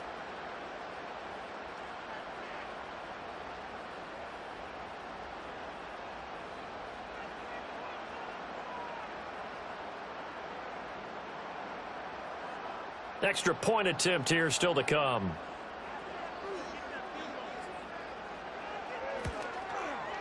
And it is now 21-0. So the defense creating some points, not only getting the interception, but then returning it to the end zone for the pick 6.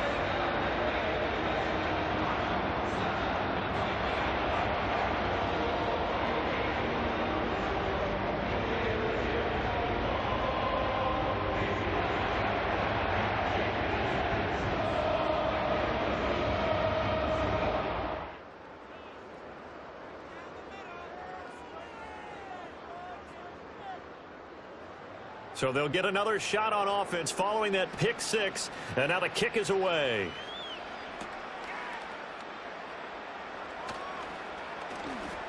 And a good return as he'll be stopped just shy of the 30-yard line. Jacksonville set to go again offensively. And let's face it, this drive is not going to have any bearing on this game, but it's kind of important for one reason, isn't it? It certainly is. You got to get points. And, okay, all right, I'm being facetious here. But you get points, you feel a little bit better about yourself as you move on to the next one.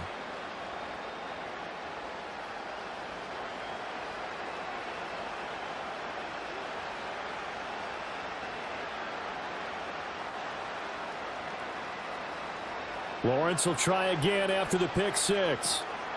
Oh, he dropped it. And that's pretty indicative of the way this one's gone. Well, it just seems like all game long there hasn't been a lot of sync quarterback to wide receiver on this side of the football. They haven't been on the same page, quarterback and receivers. Heck, they haven't been on the same grease board when you draw plays up. They haven't been on the same surface tablet that you look at on the sidelines. Nothing's worked for them. They've got to find a way to start matching each other's movements. Throw left side, complete to Ingram. And able to get this one across the 45 before he's brought down. 19 yards to pick up there. Move the chains. Well, I can put my defensive cap on right now, and I know they're saying don't give up any big plays now. They've controlled this game throughout, and all they want to do is see it through to the end. I think they let their guard down a little bit with that last completion. Sometimes when you're trying not to give up bigger plays, you don't react as fast as you should on other throws. And down he goes at the 49, a 3-yard pickup. One thing I think that's safe to say defensively, the tackling's been really good. And because of that, it's been very, very hard for them to move the ball because you're not getting the benefits of run after catch. They're tackling them almost on the spot. That means you have to run extra plays, harder to move it. This is caught. It's Kirk. And this is going to turn into another first down as the tackle is made at the Vikings' 24-yard line.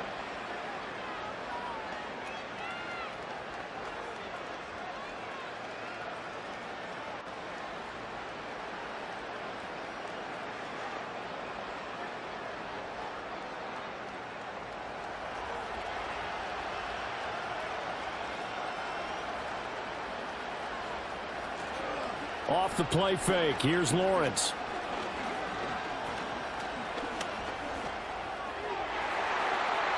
And that nearly intercepted. Well, the free safety roaming into position almost had it, but it's second down. Not only did he have a chance to scan the field there, it felt like he had a chance to scan it twice. The protection was that good. Unfortunately for him, the coverage downfield, equally good. Now Lawrence. Under pressure, and he'll go down. Sacked back at the 31.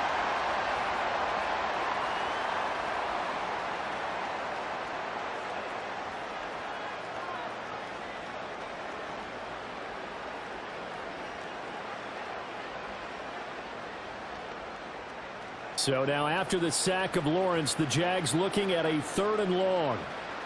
Now on 3rd and long, they'll look to throw.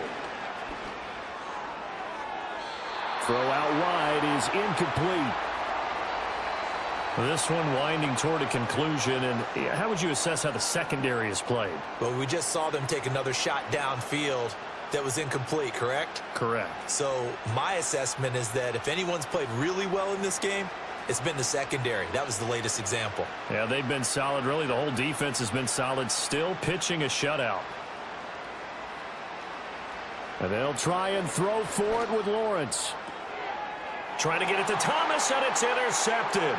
Shaquille Griffin with a pick. And the Vikings are going to have it here at their own 32-yard line. How about one last great play defensively, and that should, for all intents and purposes, finish off this shutout. That's as good a defensive performance as we've seen in a long, long time. And I know as a team they will celebrate, but I will guarantee you the defensive guys, they'll get together somewhere and have their own private celebration. A shutout, that's something to be cherished.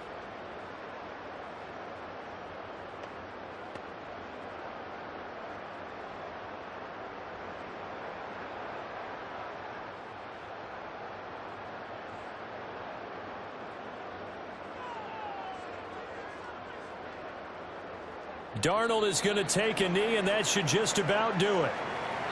So the final seconds have ticked away in this Minnesota victory, and this was truly a total team effort, Charles, on both sides of the ball. So they absolutely pitched a shutout, so it can't get much better than that, right? The defense led the way, but the offense did their part as well. They moved the ball up and down the field, so you've got to like what you saw. What do they call that? A total team effort? I think when it's time to hand out game balls, guys from both sides will end up getting one. So that's a wrap for Charles Davis. I'm Brandon Gaughan. And this has been a presentation of the NFL on EA Sports. For more, check us out at easports.com.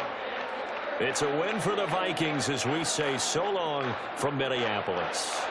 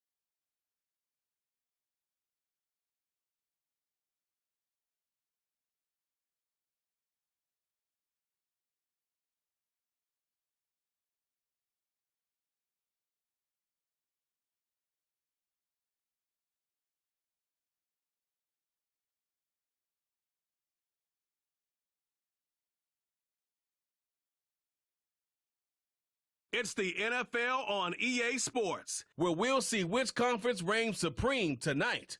It's the Denver Broncos and the New Orleans Saints under the lights on Thursday night.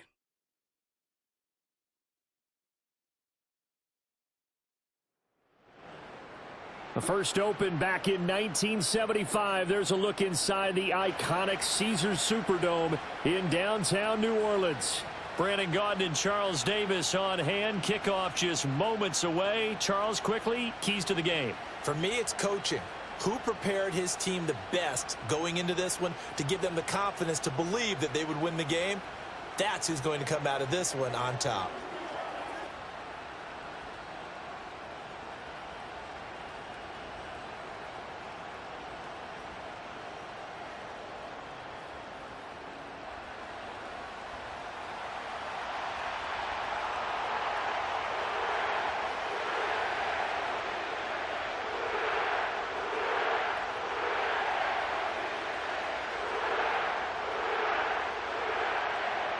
Glad you're with us. It's Blake Grupe to get this one started, and off we go here in New Orleans. And it's a pretty good return here as he'll get this up to the 29. So here are the Broncos now for their opening drive. And they'll be led out by their rookie QB, the young man out of Oregon. His ability to adjust on the fly is almost unmatched in the game right now because it leads to a couple of snaps per game where you just sit back and ask yourself, how did he pull that off? Opponents can practice and prepare each and every week all they want, but this guy, he is hard to corral.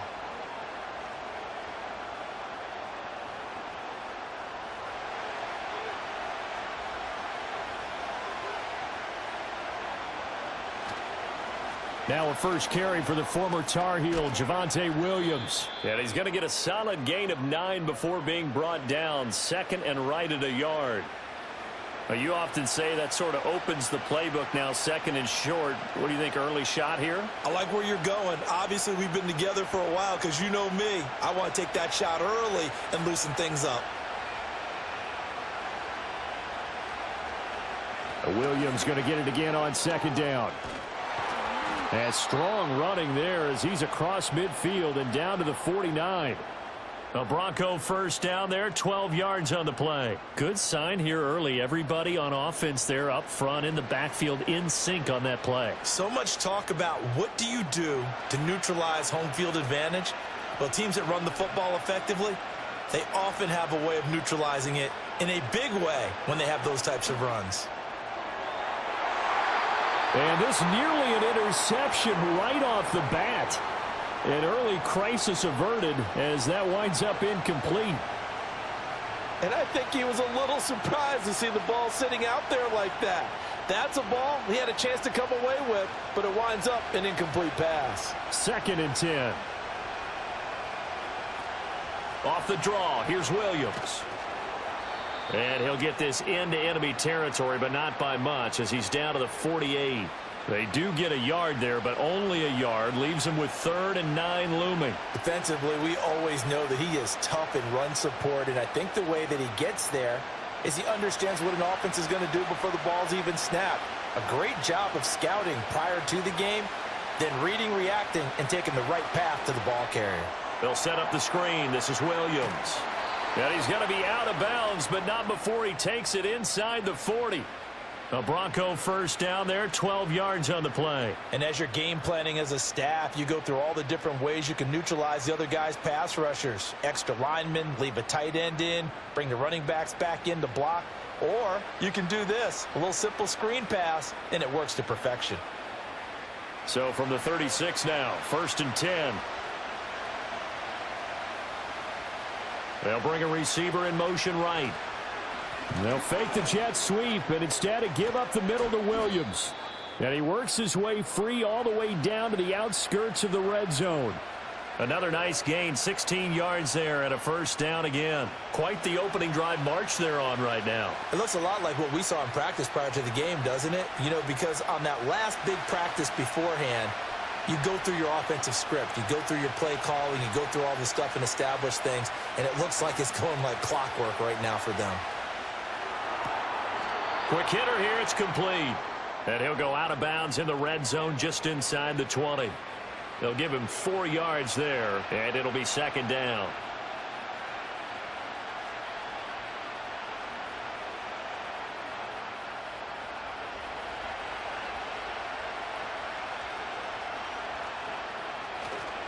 Now they'll toss it out right to Williams. And he'll take it into the end zone for a Denver score. Javonte Williams. A 16-yard touchdown run. And the Broncos will claim the early lead as they're on the board first here tonight.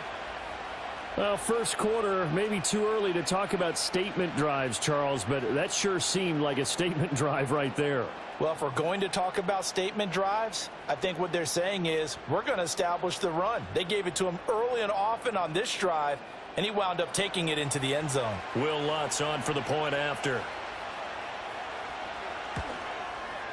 And he's got it. 7-0 Broncos. So that drive goes 8 plays. And it was capped off by a Javonte Williams touchdown.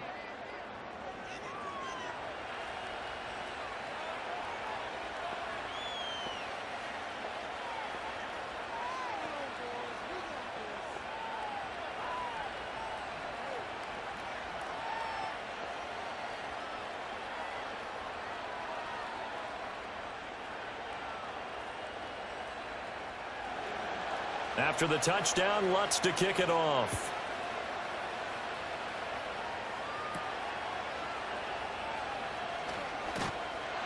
And a decent return out to the 27-yard line. And here come the Saints for their opening drive. They're led out by their quarterback out of Fresno State, Derek Carr. It's been fun to watch his development through the years, and right now what you see is a very confident quarterback who has a strong sense of self, totally understands the offense, and knows how to get the ball to his playmakers on the run.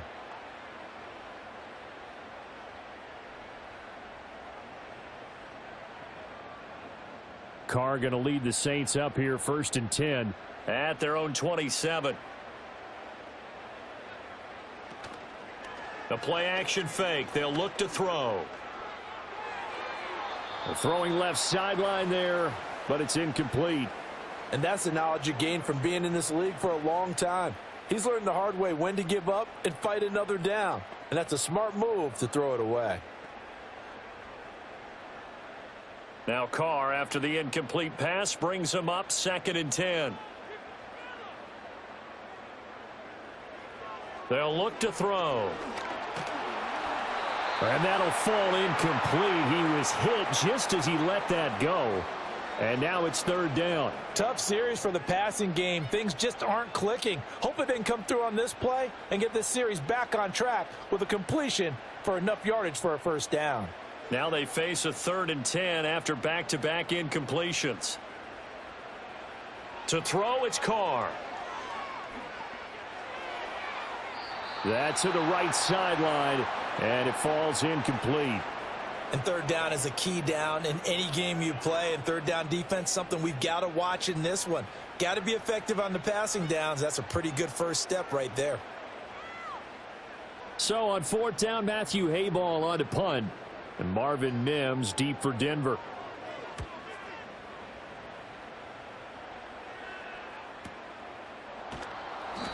It'll be a 51-yard punt that time. And the Broncos take over. First down and 10. So now the second drive offensively coming up for the Denver Broncos. They have to be thrilled with that first drive that got them the touchdown. Now they'll be looking to make it a 2-score advantage here on the road. And you know they spent all week in practice, in meetings, talking about taking an early advantage. Being the road team, going up a score, that takes the crowd out of the game and puts some doubt in the minds of their opponents.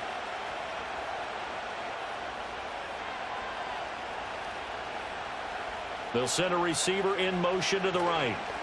They'll fake it on the jet sweep, and instead a handoff up the middle. And nothing much materializing there on the first down run. He'll get a couple, and that's it. I know we can't hear what's going on in that huddle right now, but I'll guarantee you at least one offensive lineman is saying, my bad, we simply couldn't move them off the line of scrimmage. We've got to do a better job trying to root those guys out of there. Here's Nix. This one complete. It's Devon Vele. He'll be brought down on the 30-yard line after a gain of 6.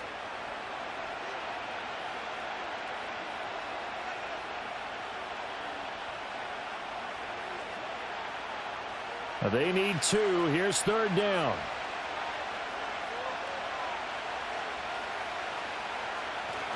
They'll try and run for it. Here's Williams.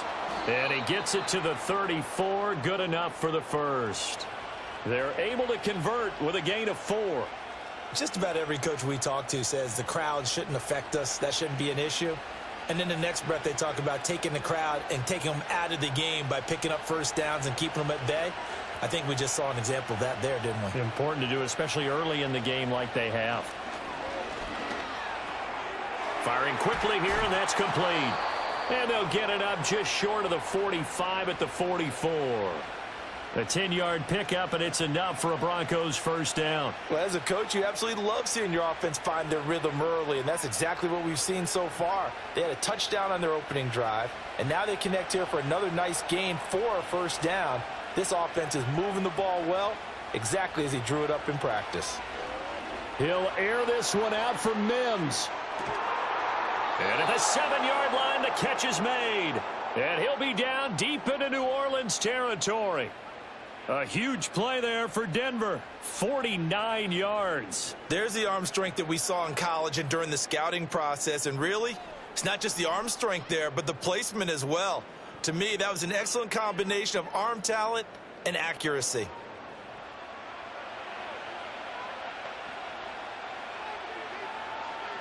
Now a chance to make that big play really hurt. It's 1st and goal just outside the 5.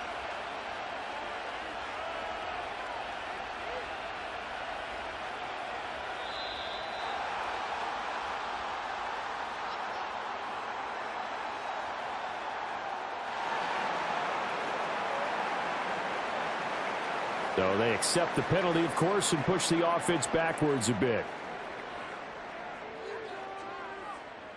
The delay of game, a costly one, as they're backed up 5 for 1st and goal.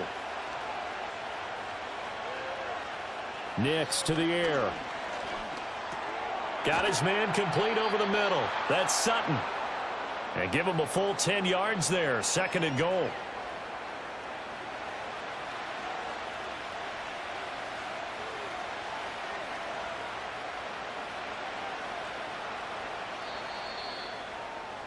After 1, 7-0 on EA Sports.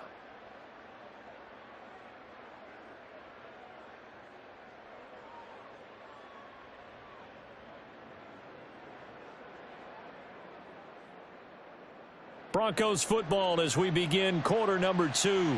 They'll go again from the 3 here on 2nd and goal. As they've got it as we resume action. Williams. Fighting, but he won't get too far. Maybe a yard, that's all, down to the 2.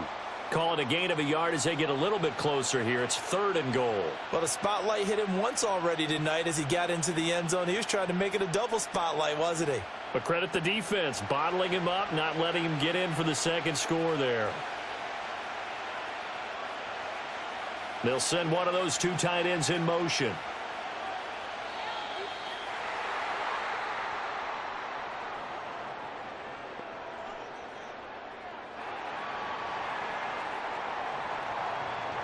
Now the offense knew it. They were already starting to walk back as that one is accepted. How crucial will those 5 yards be? We'll see as they come up again here, 3rd and goal. They'll try and throw. Here's Nix. This will be caught at about the 6. Able to hold him to just 2 yards, and now it's 4th and goal. Excellent job there defensively. Gave up the underneath to the tight end on 3rd down, and they made sure that they did their job. Got him on the ground and prevented him picking up a first down. Now Lutz for the field goal try. From the right hash, and this one just a chippy. The kick by Lutz is good. So a long drive gets him down inside the 5, but ultimately they settle for just the field goal. And I have to think that if maybe they were a yard closer, that would have made their decision tougher, and I think they likely would have gone for it. But in this situation, They just decided to take the 3, and I think it was a smart move.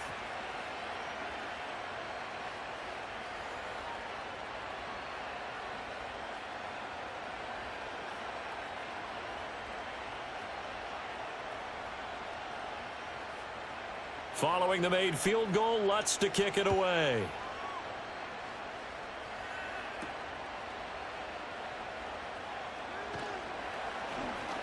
And not much happening on the return as he'll get this to about the 23.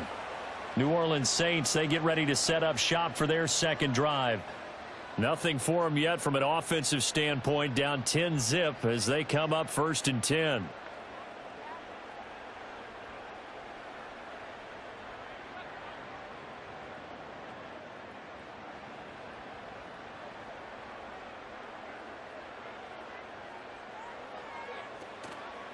The first carry now. This is Alvin Kamara. And he is going to lose yardage here. 2 yards the loss, 2nd and 12. Yeah, another negative play in an early down situation. This one to start the drive. You're putting a lot of pressure on your quarterback to bail you out when you're in 2nd and long yardage. So the opening play of the drive goes backwards. Now they'll come up on 2nd and 12. Carr.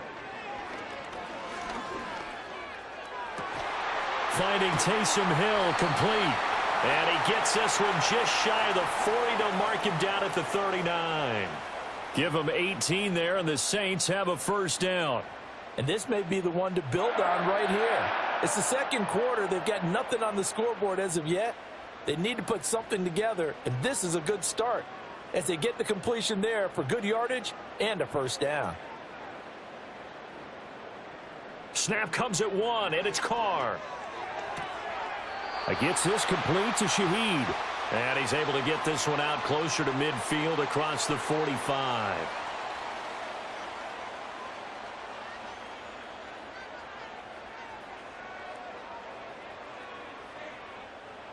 From the 48-yard line, here's 2nd and a yard.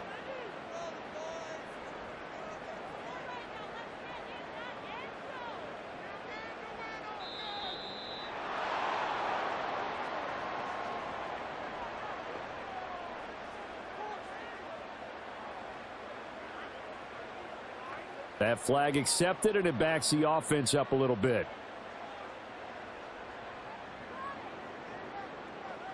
Doesn't look to be any confusion here as they come up now on a 2nd and 6 following the delay of game.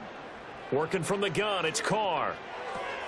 That's out to Hill, right side complete. 9 yards to pick up there, and it's a first down. That was a route run not just with dexterity, but with intelligence. Found the hole in the zone, made sure the quarterback saw him, and was able to make the sure catch and flip the down marker back to 1. So a 1st and 10 now in Denver territory at the 48-yard line. They fake the handoff. Now Carr. Downfield, and he's got Olave. And they'll wind up getting this one all the way down inside the 20. Getting it to him in space pays off big time. That winds up going for 31. And that might be exactly what they needed to wake up this home crowd. They haven't given them much to cheer for so far, and never underestimate the effect the home crowd with you can have on a game. So the big play means just like that, they'll operate from the red zone now on first down. In motion, the tight end. Now a first down carry. It's Kamara. And he'll get about 3 as he's taken down at the 14-yard line. Well, they certainly had success throwing the ball on this drive and not as much running it as we just saw once again on that last play. Stopped after a very short gain. But I wouldn't abandon the run totally because otherwise, pass rushers just tee off on your quarterback. Makes it very, very difficult for him in that situation. Now Carr. Over the middle and complete to Shaheed. And the Saints are going to have a 1st and goal as he'll be taken down at the 7-yard line.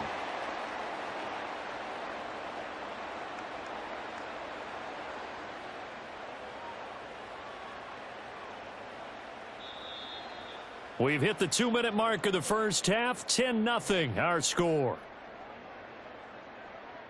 1st and goal, and they got to be thinking a chance to get right back into this football game. Here's Carr to throw. On this one, incomplete. The pressure got to him as he released it, and it's second down. I'm really liking what I'm seeing from this defense because their coverage has been playing at a shutdown level so far. Even backed up late, they're forcing incompletions and fighting to keep them out of the end zone as the first half winds down. They'll try again here from the 7 on 2nd and goal.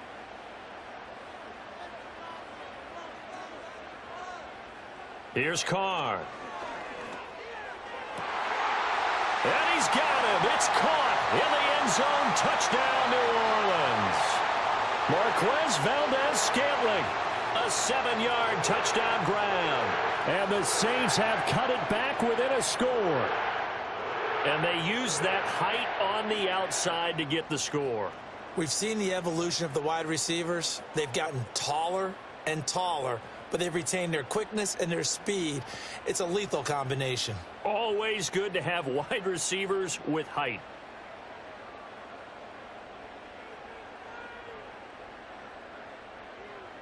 Blake Groupie now for the extra point.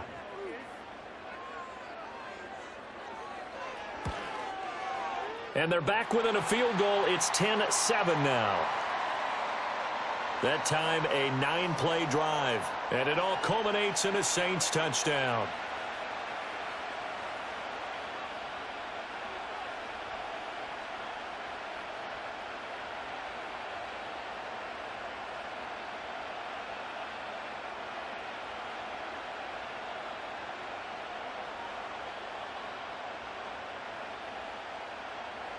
After the touchdown, here's Groupie to kick this one away.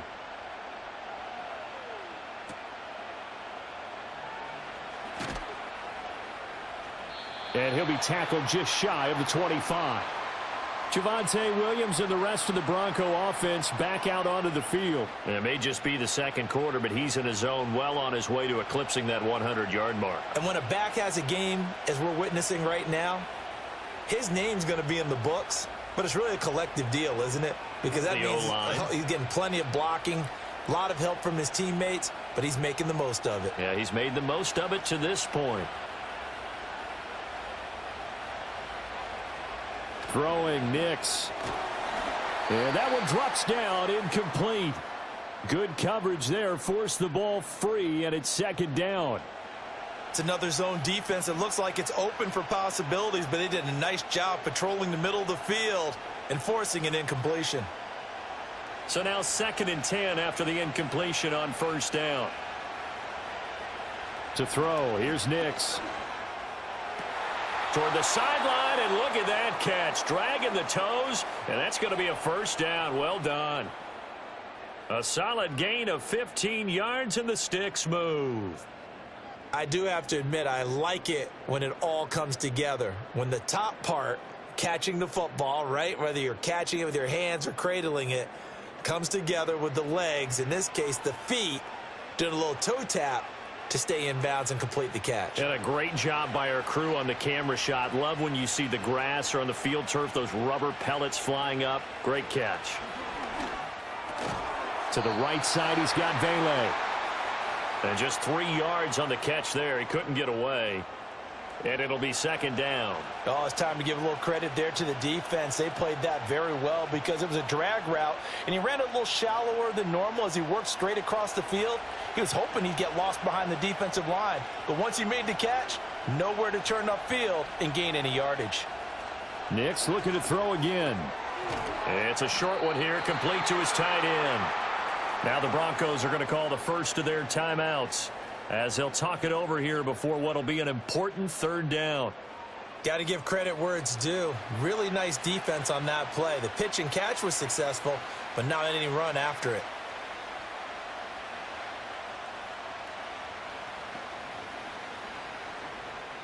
They'll come up now, 3rd and 3. To throw is Nix.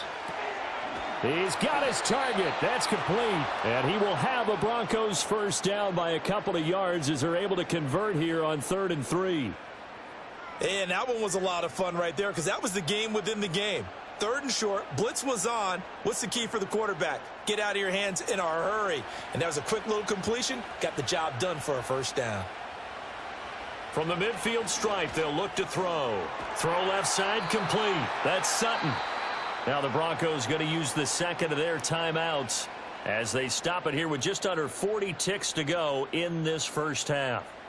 Well, that's what you're looking for when you want to throw the ball downfield. You want one of those guys who can play out on the perimeter, can play out wide, who can not only get open, but when they're covered, can uncover themselves downfield and create catches.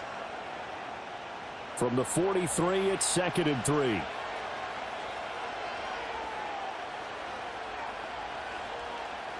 Now it's Nix. And it's knocked away and incomplete. One thing that offensive guys stress when they throw the deep ball, you're just counting on your receiver to find it, adjust before the defensive back can get his head around. In this case, though, the DB matched it move for move and knocked it away. The 8th play of the drive coming up. It's 3rd and 3. They'll stick with the passing game as he looks to throw. Pass taken in by his big tight end. And he will have a Broncos first down as they're able to get the 3rd down conversion. As an unbiased observer, I think it would have been interesting to see what they would have done if they hadn't gotten the first down there. But since they did, I guess the point is moot. Yeah, they were right there in that middle ground, field goal range, punt, go for it. But as you said, they picked it up. And with just 4 seconds left in this first half, a timeout call.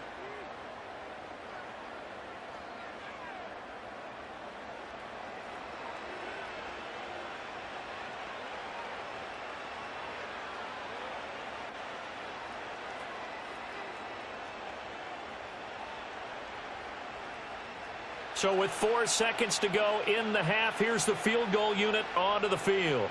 From the left hash, it's an even 50-yard attempt. The kick by Lutz is good. And the lead stretches to 6 here. It's 13-7. So they're able to end that drive with 3 points in this one-possession ball game. And ideally, you want to end every drive with points. Most quarterbacks would tell you, let's end it with a kick, right? A PAT, that's number 1. Field goal you'll take. Punts, you really don't want to do that. In this case, they'll take the field goal and get prepared for the rest of the game.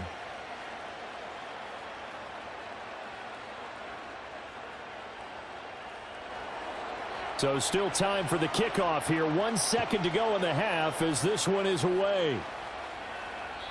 And no run back forthcoming, so this will come out to the 30.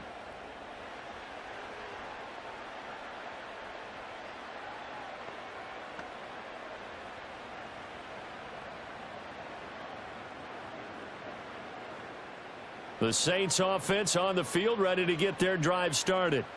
1 second, all that remains. The final shot here before half for Carr. Oh, the ball comes out on the hit, but they'll say it's incomplete. So we come upon halftime with the visiting Broncos taking the lead to the locker room. As we send you on over to Orlando for Jonathan Coachman in our EA Sports Halftime Report. Take it away, Coach.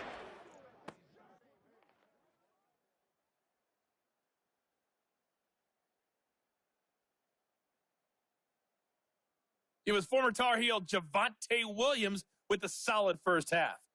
He wound up finding the end zone on a touchdown run to help give his guys the advantage here at the break. All right, Coach, thanks. Yeah, both teams likely to make some changes in what's been a closely fought battle to this point.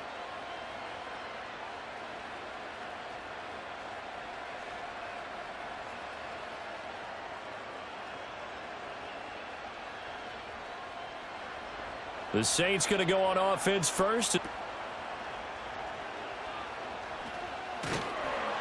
And he's up across the 25 and down at the 28. The Saints going to take over on offense to begin this third quarter. And they're still very much in this game, although they do trail. What's the game plan, Charles, for the second half? It might be a little counterintuitive because most people will think losing equals passing the ball more, but I'd establish the running game. They kind of went away from it in the first half. I think if they get back in balance, it'll help them when they put the ball back in the air. Carr going to lead the Saints up here 1st and 10 at their own 28-yard line. He'll start with a give to Kamara. He'll be hit down at the 33, 5 yards on the play. Well, they're hoping that the second half is better for him than the first half. They've got to find a way to get him going. He's a big part of their offense.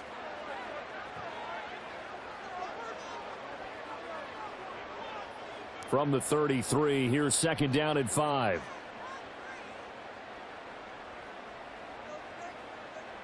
Throwing now is Carr. Drops this off to Kamara out of the backfield. And to the 42-yard line here and brought down there. 9 yards to pick up there, and it's a first down. Caught that look from you there, partner. I think we're on the same page on that one. Just his first catch. I think we both thought he'd be a little more active in the passing game. Let's see if that's the start of them trying to get the ball to him a little bit more here in the second half. Carr going to throw. Finding room at midfield. And he takes it across the 50 to the 46-yard line. 12 yards there, good for a Saints first down. A couple of first downs right in succession, and this is an offense that could really use a good drive, and they're off to a fast start here. So a 1st and 10 now in Denver territory at the 46. They'll pound it up the middle with Kamara. He's got it to the 43 here. I'd say they've got to find a way to get him going. He's such a big part of their offense. I wonder if they might throw it a little and come back to the run. Anything, because you're right. He's pretty much been completely neutralized. From the 43, here's second down and 7. They'll motion the tight end across the formation. Carr now to throw. Little short pass here to Hill. It'll be a gain of 5. And now 1 yard to go on third down. Let's not quibble about the gain there on second down. That was a positive play because that was a take-what-you-can-get situation. Got out to the tight end. Now it gives them a much better opportunity to convert on third down. So they just need 1 yard here to pick up the first down. Here's Kamara trying to run for it. And an excellent job of finding the opening as he's got this now all the way down to the 22. It'll be a Saints first down on a gain of 16 yards. Brandon, what were they thinking on defense there? That looked like they were playing for the pass. That was 3rd and short. Yeah, it was an easy pickup because they handed it to him. That was way too easy. Just looked like absolute confusion defensively. Not sure why they were in that set. Yeah, I'd say you ought to have a few men in the box there. The tight end in motion right. On play action. Now Carr. He'll find Shaheed out to the right. And he is into the end zone. Touchdown, New Orleans. A 22-yard touchdown grab. And the Saints are an extra point away now from moving out in front. And on this play, he just made a great route. The quarterback had to deliver it, sure, but a great route run there. And, Brandon, this is what the best receivers do. They work on their route running because it's one thing to have athletic ability, but to really get open, you have to set up defensive backs with different routes and be precise in your cuts. Here's Groupie for the PAT.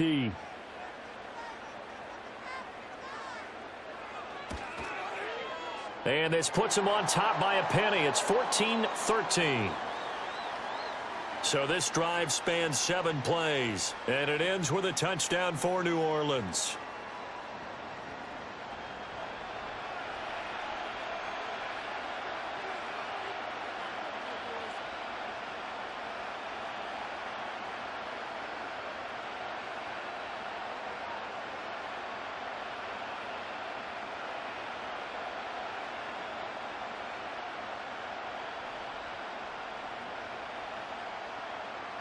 After the touchdown, here's Groupie to kick this one away.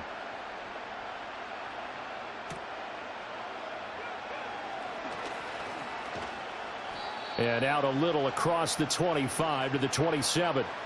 So now a look at the Broncos as they head back out there for their first possession of the second half. And, Charles, it feels like we're set up for a good second half here. Came out of the locker room, 1-score game. Now the lead has already changed hands. Well, this offense, they've got an opportunity right now to take that lead right back. Yeah, and it feels like you're going back and forth almost a little bit like a tennis match, right? And we're just, our heads just keep moving. Which side has it? Which side's going to score? How are they going to go out doing it? A little bit of a challenge for each side trying to match each other. They begin the drive with Williams. And he's going to take this ahead for right around 3 yards, but no more than that. Second down. They'd love to just strike back with a touchdown right here, and if it's a long play, so be it. But the main goal, get a couple of first downs, run some plays, run some clock, allow their defense to get a chance to catch their breath, settle down, and relax a little bit after they just gave up the score. Williams going to get it again on second down. And he'll be tackled just past the 35 at the 36. 70 yards for him on the ground now. He has been a tough man to bring down all night. Not a ton of room available on that one, but he made use of what space was available and gained decent yardage.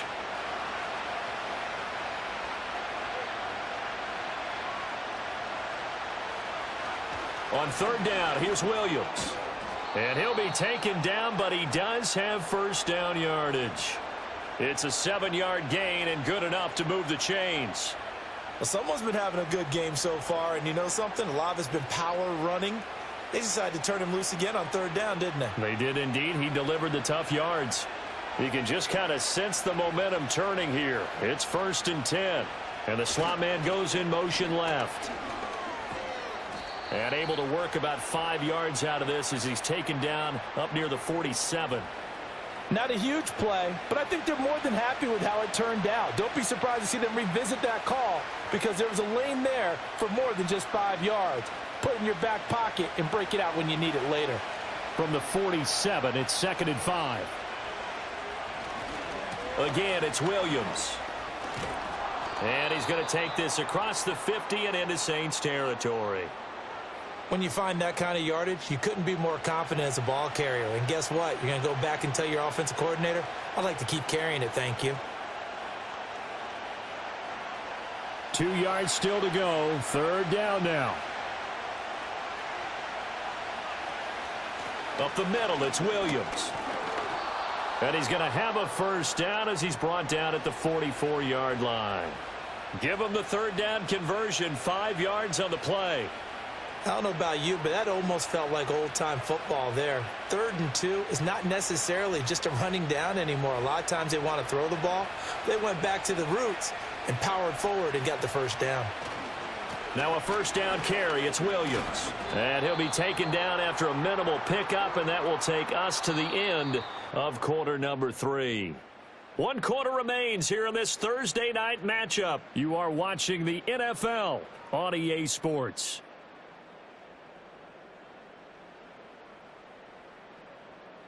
Back now here live in New Orleans. This one's still anybody's ball game. It's a 1-point difference here as we begin the 4th quarter of play.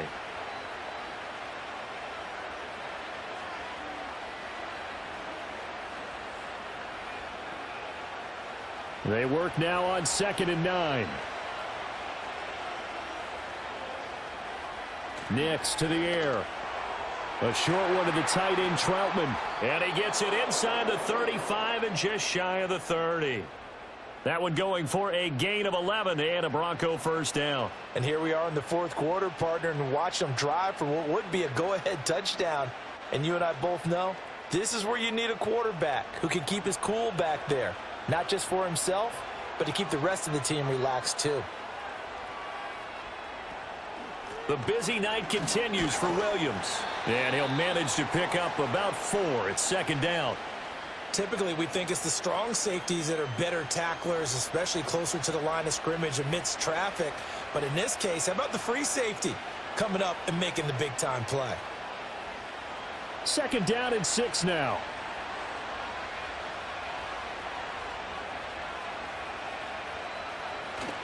Well, they'll run it here on the jet sweep. 7 yards there and a first down. Well, we've seen running backs in today's NFL get involved in the passing game. Maybe it's about time more receivers like that get involved in the running game. And that is something we are seeing more and more in this league, no question about it. That wasn't the biggest of gains, but it was enough to get them a first down. And it continues to test the defense. They have to think on every play about who might end up. And he can't find anywhere to go with it, and he goes down. Wreaking havoc was Nathan Shepard, the D tackle. And you hate to say it with a rookie quarterback. He's done some good things, but overall, Looked a little bit overwhelmed back there, hasn't he? He certainly has. But in his defense, he hadn't had a lot of time to throw the football. You like the way I said that? In his defense. In his defense. I got it. You see what I did there? Yeah, he needs better protection, that's for sure. He'll get only 3 there, so it leaves him with a 3rd and 7 ahead. He decided to run a hitch route. It really helps to have a guy who can turn it loose. And, boy, he rifled one in there on that one. Not much run after catch, but it worked really well. Now this drive, they're 2 for 2 on 3rd down conversions, but they need 7 yards here. On play action, here's Nix. Oh, no, he lost the football.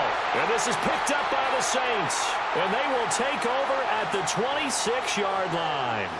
And they had it there so close to the goal line, a chance to take it across, claim the lead here in the 4th. Boy, that was a big, big mistake. It really was, and as much as I want to give credit to the defense for making a play, I do tend to agree with you. That mistake, that's a chance to go in and take the lead. I mean, you're in great shape, yet you don't take care of the football. But they'll be going over that like crazy in the upcoming weeks.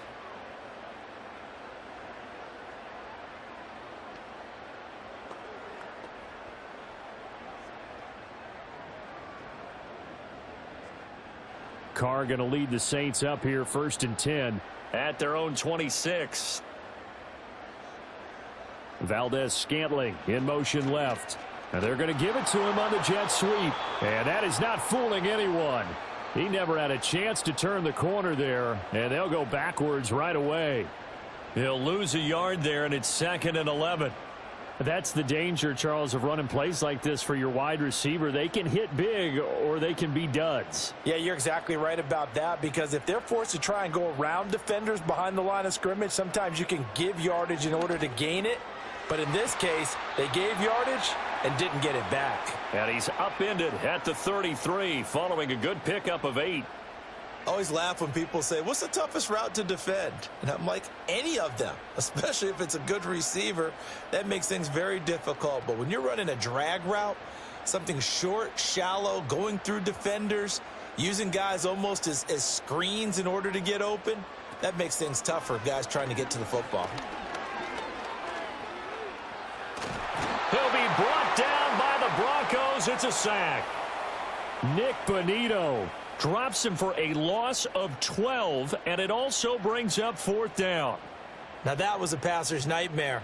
The front door totally shut down by the defense, so he kept going backwards, hoping to find another avenue of escape. It didn't exist.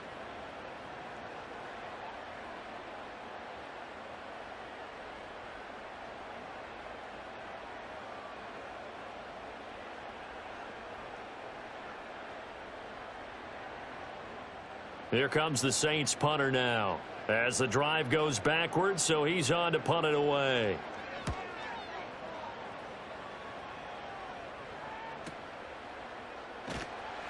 That'll be put in the books as a 53-yard punt. And out will come the offense as they take over. The Broncos offense and Javonte Williams head out for this next drive. And he has put in a full game's work and then some. Just an incredible performance on the ground to this point in the 4th quarter.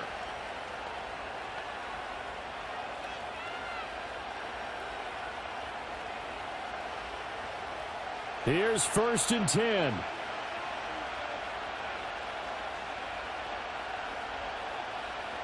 Here's Nix.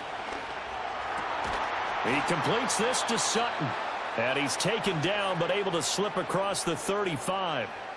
Tell you what, he's been able to put the ball in some tight spots all game long. That throw, no different. Yeah, a lot of people would call it a gutsy type of a throw. I think he looks at it as, I can do it, so it's not that big of a deal to me, and I'm going to keep firing. 4th quarter, 2 minutes on the clock in a tight 1-point game. So it's Bronco football as we get you reset here. They come up on a 1st and 10, desperately needing a score here on what could be their final drive. One thing that makes him so tough in these 2-minute drills, you got to take into consideration he's mobile. And that's a big plus for him, but he also has to be careful with that mobility. Sometimes getting rid of the ball and stopping the clock is more important than running around and maybe taking a sack. 2nd and 6 coming up. He's back to throw. He'll get this to his tight end, Troutman. just too many short underneath throws. They've got to get the ball downfield. And in a hurry.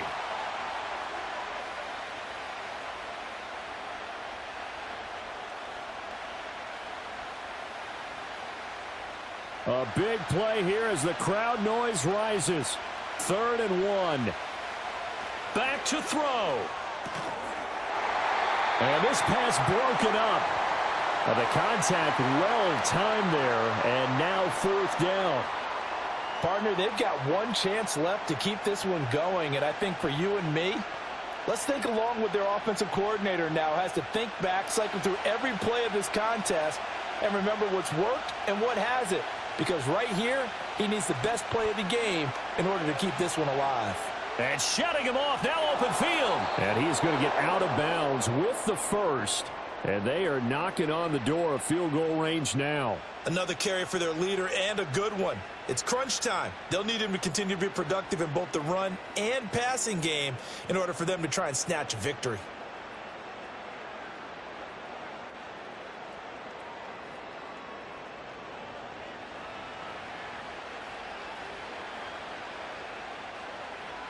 All 3 timeouts still at their disposal. Here's 1st and 10 now. They'll look to throw. And nowhere to fit that football in. It's knocked away and incomplete.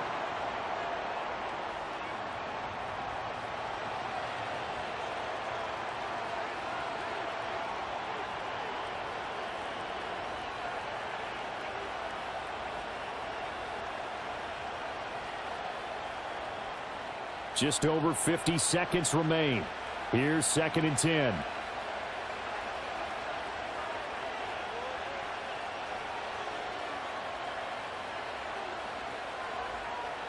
He'll look to throw. And a quick throw here, that's complete. Now the Broncos are going to call the first of their timeouts as they get the stoppage with just under 50 seconds remaining in the 4th.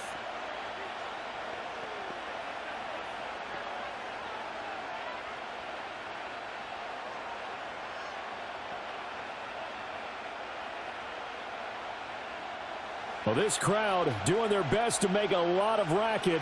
It's 3rd and 5. They go back to the ground with Williams. And this will not be enough. On 3rd and 5, he only gets 3. The Saints going to call the first of their timeouts. That'll leave them with 2 remaining. We'll be back after this.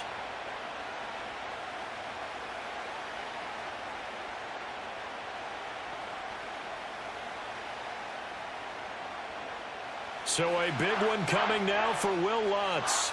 This to take the lead here in the final minute. The kick by Lutz is good. And the sideline celebrates as they have taken the lead in the final minute.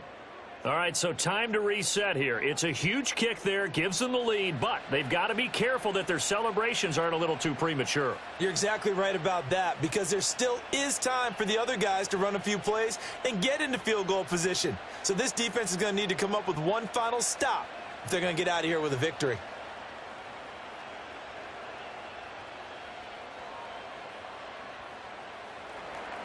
Following the made field goal, Lutz to kick it away.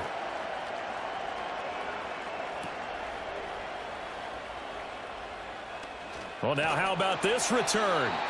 And good starting field position. He'll get this one all the way up to about the 35-yard line.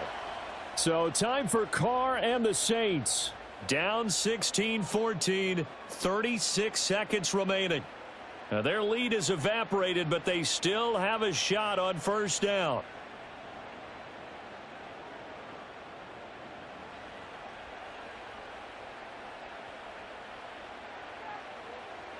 Carr to throw. He's got his target. It's Olave. And he goes out right around the 39.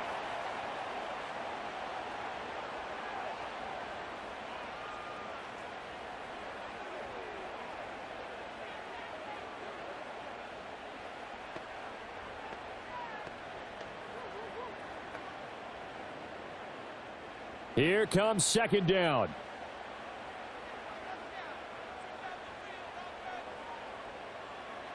Carr. This one to the right, caught by Valdez-Scantling. Now we'll get a quick timeout called by New Orleans, number 2, as they stop it with 28 seconds to go in this football game.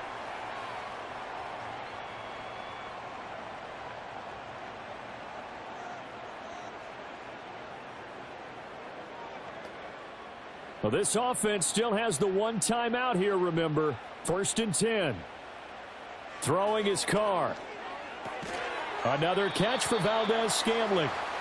Now the Saints will use their 3rd and final timeout. And as the two teams talk it over on their respective sidelines, we take a break.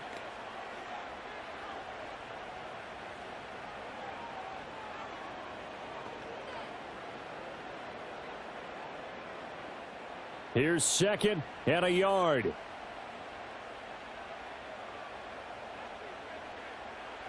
Now Carr. The throw here right sideline falls incomplete. But still need one completion for field goal range. And just think about what they're going over in the huddle right now. Make the catch, get out of bounds. That's going to be tough to do. So make the catch, get up to the line of scrimmage, and clock it to have one last shot. Here now, 3rd down.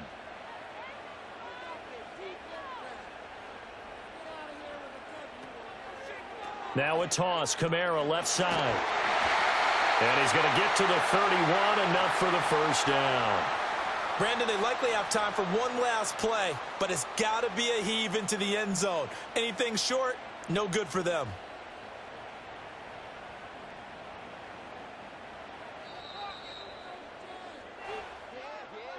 Down to the final play. That's where we win in this one, a dramatic finish. And I know that the field goal was going to be pretty long, but to not kick the field goal, at least take the chance to win there with 3, what did you think, partner? You know that in pregame, as he warms up, the kicker gets with the special teams coach, and they figure out a number in both directions, all right, versus wind, no wind, if it's a possibility, whatever it is, and they give a number to the head coach. This is where I'm good from.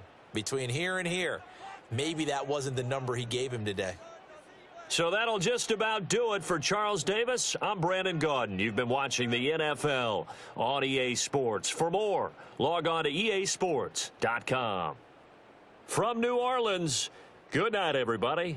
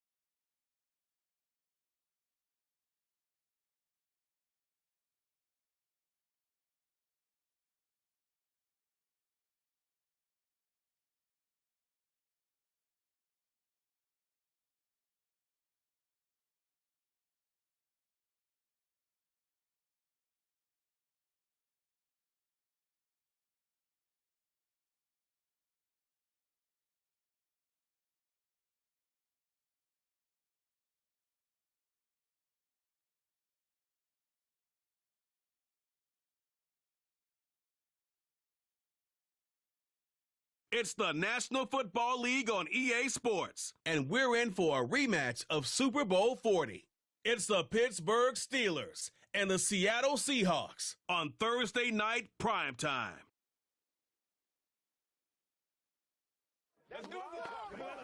We are in the Pacific Northwest as we get set for football at Lumen Field here in the Soto District of Seattle. Brandon Gaudin alongside Charles Davis. And before kickoff, Charles, quickly your keys to the game. Well, partner, I could give you the standard ones, turnovers, special teams play. But here's one that doesn't get talked about much anymore, and that's time of possession. Whoever controls the football, gives their defense a break, and takes care of business, that's the team that's going to win this ball game.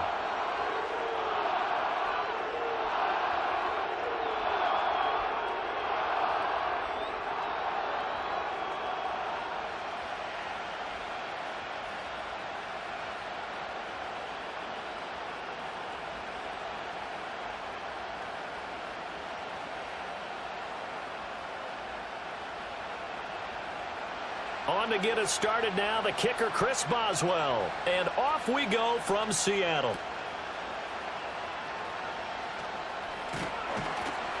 And able to take it past the 25 and up to the 28-yard line. So out come the Seahawks now for their first possession. And they're led out by their mobile quarterback out of West Virginia. It's Geno Smith. I still remember back in 2013 when he was drafted out of West Virginia. He was coming off of back-to-back 4,000-yard seasons for the Mountaineers. Hadn't seen as much game time in recent years, but at one point, a capable starter in the NFL.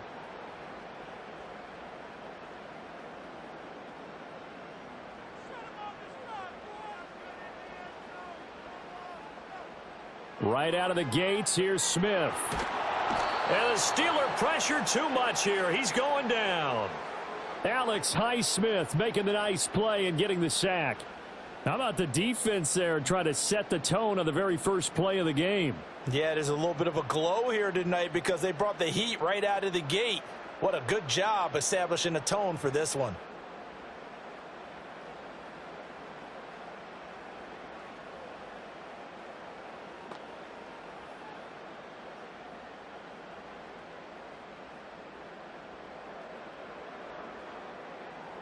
Got to hope that's not a sign of things to come as they face an early second and long. Throwing is Smith. That's going to be knocked away and incomplete. I know conventional wisdom says, hey, don't get it all back in one play. But sometimes you go ahead and try to. They tried to get it all back on that one. Weren't able to do so. And I don't think this is the script they had in mind for their opening drive. This is 3rd and long. Now Geno. Going for Metcalf on the deep ball. And got his man complete. Down the sideline he goes. And all the way in. Touchdown Seattle. DK Metcalf. 84 yards. And the Seahawks need just 3 plays to go down and take the early lead. Well, they said that they wanted to get him involved early, and what a way to cap their opening drive, Charles. We know he's one of the fastest receivers in the NFL, and he showcased it on that play. And when you have a guy like that, you want to make sure the defense sees him early, right? You want to see how they're going to adjust, how they're going to try and guard him, because they can't replicate his speed in practice unless they've got one of the few guys who are as fast as he is. And all it took was one drive. He burned them, and I don't think it's the last time they call his number in this one. Extra point up and through by Myers. And that makes the score 7-0.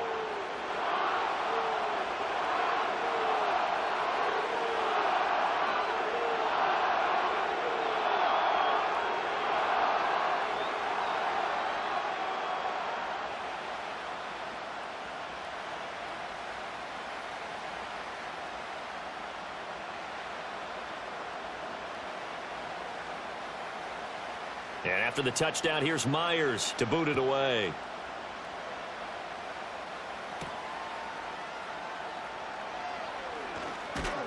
And a nice return sets him up pretty good here right at the 30-yard line. So the Steelers offense getting set for their first drive. They'll be led out by a familiar face, a man with 9 Pro Bowls in 10 seasons as the Seahawks' all-time leading passer, Russell Wilson.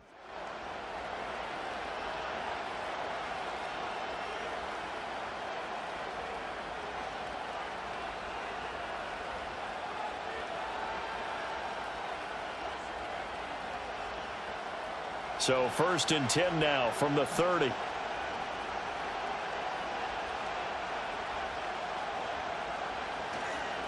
They turn to Harris to begin the drive. And he's brought down at the 34. Call it a gain of 4. I feel like I could see what he was thinking on that carry. Wanted to follow that big tackle through the hole. Ended up only getting 4 yards on the carry. I think he had designs on that one being bigger. Line of scrimmage, the 24. This is 2nd and 6. Now Wilson.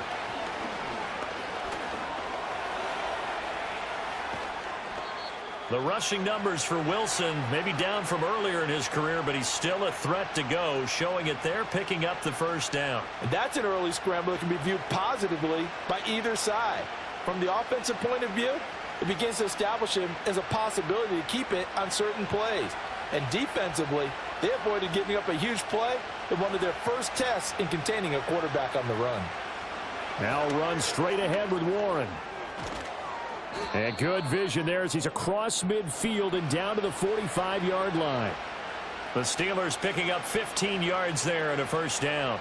Absolutely love the run right there. This guy's known for his quickness, but also for his speed. He's able to get to the second level almost before you blink if you give him any type of blocking. Always talk about slot receivers, and they're usually known as quicker than fast. In this case, we've got a guy who's quick and fast, and he used it to great advantage. And the timing a bit off that time as that one falls to the ground. Offense was moving it a little bit, had them back on their heels, but they earned a brief pause by forcing the incompletion. That gives them a quick chance to regroup and try and mount a stand before they're backed up even further. Here's 2nd and 10.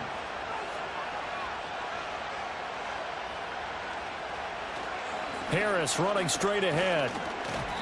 5 yards. Now it's 3rd and 5.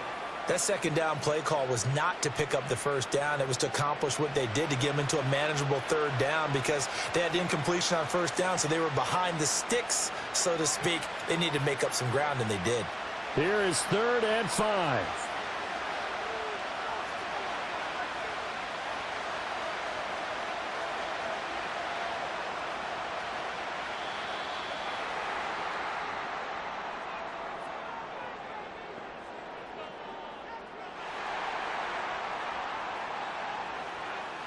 And they'll accept that penalty.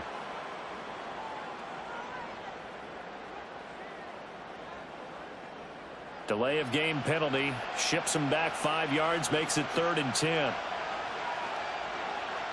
Here's Wilson to throw. He's got his target. That's complete. And that'll wind up moving the chains again as the tackle's going to be made at the Seahawks' 22-yard line. That 3rd down conversion good for 23. We often hear the phrase sure-handed tight ends, and he certainly fits into that category. Plus, he's got a quarterback who knows to look his way when they need a big pickup. And on this play, he finds him for the first down.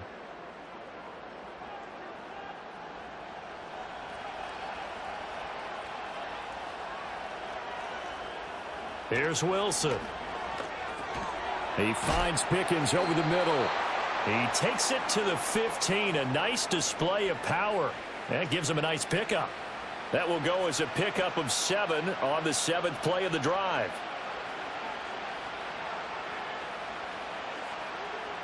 Here's 2nd and 3.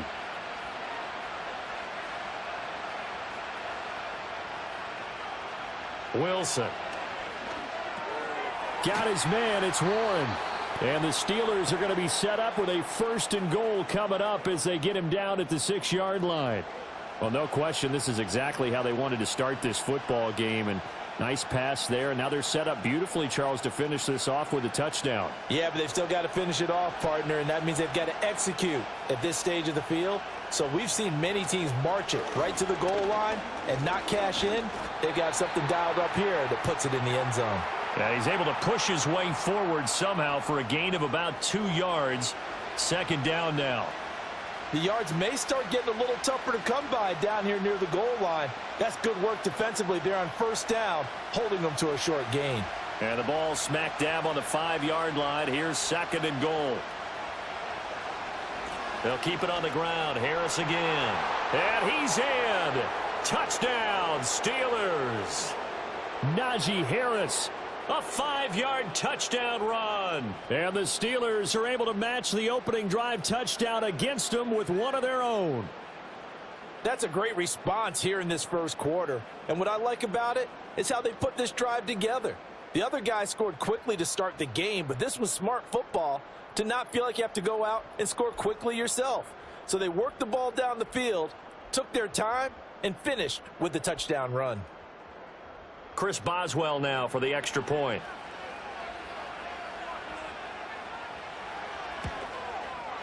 It's up and good. So these teams match touchdowns here in the first quarter, and we're tied 7-7. So that one a pretty time-consuming 10-play drive. And it was Najee Harris who finished it off with a touchdown run.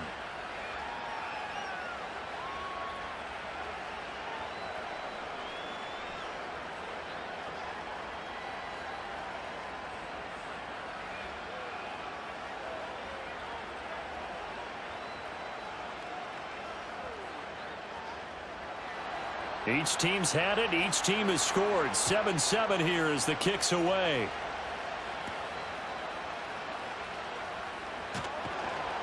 And he'll take it up past the 25 to the 26-yard line.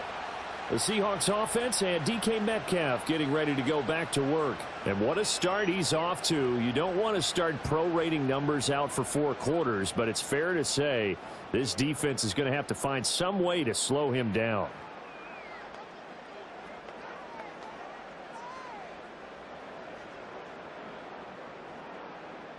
Coming to the line here to begin their next drive, the Seahawks offense. So both of these teams, Charles, coming off touchdowns now, but this offense, they just had to stand on the sideline, watch their opponent author a really impressive drive to reach the end zone. Yeah, and I think you're not telling yourself the truth if you don't think there's some one-upsmanship going on right now, because they just had their touchdown answered by a drive of double-digit plays that also found the end zone. Now they want to do something even more impressive to answer that one.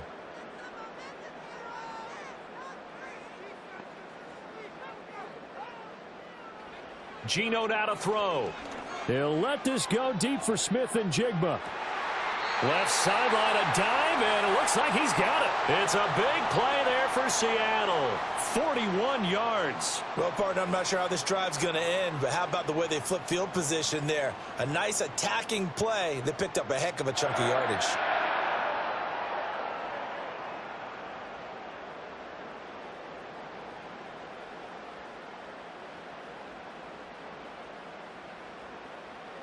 Operating out of Steeler territory now. Here's 1st and 10. Down at the 33. They'll run. It's Kenneth Walker. And he sneaks his way forward only for a couple here. 2nd down. Well, any lane that might have been open there was closed pretty quickly, and that was because the defensive front, they won that battle at the point of attack at the line of scrimmage. They used great leverage, held their spot, and stacked him up.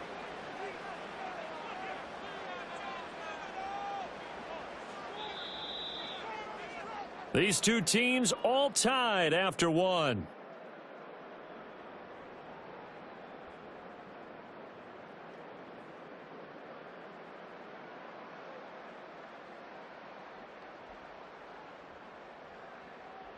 Second quarter now from Seattle, and it is the Seahawks with the football here.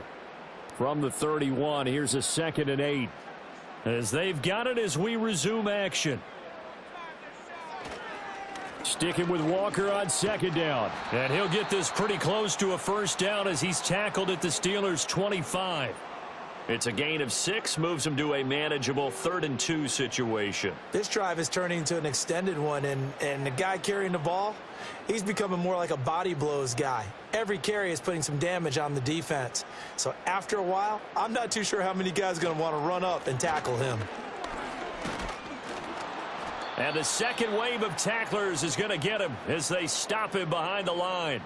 He lost 2, and it brings up 4th. Yeah, and that was a safety that came through and made the play. But there's no doubt in my mind, he hits like a linebacker, and we see a lot of that in today's NFL, don't we? And that time we do indeed. A big hit for a loss.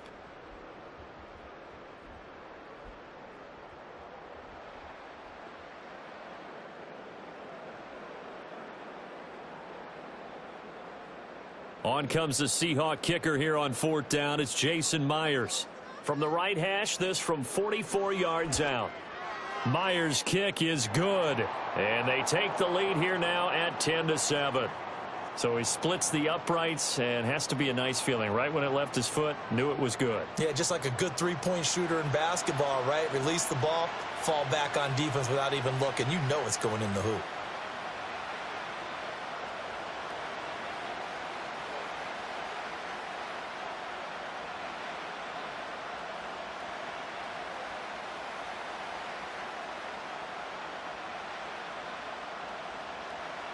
Myers now converted on the field goal try. Now he's on to kick it away.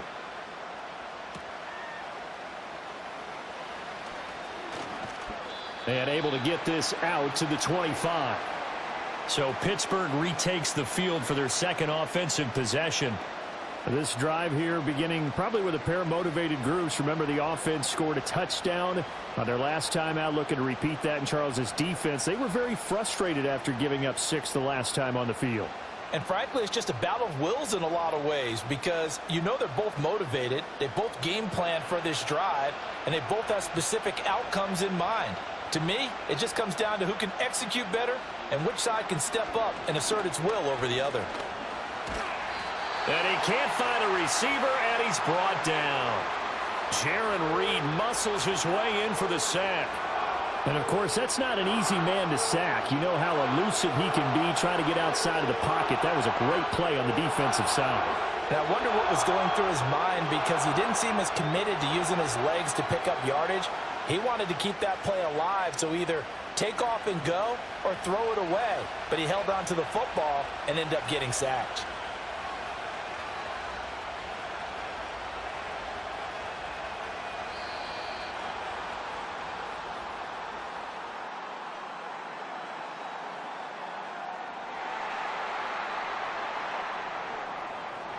So they'll go ahead and accept the penalty.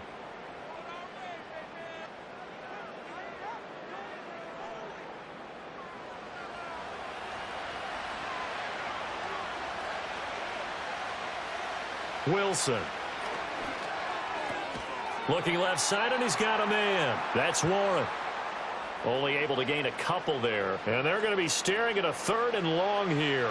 And that's a good job there by the corner. We do talk about this a lot, that a lot of corners see their job as simply covering receivers. Tackling isn't everyone's thing.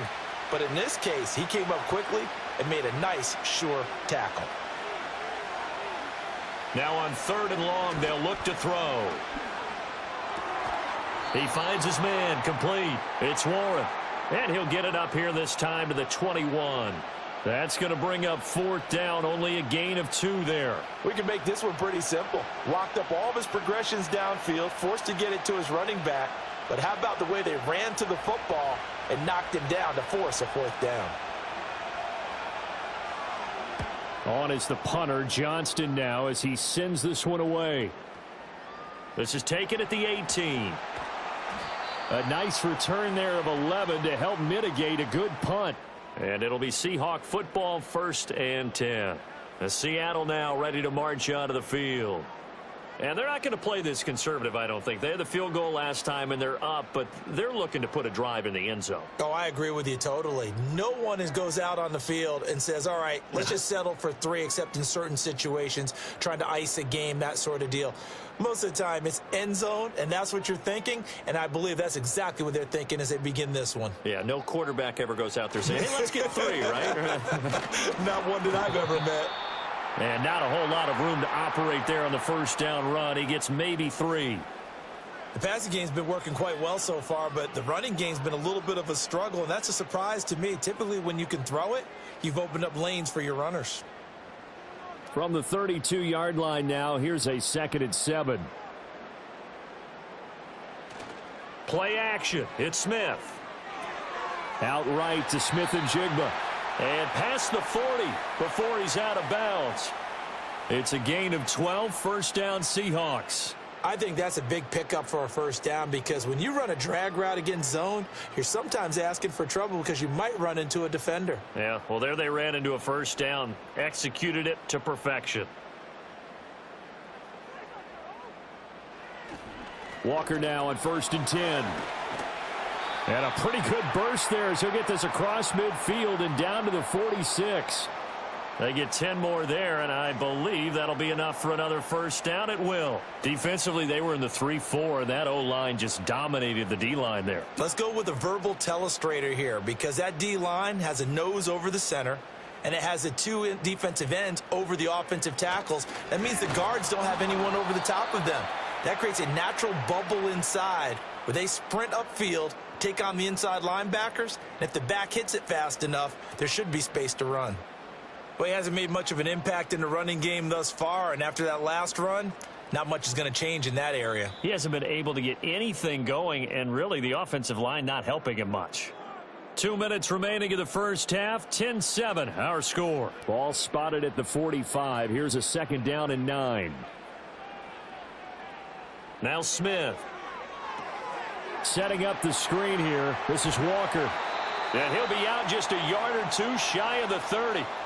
First down Seattle on a pickup of 13. So many times in my career I've heard coaches talk about completions are one thing, but as long as we're there at the catch and we get guys on the ground, we can live with that. But if you're going to give up 10, 12, 15 yards after the catch, then your defense is going to be in a lot of trouble. Now it's Smith. Catch is made by Metcalf.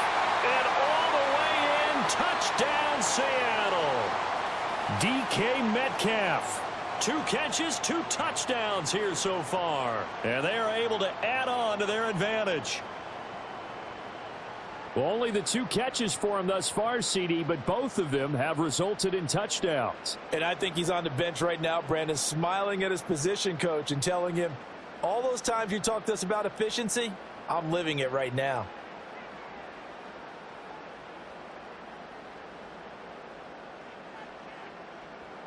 Now Myers for the extra point.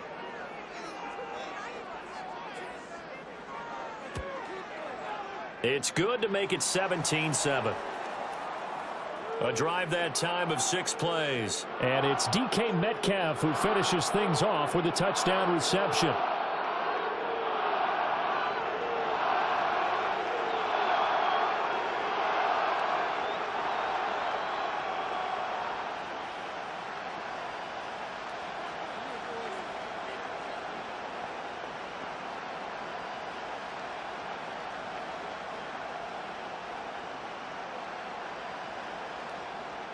And after the touchdown, here's Myers to boot it away.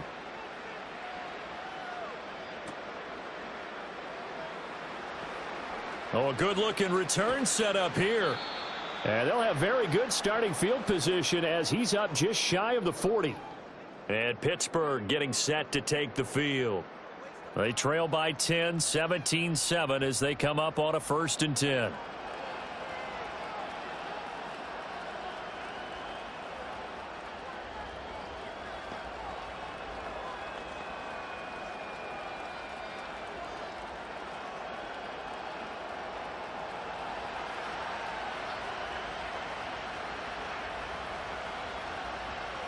Throwing is Wilson. Oh, going for Jefferson downfield. And he bats it away, and it falls down incomplete. Zone coverage there, and they were playing deep.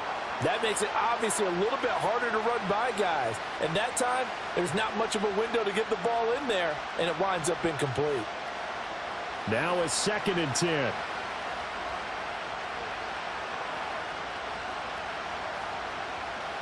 Now it's Wilson. Open man there is Darnell Washington. And he'll be taken down, but not before he gets into enemy territory. He's got his first catch here before halftime, and it goes for a 1st down. I got a kick out of that one, partner. You and I talk often about trying to hide receivers in certain situations, but a guy of his size, can't really hide him. But the tight end drag route, definitely an effective way to sneak him across the formation for an easy completion and a 1st down. And past the 35, he'll be dropped a yard or 2 shy of the 30. Another nice gain. That's now 30 yards between those last 2 plays. That's really good play design right there, and it's one that comes down to the offensive line.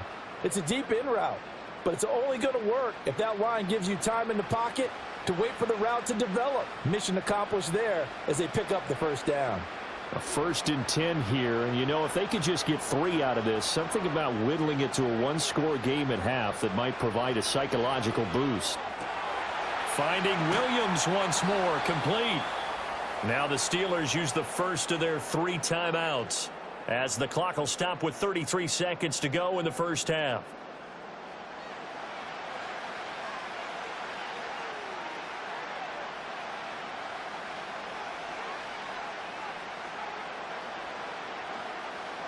First and goal, and they got to be thinking a chance to get right back into this football game. Now it's Wilson. And he'll take this beyond the line of scrimmage as he slides to a hole. Now the Steelers use the second of their 3 timeouts. So that means they're down to 1 remaining here as we head toward halftime.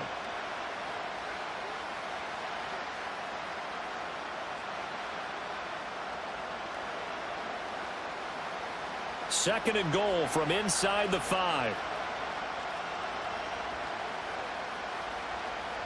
From the shotgun, Wilson. And he's going to take it in for a Steeler touchdown.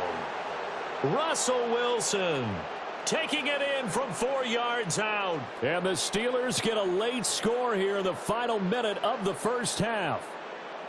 Hey, you're down on the scoreboard, but now your offense is in close, and this is where, as a quarterback, you say, I've got to make a play here. Doesn't matter whether it's a pinpoint throw or a scramble like this one. He takes matters into his own hands and delivers a touchdown run. Extra point now by Boswell.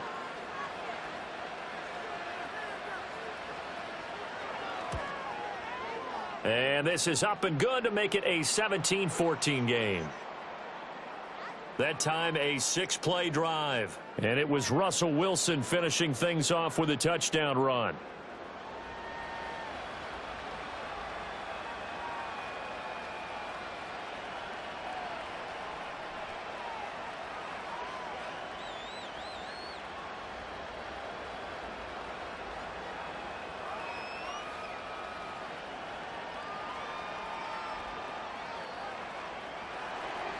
Boswell now to kick it away after the touchdown.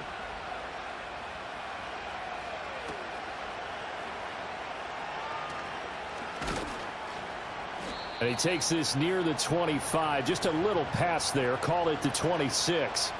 Well, the home team's offense and their wideout getting set to go once more. And it may be time for this defense to start throwing a second defender his way, because whatever they've done, it has not worked in this first half.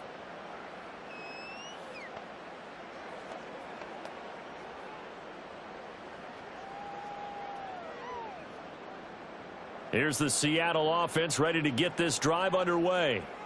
And they may just be content to take this 3-point lead and head into the locker room. And an anxious moment or two there, but they do get him down. Now the Seahawks going to use the first of their timeouts, as it'll come with 15 seconds to play in the first half.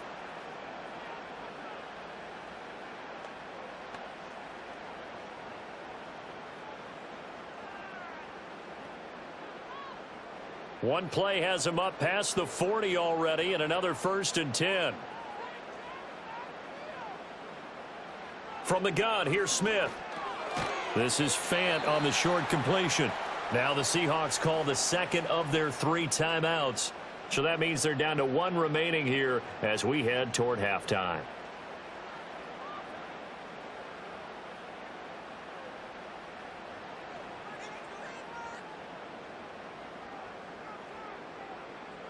Now a 2nd and 6.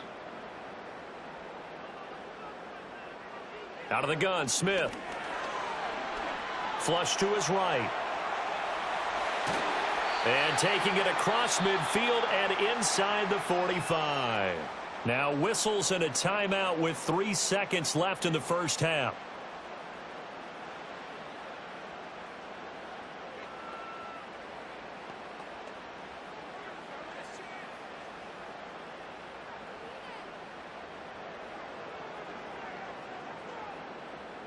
So 3 seconds here remain in the half. On is the field goal unit to see about getting 3 points. They spot it on the midfield stripe, so it is a 60-yard attempt here. Myers' kick is good, and that will do it for this first half. So we have reached halftime in what's a 6-point game at the break. As we'll send you eastward to Orlando, standing by with that EA Sports halftime report now is Jonathan Coachman. Take it away, Coach.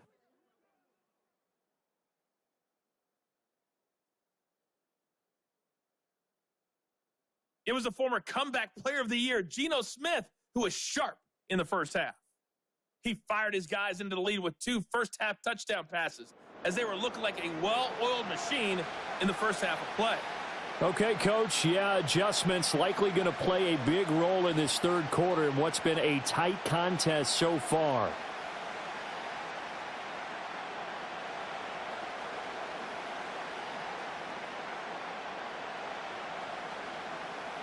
The Steelers going to get the football first here, trailing on the scoreboard as we are back underway on EA Sports.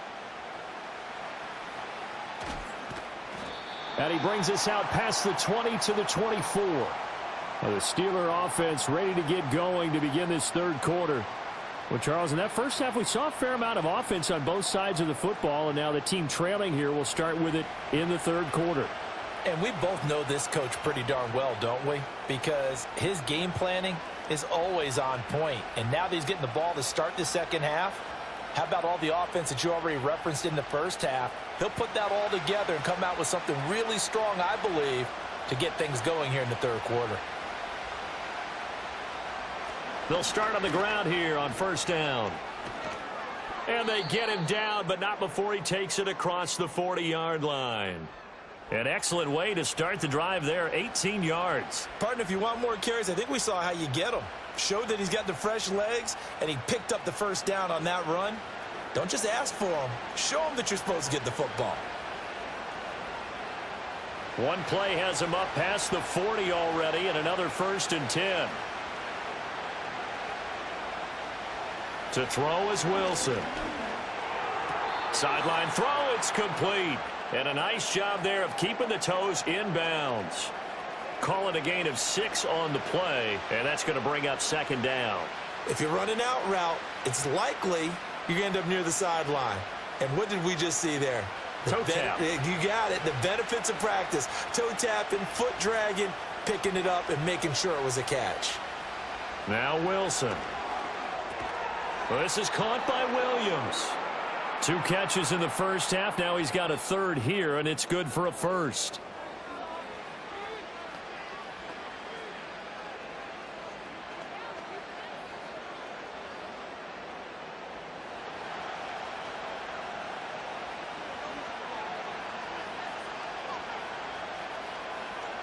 Here's Wilson.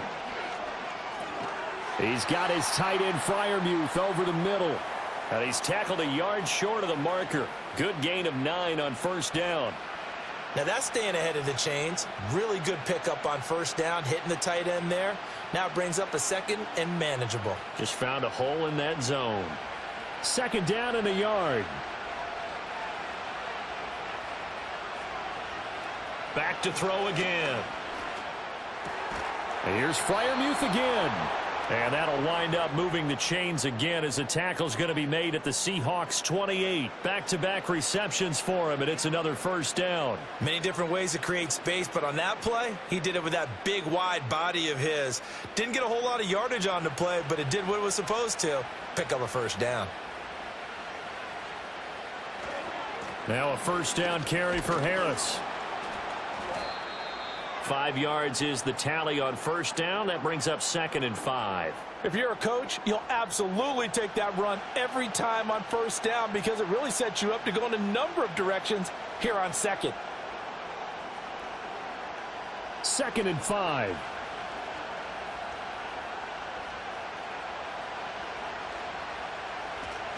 Now here's another carry for Harris. And he'll get it down this time to the 17.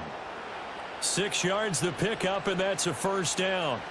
He hadn't had a ton of success here so far, but you get the feeling that he might be on the verge of popping one. Yeah, even on that one, there was a little bit of a hole, but it closed there quickly at the end. So from the 17 now, here's a 1st and 10. Here's Wilson to throw. He's got his tight end Freiermuth right side. And he is out of bounds, getting it down to the 10. So the completion good for 7 there. And that'll bring up 2nd down. And there's a completion to the tight end. And look at the size of these players nowadays. At that spot, 6'4", 6'5", and up. A lot of guys used to be basketball players. Somehow came back to football. And that's really good for the game of football. You're getting better athleticism, great hand-eye coordination, guys who know how to control their bodies when they run their routes. Only a yard on the pickup there, and it'll bring up a 3rd down. You know that old expression, it's not my night?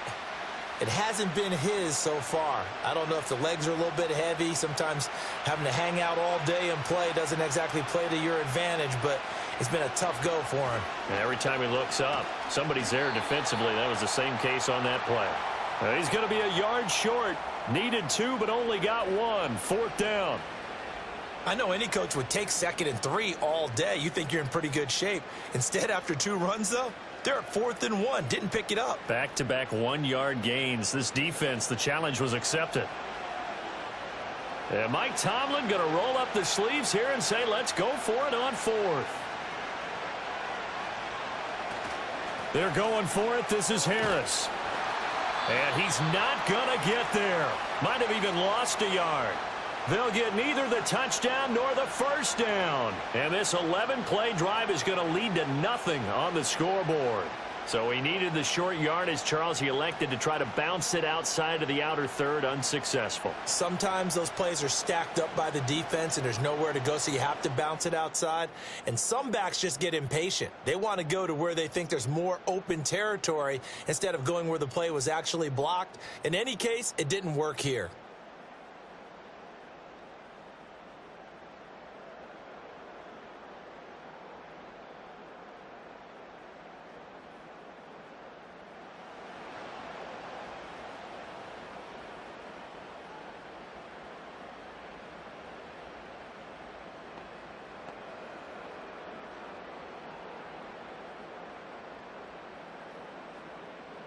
Coming to the line here to begin their next drive, the Seahawks offense. Now a play fake, and it's Smith. And he's going to be brought down. Back at his own 6-yard line. Buried by multiple defenders on the drive's first play. I'm sure a lot of time was spent in the locker room, Charles, talking with his defense about setting a tone here in the third quarter when you're down on the scoreboard. A sack like that, maybe that can get them going. Yeah, you have to believe exactly what you just said, that they got together and said, let's be some change agents here. Let's go ahead and turn things around. Let's be the force that gets us going here in the second half and puts us in a position to find a way to win the game. They'll fake it. Now Smith. Oh, hit as he throws there, incomplete. The pressure really ratcheting up. They get the sack on first down, then a near sack. They got to him there just as it was leaving his hand. Yeah, they might need to change their pass protection scheme a little bit. Maybe bring another guy into the backfield to help protect the quarterback, because that was awfully close. An incomplete pass on that last play, and that means they'll need to come up with something here on third down. Now Geno. They'll let this go deep for Smith and Jigba. Well, this is taken in. It's complete. And all the way down to the 35. It's a big play there for Seattle. 59 yards. Boy, this has just been an offensive clinic. It's seemingly been one big play after another, and add this one on to the list. When you can bite off more than half the field on one play, things are definitely working in your favor. So how about this for a change in field position? From inside the 10, here's first down on the other side of the field. Straight ahead, Walker. And maybe a little over pursuit there as he's able to take this down to the 25-yard line. 1 quarter remains here in this Thursday night matchup. We'll return with more after this. You're watching the NFL on EA Sports.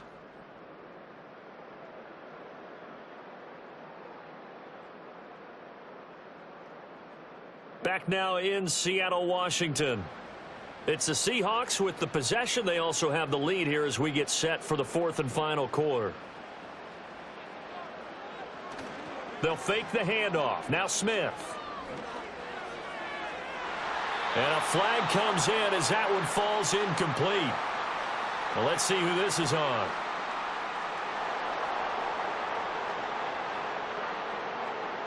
Well, every lineman knows the rule. You only get a 1-yard buffer beyond that line of scrimmage, and then the flag is thrown, and he got tagged for it there.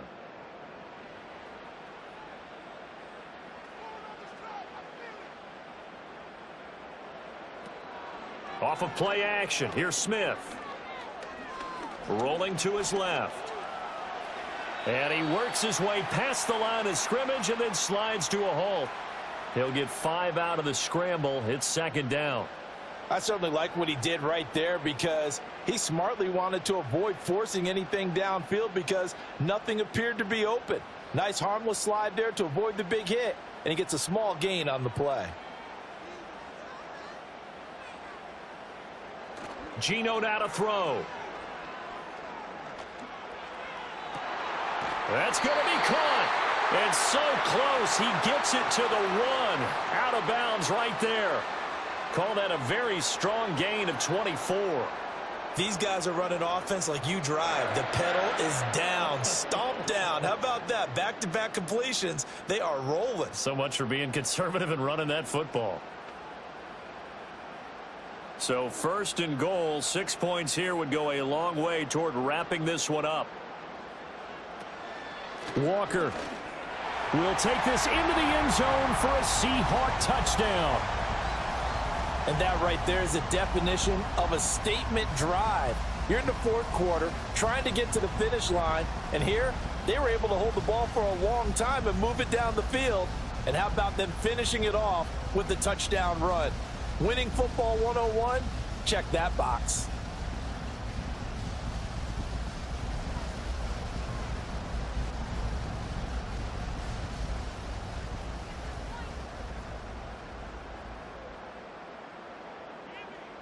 The Seahawks offense staying put out on the field. They're going to go for 2.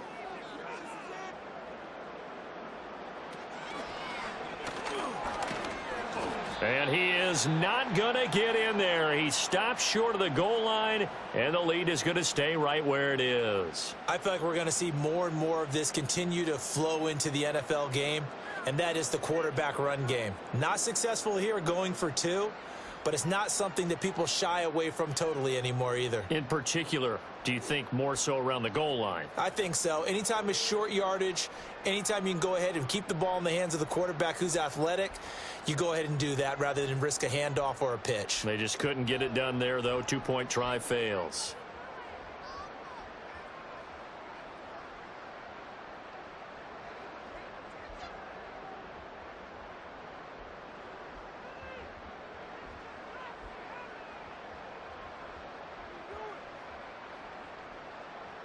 And after the touchdown, here's Myers to boot it away.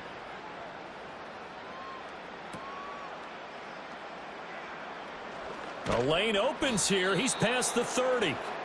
Pittsburgh's offense now heading back out onto the field. And you figure after giving up that last touchdown, they trail by 2 scores here in the fourth quarter. This drive becomes very critical.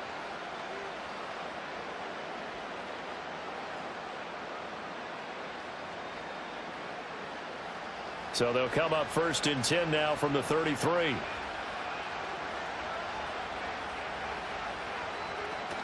They'll start on the ground with Harris. And he slips up past the 45 before being tackled. 43 yards rushing for him now on what was his 10th carry of the ball game. We'll definitely see some open running lanes, and he's taking advantage of it right now, but that shouldn't be a surprise. Defense has the lead. They're playing for the pass first. So one play, and they're already just shy of midfield.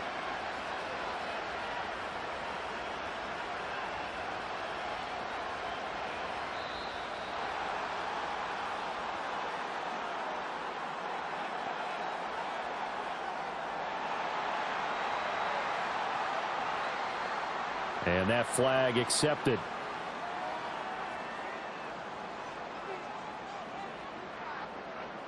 Now they need 15 yards on this series after the delay of game. 1st and 15. Here's Wilson.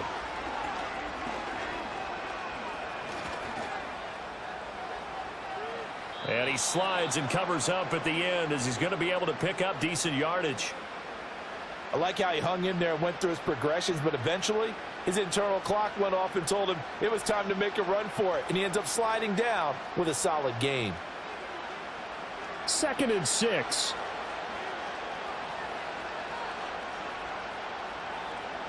Out of the gun, here's Wilson. A short one there to Freiermuth. And Freiermuth going to have a Steelers first down as he'll get this down to the 40. That'll go as a pickup of 8.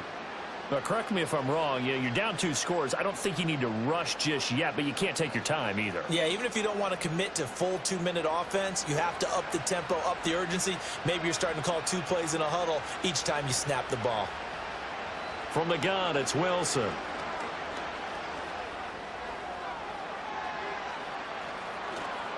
And smartly going into the slide there, Wilson has enough for the first.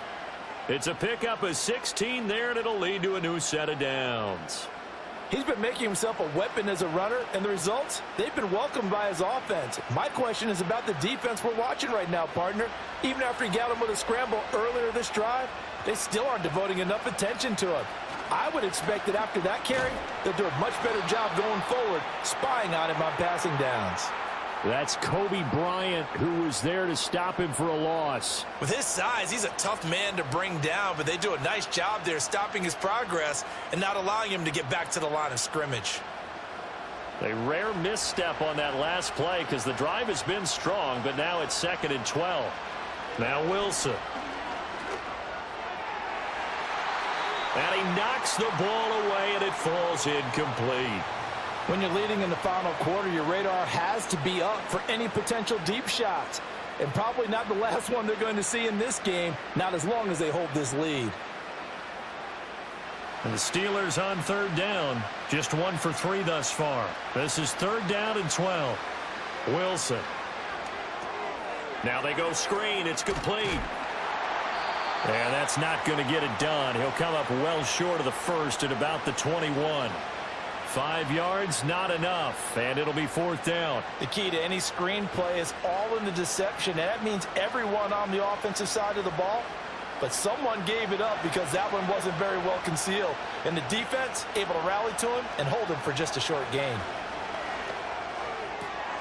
Got his man. It's caught for a Steelers touchdown.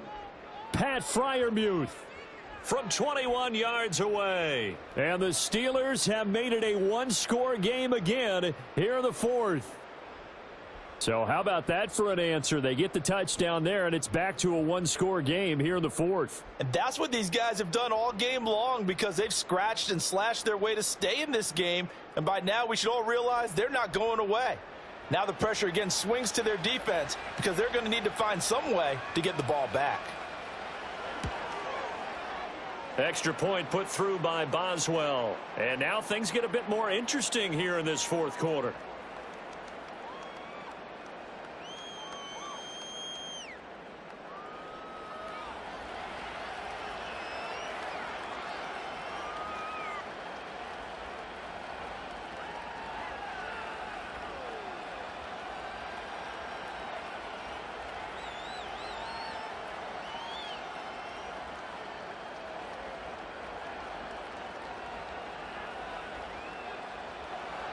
Boswell now to kick it away after the touchdown.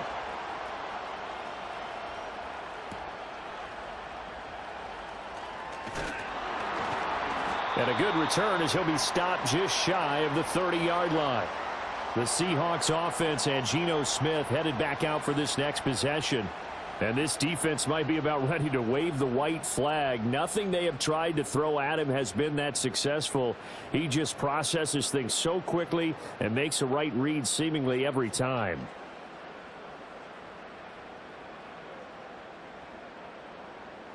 Here's the Seattle offense ready to get this drive underway. Their lead back down to 1 score after the touchdown a moment ago. First down's a must on this drive as they start out here 1st and 10. And for the defense, this is a spot where you don't want to totally sell out to stop the run, but you do have a pretty good idea of what you're going to see. And that's good work right there to keep them in check on that 1st down carry.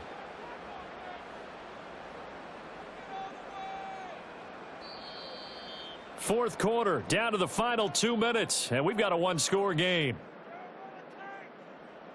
So it's Seahawk football as we march toward a conclusion.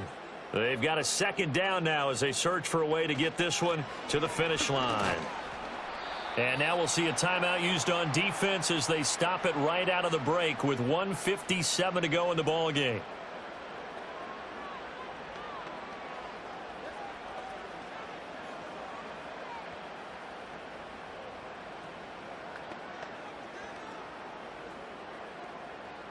Now, this is a big third down, and you'd have to think we'd see a timeout right away if they can't stop him here. Now Smith. This is Fant on the short completion. The Steelers signal for the second of their timeouts. That'll leave them with just one remaining in this fourth quarter of play.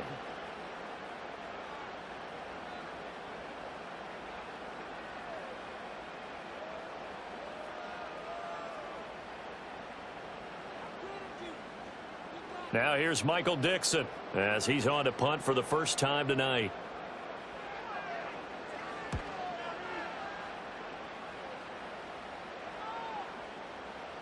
And this one hits at the one, continues on into the end zone for a touchback. So Russell Wilson in the offense. Down by 5. 1:45 to play. They need a touchdown. A field goal is worthless now as they come up on 1st and 10.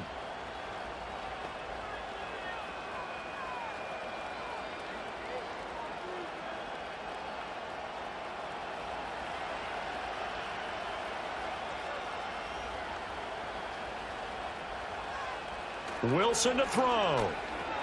He's got Pickens complete, and he'll be tackled at the 23 after a gain of 3.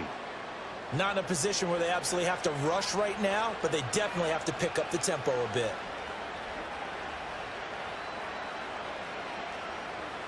Here's a 2nd and 7. Here's Wilson. That's to Freiermuth. And he's got it past the 30 before he's hit and dropped. Brandon, it's okay what they're doing right now. Still able to work the middle of the field, but you know sooner or later they're going to have to stop the clock. Just the one timeout remaining as they try to navigate this 2-minute drill. 1st and 10. And that's caught inside the 35.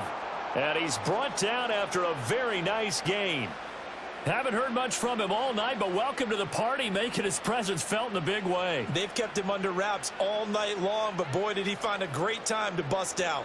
Here's 1st down. Now Wilson. That swung out wide to Harris. It didn't check off every box, but the most important one. Got the clock stopped, getting out of bounds. They may be a little short of the 1st down, but I thought that was the key.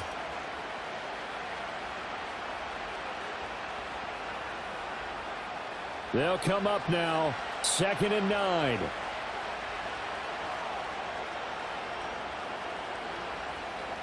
Throwing now is Wilson.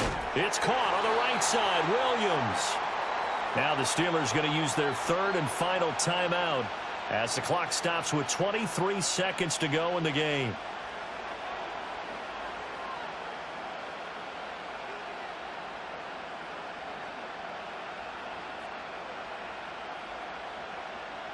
No tougher place to be in a spot like this than Seattle.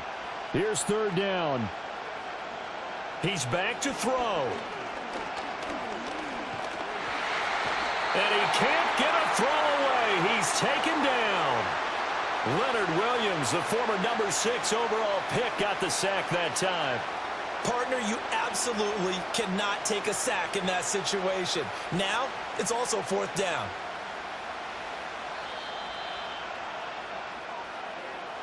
Well, it came down to the final play in such a close ballgame. What a game it was, but they can't get that last throw off. Good job by that defense to get in there for the sack to seal it. And for fans watching the game, a little bit anticlimactic, don't you think, partner? Not even able to get off one last throw to see how it would have turned out. Instead, pass rush got to him and ended it that way. So that'll do it for my partner, Charles Davis, and the best darn crew in the industry. I'm Brandon Gaudin. This has been a presentation of the NFL on EA Sports. It's a win for the Seahawks here as we say so long from Seattle.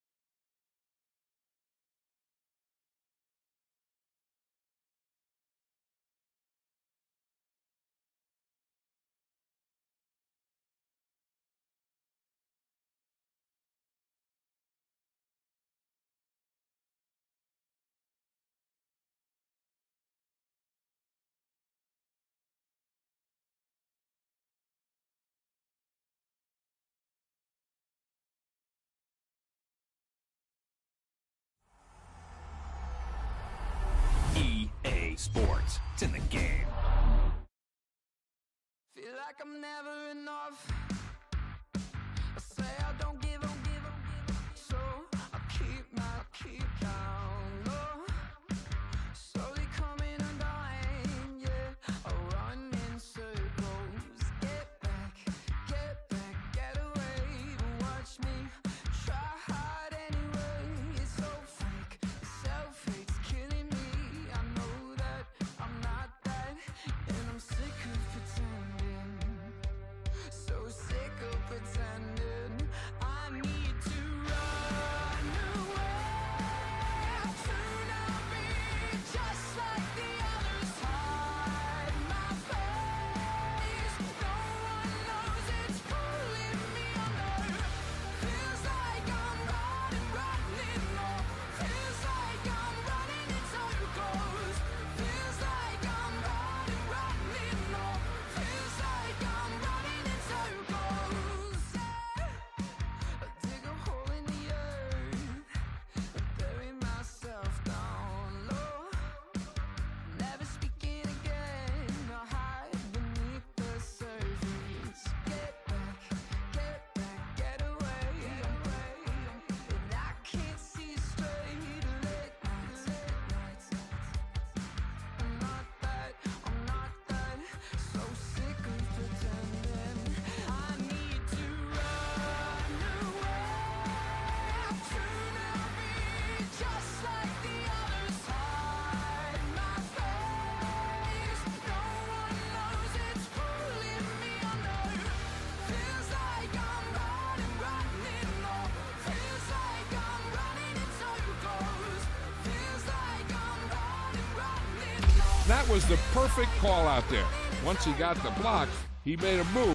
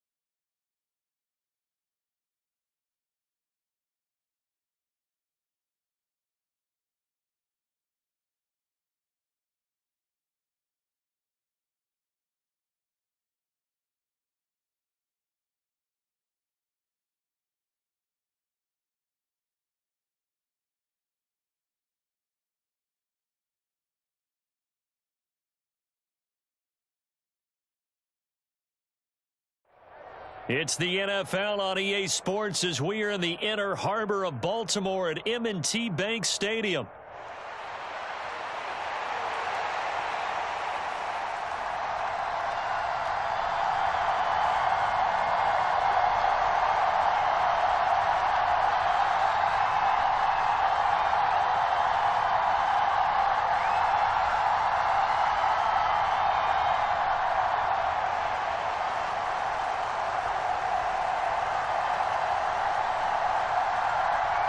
Justin Tucker set to boom this one away. And off we go from M&T Bank Stadium.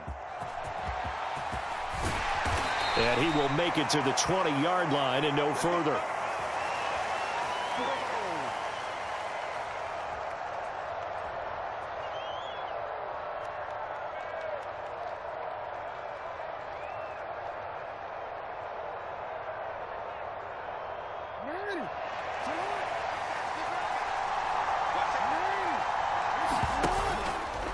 Now a first carry for Derrick Henry. And this will leave him a yard short. Nice pickup of 9 yards on first down. Well, you often say that sort of opens the playbook now, 2nd and short. What do you think, early shot here? I like where you're going. Obviously, we've been together for a while because you know me. I want to take that shot early and loosen things up.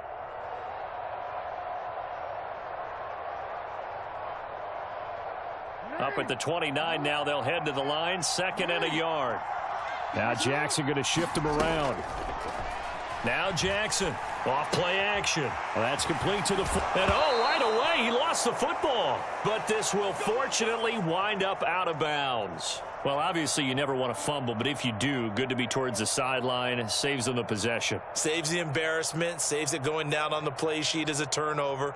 But I still think it should go to the defense, even if they don't recover it. If you give up the football, you gave up the football. Agree to disagree, I guess. Can you tell what I played? Yeah, you played defense. Yeah. I'll let you go. I took a shot. And that's going to be incomplete. Too tough to hold on to that one. It's 2nd down. My first thought is surprise because that's one of the better tight ends around, and I've seen him pull in balls like this before.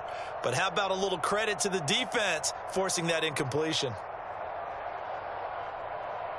Here's 2nd and 10. And now they'll shift things around. They go play action now. Jackson. Looking right side, and it's intercepted. Kyle Hamilton picks it. And the return this time will go out to the 42-yard line. Not something you see very often from a quarterback of his caliber, an opening drive interception. Oh, there's no doubt in my mind that even he's surprised at how that one played out. But we know this guy. It's not going to stop him from continuing to fire as this game goes along. Probably give a little nod of respect across the field for that one and let him know he'll be back the very next series.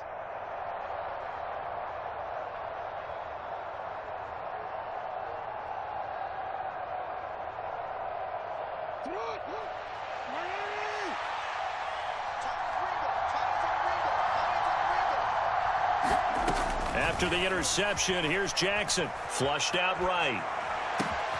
That's complete. It's Zay Flowers with it. And brought down, but not before they're inside the 25.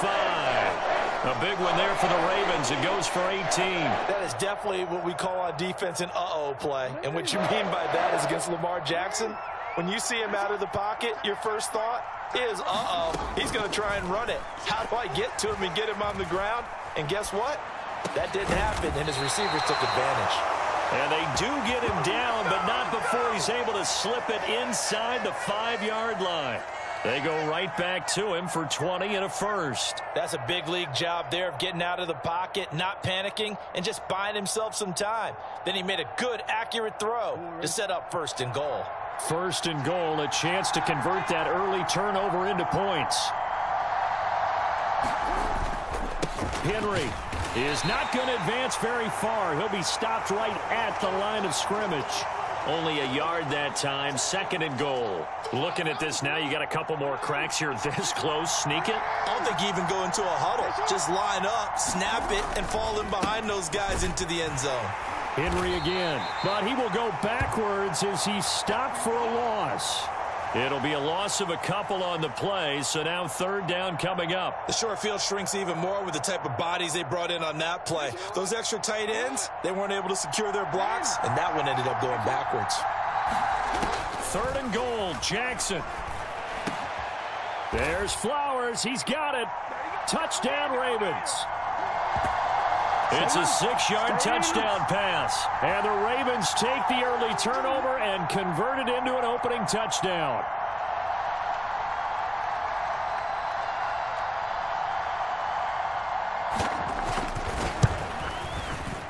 Tucker able to connect on the extra point, and it's now a 7-0 game.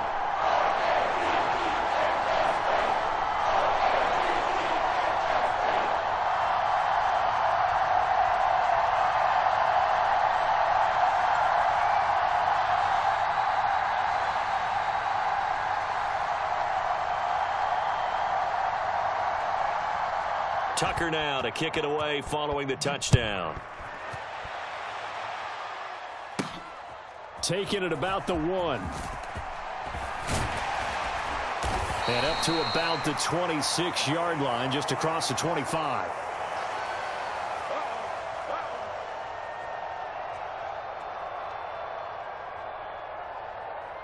The Raven offense set at the line for this next drive. They threw an interception the first time they had the football, wound up leading to a touchdown the other way. How do you approach drive number 2? Going back to your game plan coming in, everyone has matchups that they like better than others, where they think they have an advantage. Dial up some of those plays. Try and go to those spots and get your offense moving.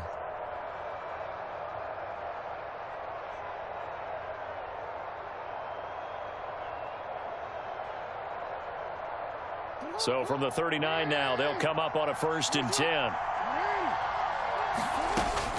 Play action. Now Jackson. Rush coming, and he's taken down. The veteran Kyle Van Noy.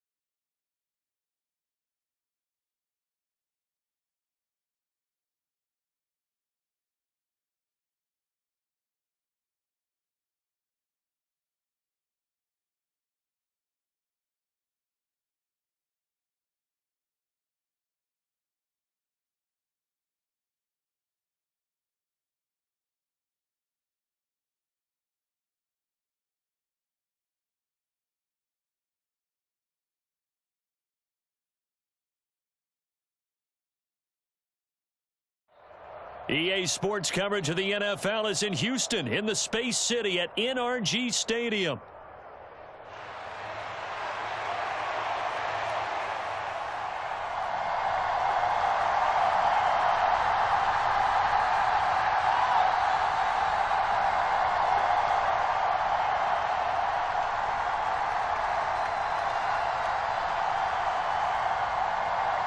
And we are underway from NRG Stadium in Houston. And the opening kickoff will not be returned, as that will be a touchback.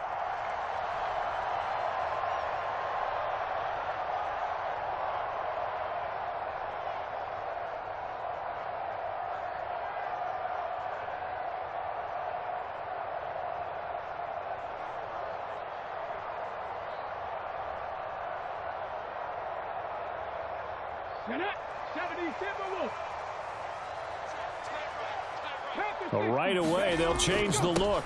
On the ground, this is Joe Mixon. And he's going to get a good gain of 9 here up to the 34. A nice run here early on. It doesn't take a great play caller to realize you want to establish a guy of his caliber with runs like this early, because they'll pay dividends as the game progresses. Maybe a good spot to take a shot. Here's 2nd and a yard from the 34. Stroud looking to change the play. Back to Mixon on 2nd down. And he'll be brought down right around the 37. 2 yards on the pickup, and that's all they needed to move the sticks. 2nd and 1 is often an invitation to take the big shot downfield. But I bet the offensive lineman said, "Are you kidding? We just get on our backs and let's go get the first down." They love being physical. Line of scrimmage, the 37 on 1st and 10. Now they'll change things up. Mixon with a 1st down carry. And he puts his head down and gets up to the 42 for a gain of about 6. A quick burst there, and he nicely bit off a pretty decent gain.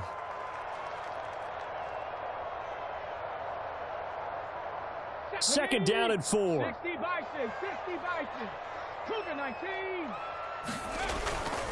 Again, it's Mixon.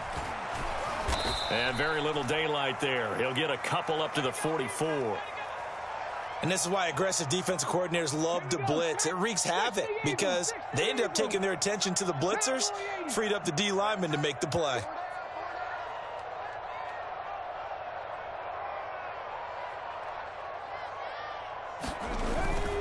Here's a fake on the jet sweep and a run up the middle with Mixon. And he is going to have a Texans 1st down. They needed 3. He doubled that. He got 6. They did tell us they wanted to establish the ground game early, didn't they? They did, and a small sample size that we've seen so far, but pretty good return. Yeah, you got to like that. They've strung together a couple of 1st downs, established what they wanted, the running game. And guess what? They also got their lead guy running it pretty well, too.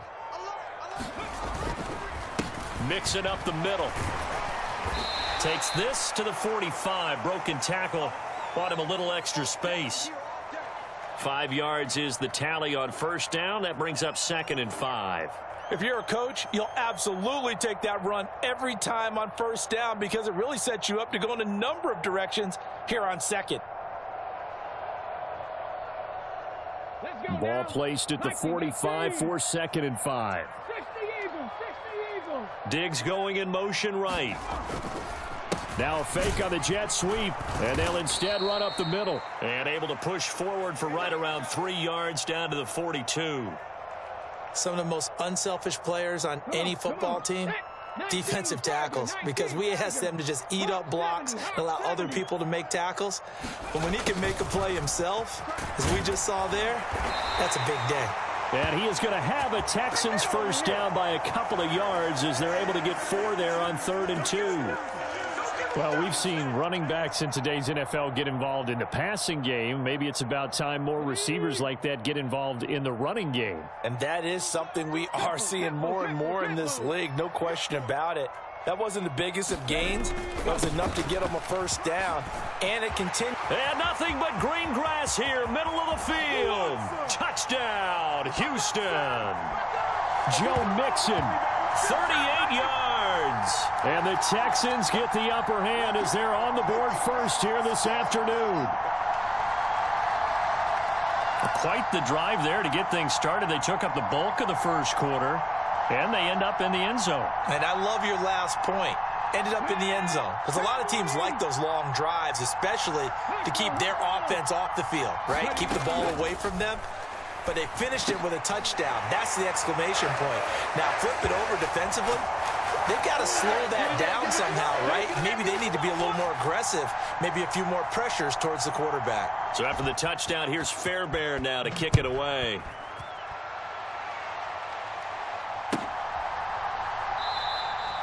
And the returner down to a knee, and this will come out to the 30-yard line.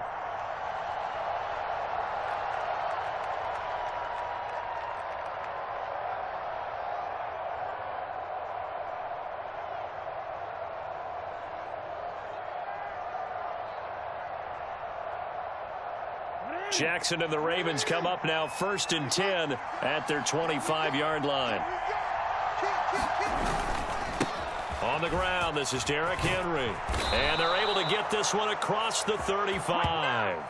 A gain of 11 to kick off the drive, and it's a quick first down.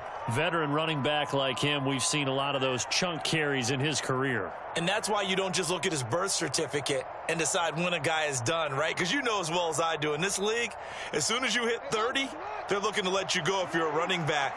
Sometimes there's a little tread left on the tires. They keep it with Henry on first down. He'll get a nice chunk there on the first down run, and it's 2nd and 4.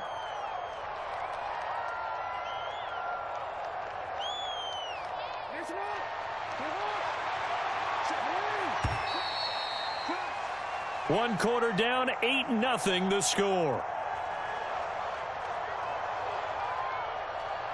Raven football here as we begin quarter number 2. As they've got it with a 2nd and 4 coming up.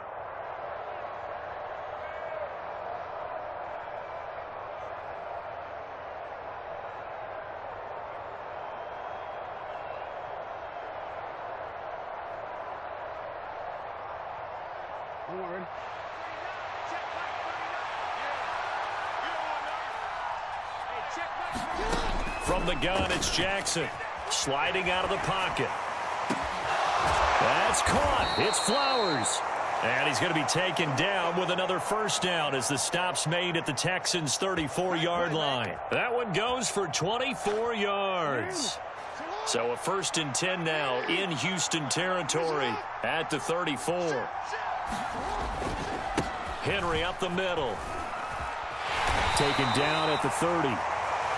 And that was a quality play to start a new set of downs. That was simply an offensive line winning the battle up front and winning in a big way and giving their guy in the backfield a nice lane to hit.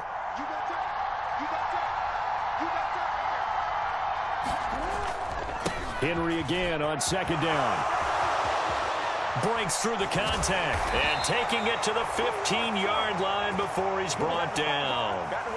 They get 14 on that one. That's good for a Baltimore first down. And that's the big fella's MO right there. Running through tackles, keeping the sticks moving forward.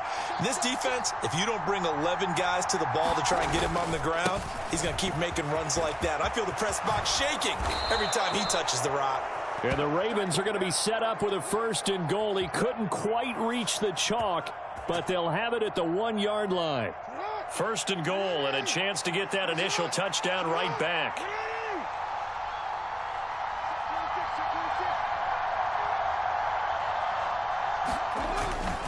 They'll try and run for it with Henry. And he will take it in for a Ravens touchdown. Derrick Henry taking it in from a yard out. And the Ravens have cut the lead back down to 2. So he had the nice run to get him down there, was stopped just short of the goal line, but they go right back to him, CD, and he delivers to finish the drive off. A little extra determination. And it'll be intercepted. It's interesting that when it comes to two-point conversions, even heavy run teams tend to throw the ball in these situations. In this case, this one was intercepted. Yeah, they weren't fooled. They were ready for the pass, picked it off. Boy, they're down only 1 score, still first half. But they're going to line up for the onside kick.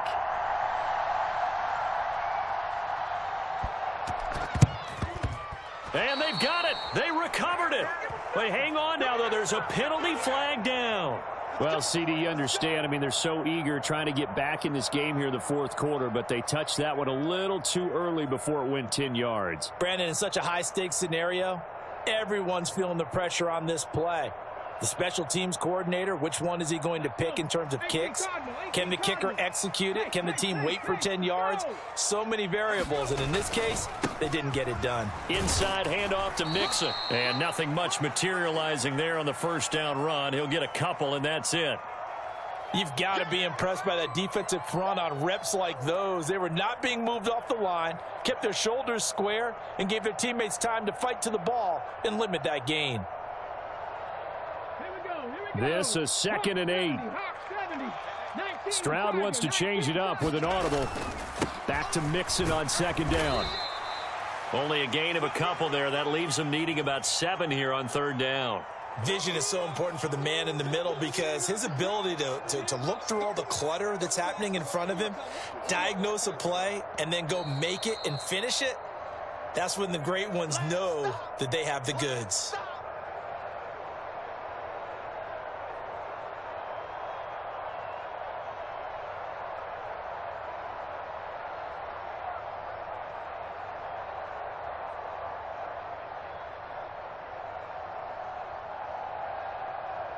And now on 3rd down, they'll need to get it to the 36 to pick up the first.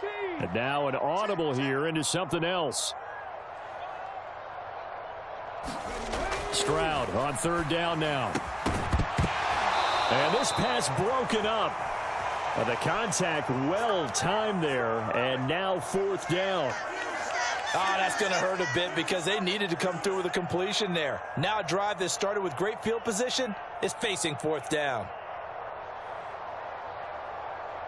So it looks like the offense isn't going anywhere. They're going to go for it on 4th and 7.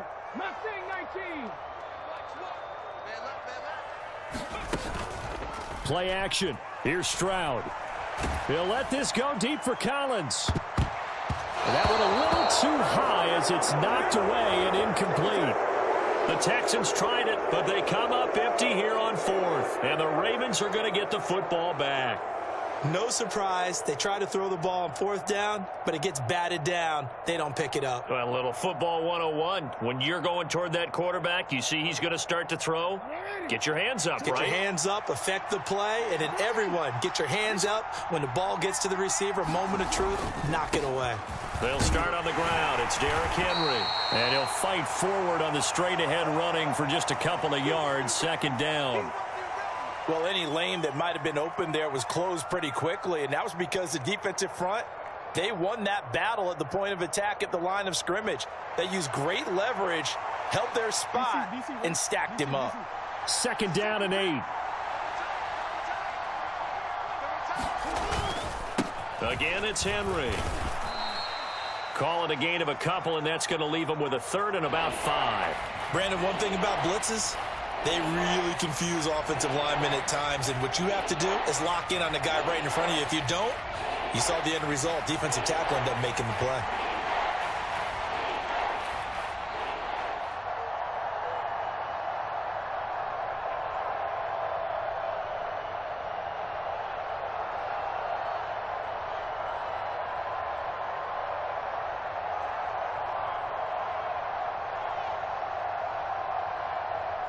They'll need 5 on this play to move the sticks. Now it's Jackson. That is caught. He'll have the first down and more than that. And all the way in for a Ravens touchdown. Zay Flowers, 53 yards. And the Ravens will take the lead here in the final minute of the first half. Well, if the plan is to come in here and go toe-to-toe with these guys, it certainly does not hurt if you hit them with a big shot along the way, too. That's got to give them some confidence. And the other thing right now, it quiets this crowd, at least for the time being. Yeah, that is what is called the intended consequence of their actions.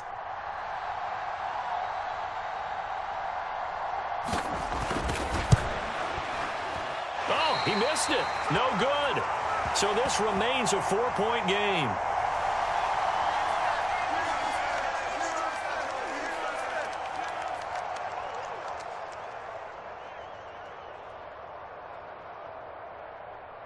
So with the missed PAT in his rearview mirror, he goes back out to kick this one off.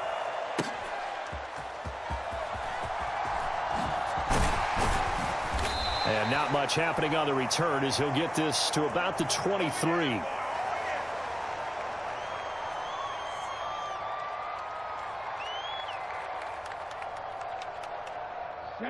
The Texans offense ready to go here for their next drive. And with them trailing, there is still enough time to try to string a few plays together, maybe get into field goal range. 19 tight. On first down, here's Stroud. That one complete. It's Tank Dell. And he's taken down but able to slip across the 35. First down yardage on the first play of the drive. Give him 14. We didn't need to ask around the league, but we got to confirm this guy's a good player. They've got to find a way to get him more involved, call a few more plays that target him. Absolutely, because here we are toward the end of the first half, and that's the first target, not just the first catch, first target. And that's going to be incomplete. 12 seconds left. And, partner, to me, that one was all about timing. If he's there too early, it's going to be a pass interference call. If he's too late, it's a completed pass. He was Johnny on the spot on that one. Now a 2nd and 10. Stroud looking to throw. That'll be incomplete with 9 seconds now showing on the clock. He did an okay job of absorbing the hit, just couldn't secure the football through the catch. And he was right there on the spot and forced the incompletion. That's something defenders work on all the time. If you're there, make the contact, but continue to work your way through the receiver so that you can't possess the football and turn it into a catch.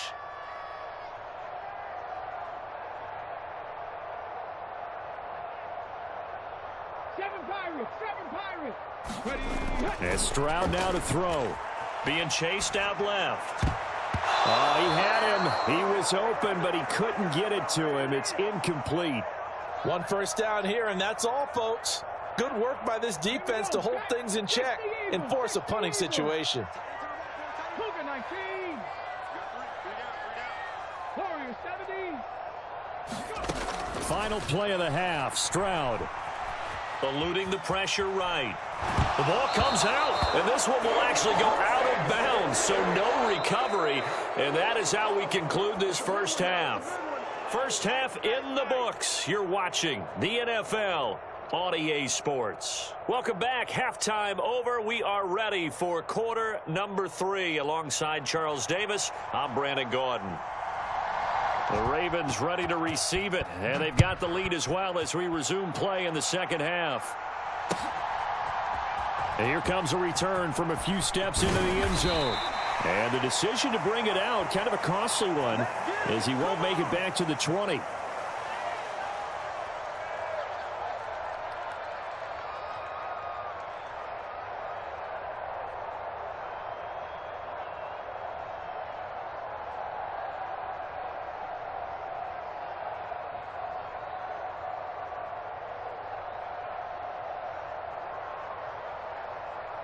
The Baltimore offense at the line, set to get going. Throwing on first down, it's Jackson. He'll buy some time right. Oh, a dangerous pass. Oh, they try a lateral on the return, and now the ball's loose. Now he's free to midfield. How about this? He's to the 10, and he'll take it into the end zone for a Ravens touchdown. Well, see.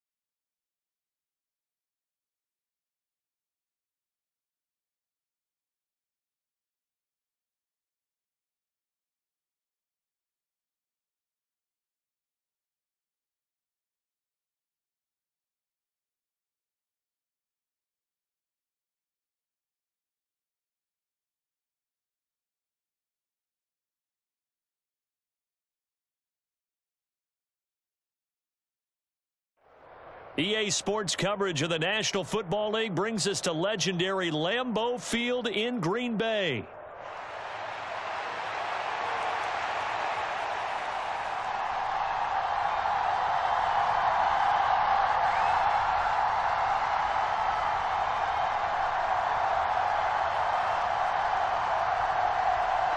Justin Tucker set to boom this one away. And off we go from Lambeau.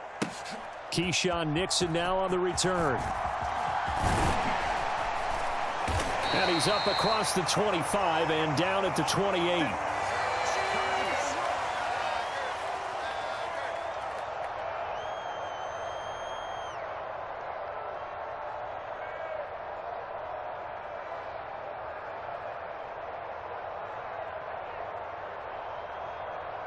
Ready, yellow, 22. Already here, they'll audible to something else. Here's Love looking to pass on the first play. Flush to his right. That's complete. He finds Jaden Reed. He'll be hit down at the 33, 5 yards on the play. Oh, I see you nodding your head along with me, partner, because it's pretty obvious what they were trying to do there on the drag route. With his speed, they're hoping he can turn the corner and maybe take this to the house. But that was excellent work defensively to make sure once he caught it, he wasn't going anywhere. 2nd and 5. Throwing. Love. He has it complete to Christian Watson. And they'll get it up just short of the 45 at the 44. They picked up 5 yards last time. Now they double it and get 10 here. And that's a more than acceptable read right there because it's zone coverage, so timing is everything. This time he waits for his man to come open, puts it right on him, and they pick up a first down. First rep of the game for Josh Jacobs. And a lane slow and materializing there as he'll get maybe a yard up to the 45. No doubt about it. A really nice job there by the defense, not allowing him to get to the perimeter. But that means your defensive ends, your outside linebackers, the guys that you pay big money to sack the quarterback, they also have to have interest in the running game as well. And they did a nice job there of holding the point of attack and not giving ground. He's across midfield and all the way down to the 41-yard line. 14 yards, good for a Packer first down.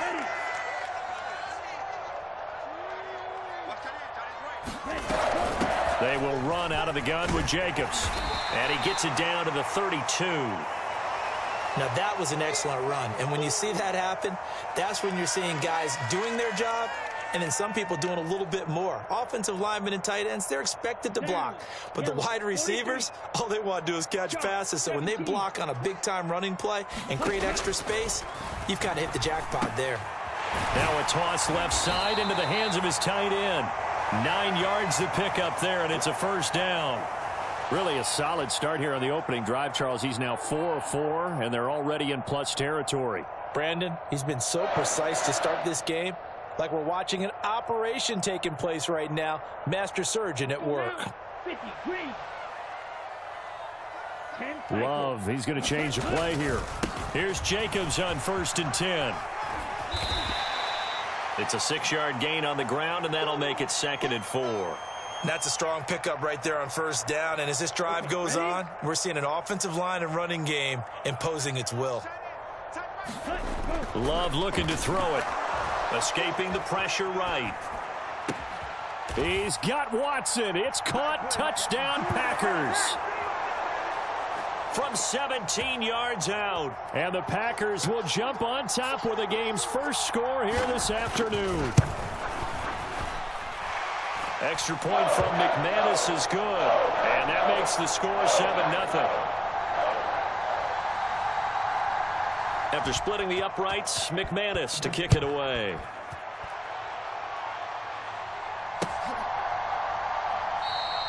And he'll wisely just take a knee here, and this ball will come out to the 30-yard line.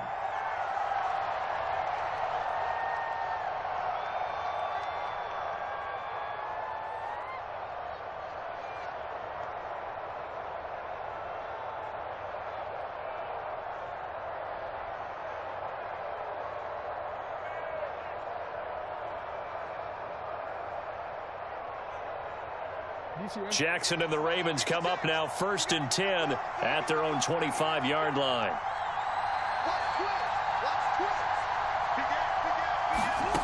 They'll try and start this drive in the air.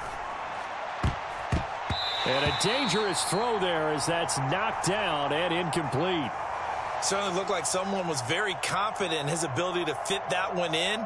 I would say he was overconfident because there wasn't a whole lot of separation there. Had that one covered pretty well downfield and knocked it away.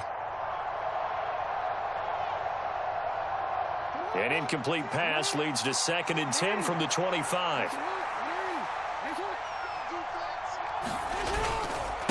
Here's the former Heisman winner. It's Derrick Henry. And he's upended after a gain of 2 out to the 27. And that's a good start to this drive on the defensive side of the ball. Force the incompletion on 1st down. Then you're able to shut down the running play on 2nd. Yeah, I wouldn't be surprised now. A little bit of pressure going at the quarterback in an expected passing situation. Here now, a 3rd down and 8. Here's Jackson. Flushed out right. He's got his target. That's complete. And they will touch him down, but not before he gets the 1st. Give him 22 there on the 3rd down conversion. Now that's all about making something happen as a quarterback, because instead of forcing something on 3rd down, how about him buying some time outside of the pocket, waiting for someone to come open, and when he did, he put it on him for a big play and a 1st down. On 1st and 10, it's Jackson. And an off-balance throw there, and it's going to wind up incomplete. That's already the 3rd time they've looked his way on this opening drive. He's caught 1 of the 3. That doesn't mean they won't continue to go in that direction. It feels like they think they've got something good going there, and they think those numbers are going to increase.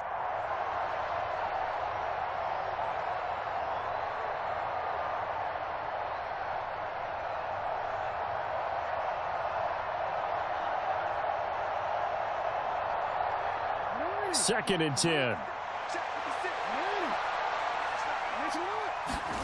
To throw is Jackson. And that is incomplete. A lot of force bearing down on him there. He could not hang on. It's 3rd down. Well, they've got man coverage on the outside, and my scouting report on these DBs tells me that they love to take matters in their own hands. They want man coverage, not zone. And there was good coverage there that forced the incompletion. On 3rd down, Jackson. And that's going to be knocked away and incomplete.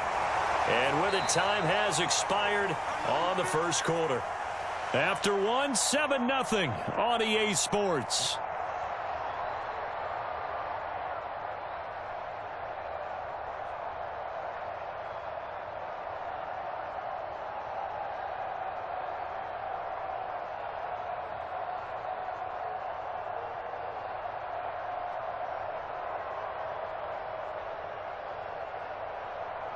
The 3 straight incompletions, they don't care. That hasn't dissuaded them. They're going to go for it on 4th. They're indeed going for it as they look to throw, eluding the pressure right. Able to find the open man. That's complete. And he'll be touched out here, but not before he does pick up the 1st. Defensively, a bit of a collapse, allowing the 4th down play to result in 23 yards.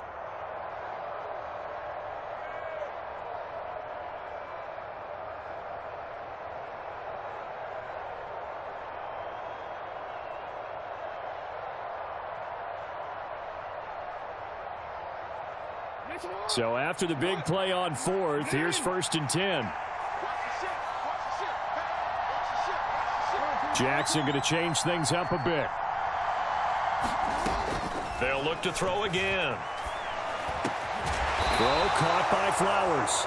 And inside the 20 before he's brought down. Another connection between the two. This one good for 12 and a 1st down. That's the 3rd time on this drive that these two have connected with each other. They've got a real rapport going. And right now, it's paying off with big chunks of yardage, as shown by that last play. From the red zone now, here's Jackson on 1st down. And his throw's going to be incomplete. That certainly appeared to be a play call where they were just trying to make 2nd down, 2nd and short. I think they thought the coverage was off a little bit more than it was. Nice job there pressing up on it and forcing the incompletion.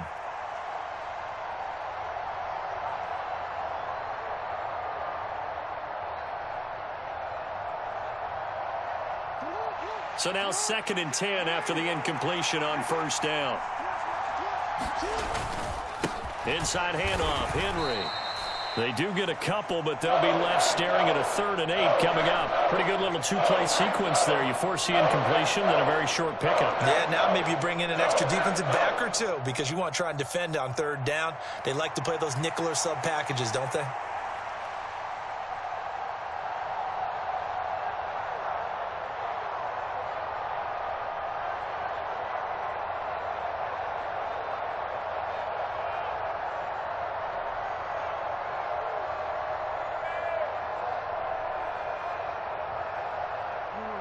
They'll see about converting this 3rd and 8. Now Jackson. A throw on the run, but that's going to be incomplete. Like what I see so far out of this defense because they've been showing their best coverages on 3rd down. So far, only allowed 1 conversion on a handful of attempts. One area of their game plan that they've executed to perfection.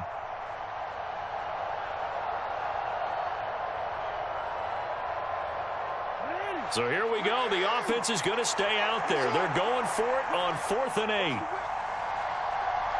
An audible here to get a new look. They're going on 4th down. It's Jackson. Flush to his right.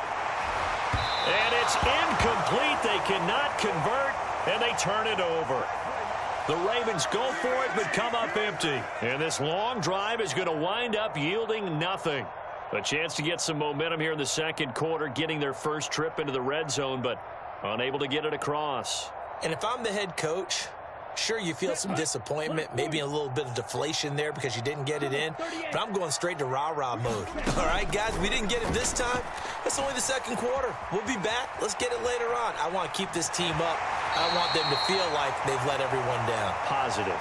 Got to be positive in this situation. It's too early to think that you don't have a chance to win this game. He'll wind up getting right about 4 there on the scramble, and it's 2nd down.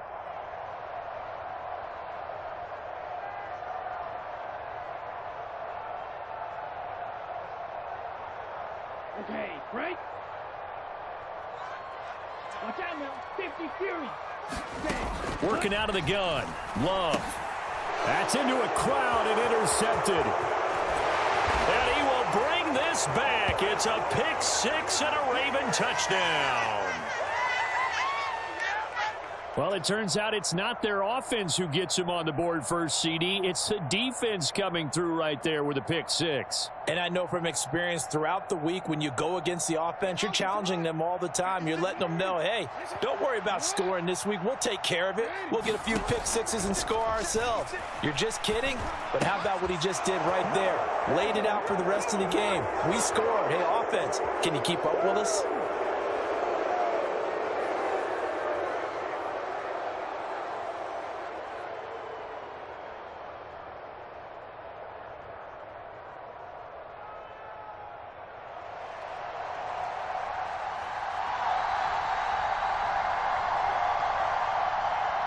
So they'll get another shot on offense following that pick 6, and now the kick is away.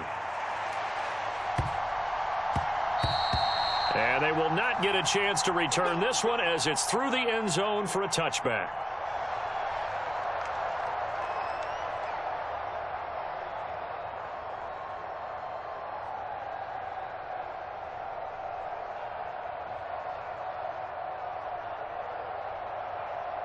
Here we go, set. About set to get this drive started. The Green Bay offense at the line. Remember, they were just out here a moment ago through the pick 6, so we'll see if they can take better care of the football this go around. Yeah, and sometimes, partner, I think it's almost better that you just throw the pick 6 and you come right back out on the field. You're not over on the sidelines dwelling for it for very long. You're not hearing everyone say, oh, hey, you'll get them next time. Hey, don't worry about it. All that stuff just goes right out the window. You're right back out on the field with a chance to atone. Ready. 2 minutes even in what's been a tight first half. 8-7 our score.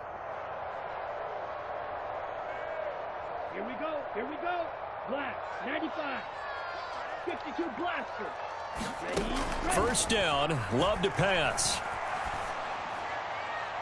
And it's incomplete. Took a shot, couldn't connect.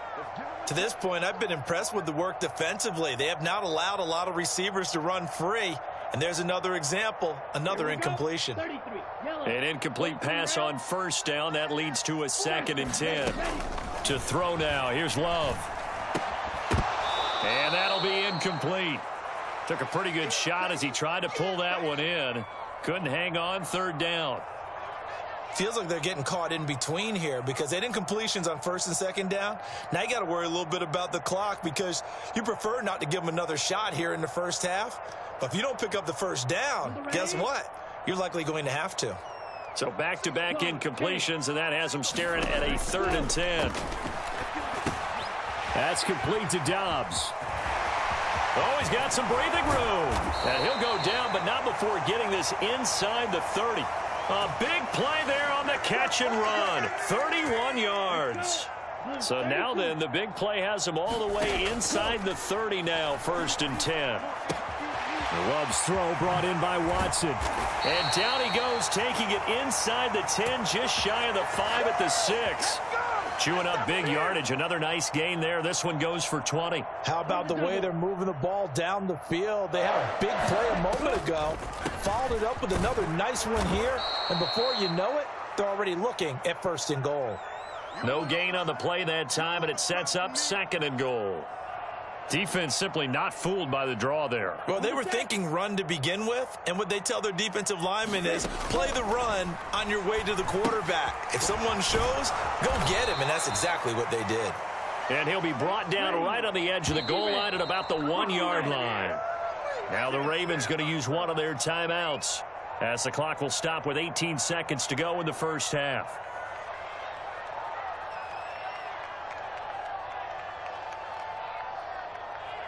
A big play forthcoming. Here's 3rd and goal. To pass. Here's Jordan Love. And it's intercepted at the goal line. Accelerating, and off he goes.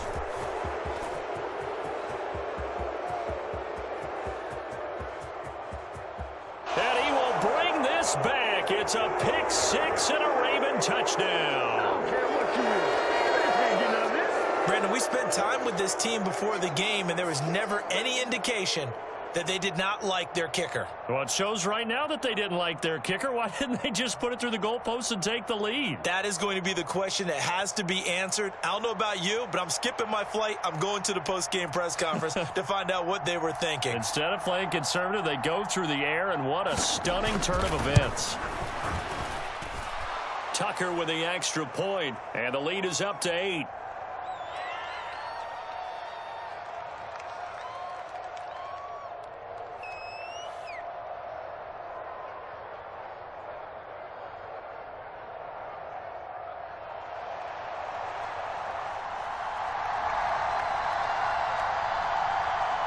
Four seconds, all that remain here this first half as the kick gets away.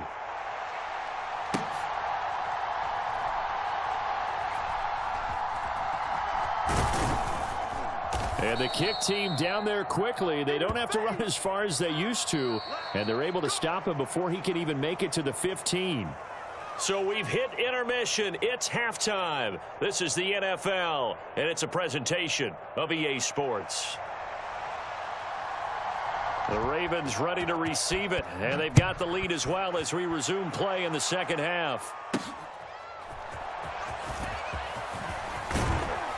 And a nice return sets him up pretty good here right at the 30-yard line.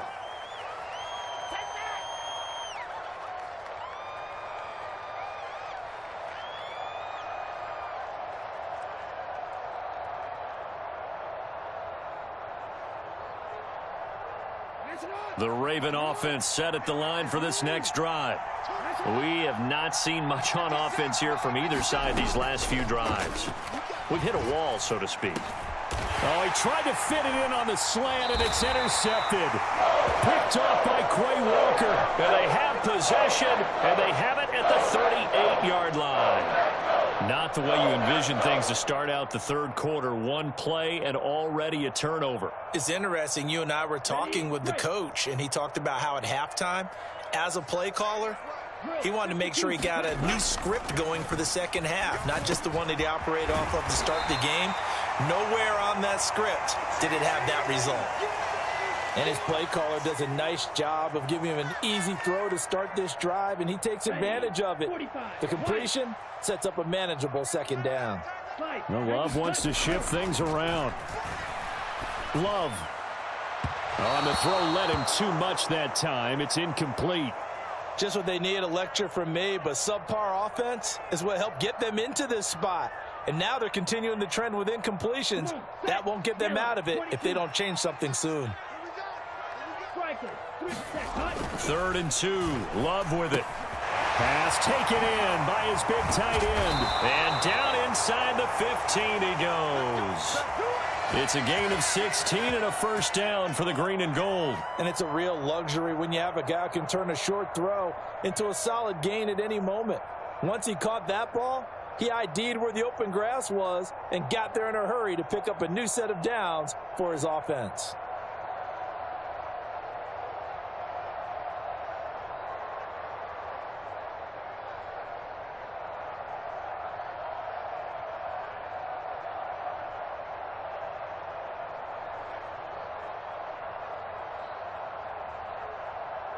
Here's a 1st and 10 at the 14-yard line.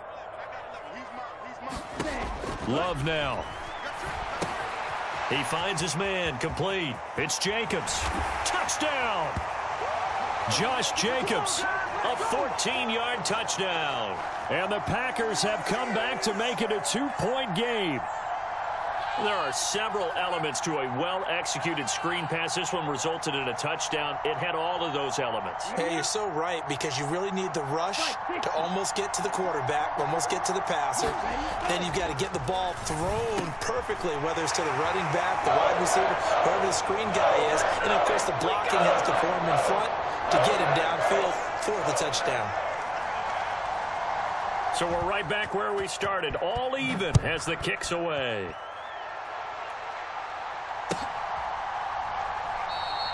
And no thought of bringing this one out. He'll go down to a knee, and they'll begin the drive at the 30.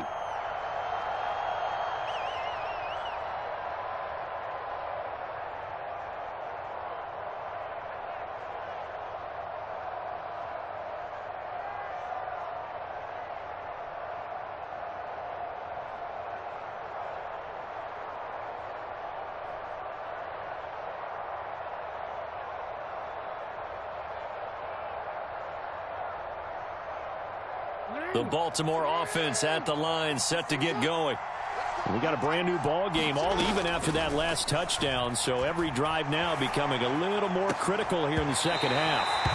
And that is incomplete. He couldn't hold on through the contact. Brings up 2nd down. When you're running the slant, timing is everything, and against that man coverage, there was no space available, and incompletion as a result.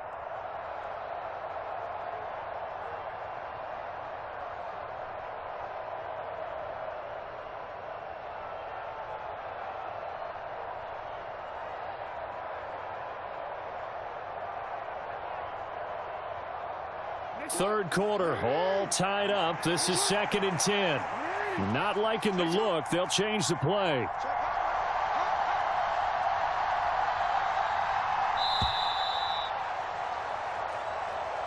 Just a little too lackadaisical, Charles, and they didn't get up and snap the ball in time.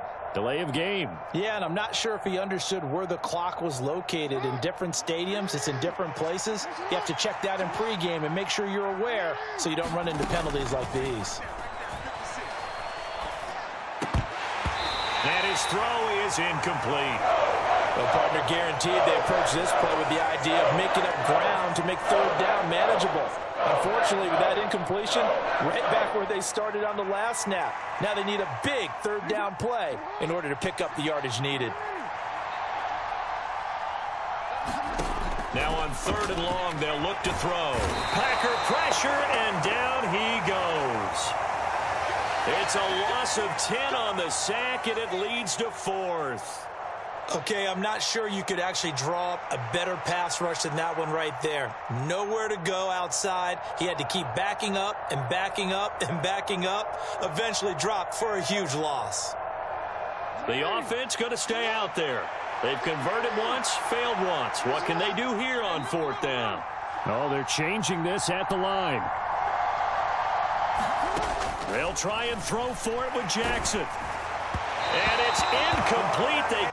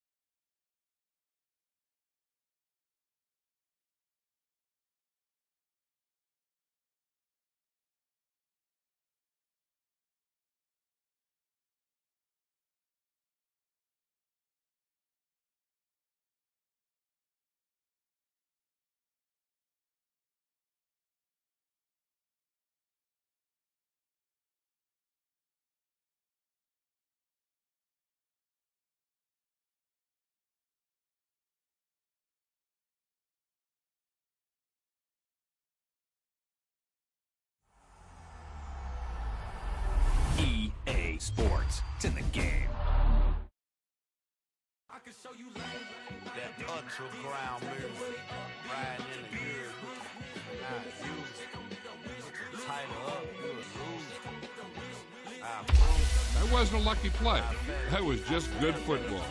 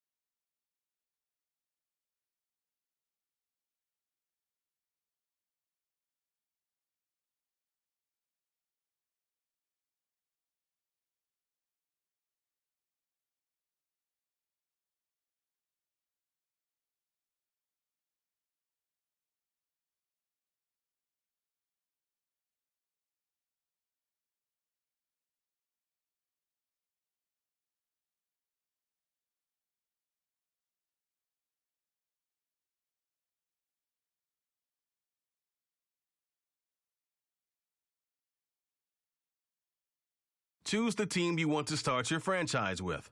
Use the options on the left to edit league settings and choose what role you want to run the show.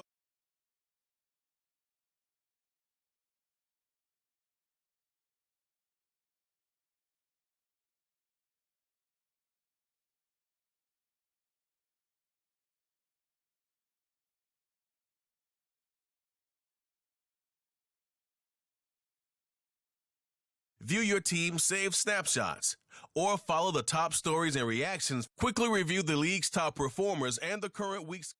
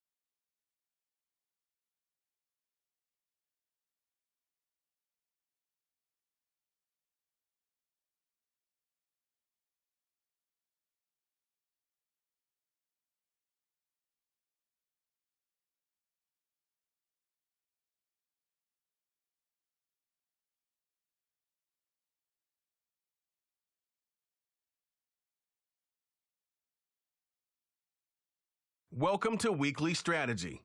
This shows some basic stats about your upcoming opponent. You can also view more specific.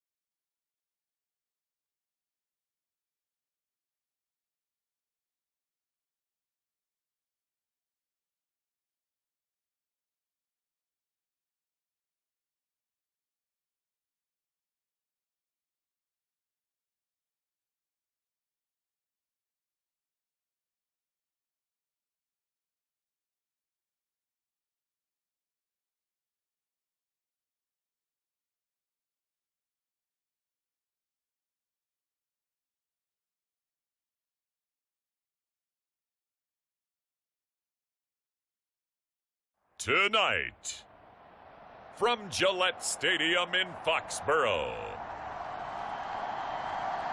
it's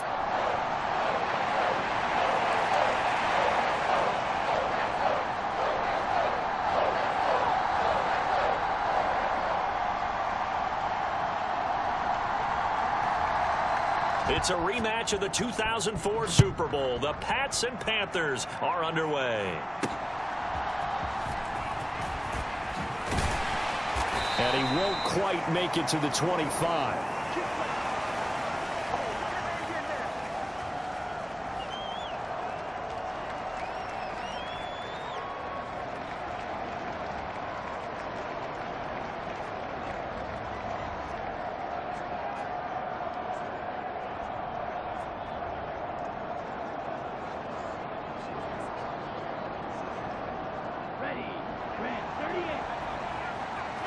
Already here, they'll audible to something else.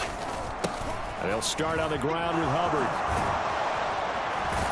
And he gets this one just shy of the 40. They'll mark him down at the 39. That's a start they can live with. 15 yards on their first play from scrimmage. A good run there off right tackle in an old school NFL football. The right side, the offensive line, often known as the nasty side. The left side, usually the technical side. Kind of reminds me of the old Atlanta Falcons 2009-2010. That's how they constructed their offensive line. From up near the 40 now after the big play to start. Here's another 1st and 10. Right back to Hubbard. And he'll take this to the other side of midfield before going out of bounds. The Panthers have the first. It's a gain of 12. Absolutely no trouble moving the ball on the ground on their first 2 plays from scrimmage. Absolutely. You know what I really like? Same guy carrying the ball in both plays, and what drives me crazy is when a back has a nice run, he taps his helmet to go out of the game. I would want the ball again and again and again because you've established really nice momentum, and now you're seeing the field really well. And that play will go nowhere. Losing yardage back near midfield at the 49. This drive starts with 2 steps forward and now 1 back. A pair of first downs, and here a loss of yardage. Well, that's not an easy play for a defensive end because most of his responsibility has him getting upfield and working, but how about his vision to see where the play was going? Crashed down inside and tackled him for a loss. They'll try to throw now. Young. He'll get this complete to the rookie first-round pick. And he's got another first down as the tackle's going to be made at the Patriots' 24-yard line. 25 yards there on the catch and run. So after several rushes to start the game, Charles, they go to the air there and get a nice completion. Nice mix-up on the play calling, right? Establish the running game, make the defense think you're going to do it again, and then hit them over the top. Now you've got them betwixt and between. They don't know which way you're going to come at them. They'll fake it on the jet sweep, and instead a handoff up the middle. And they're going to stop him right at the line of scrimmage. Just no cutback lane to be found whatsoever. 2nd and 10. Looked like he was trying to bounce it outside, but no success. Yeah, sometimes you got to just figure out where you're going to go, and sometimes you just have to take it to another spot. In trying to get it outside, the defensive pursuit was there and just ran him down. Clock rolling as we hit the midway point of this first quarter. On 2nd down, Young. It's caught by Sanders. 9 yards, not quite enough, and they'll be left now with 3rd and 1. I know sometimes we can get fooled when we watch him make catches, as we just saw him do there, because he really looks like a wide receiver the way he goes about his business. Yeah, 230, 240 range. Yeah, not super huge. Maybe not counted on to be that inline point-of-attack blocker that we used to have in the good old days, but you can flex him out. You can run wide receiver routes with him. You can make him a primary target, and that's how he'll shred a defense. Give him a yard on the play, and he's definitely short. It'll be 4th down and a few inches. They tried their best to pick up that 3rd and 1, but their surge wasn't enough to counteract what came back at them from the defensive side, was it? Offensive line, especially in the middle, looked like they were on skates a little bit when that one started. So now we bring up 4th and inches. This will be a critical call.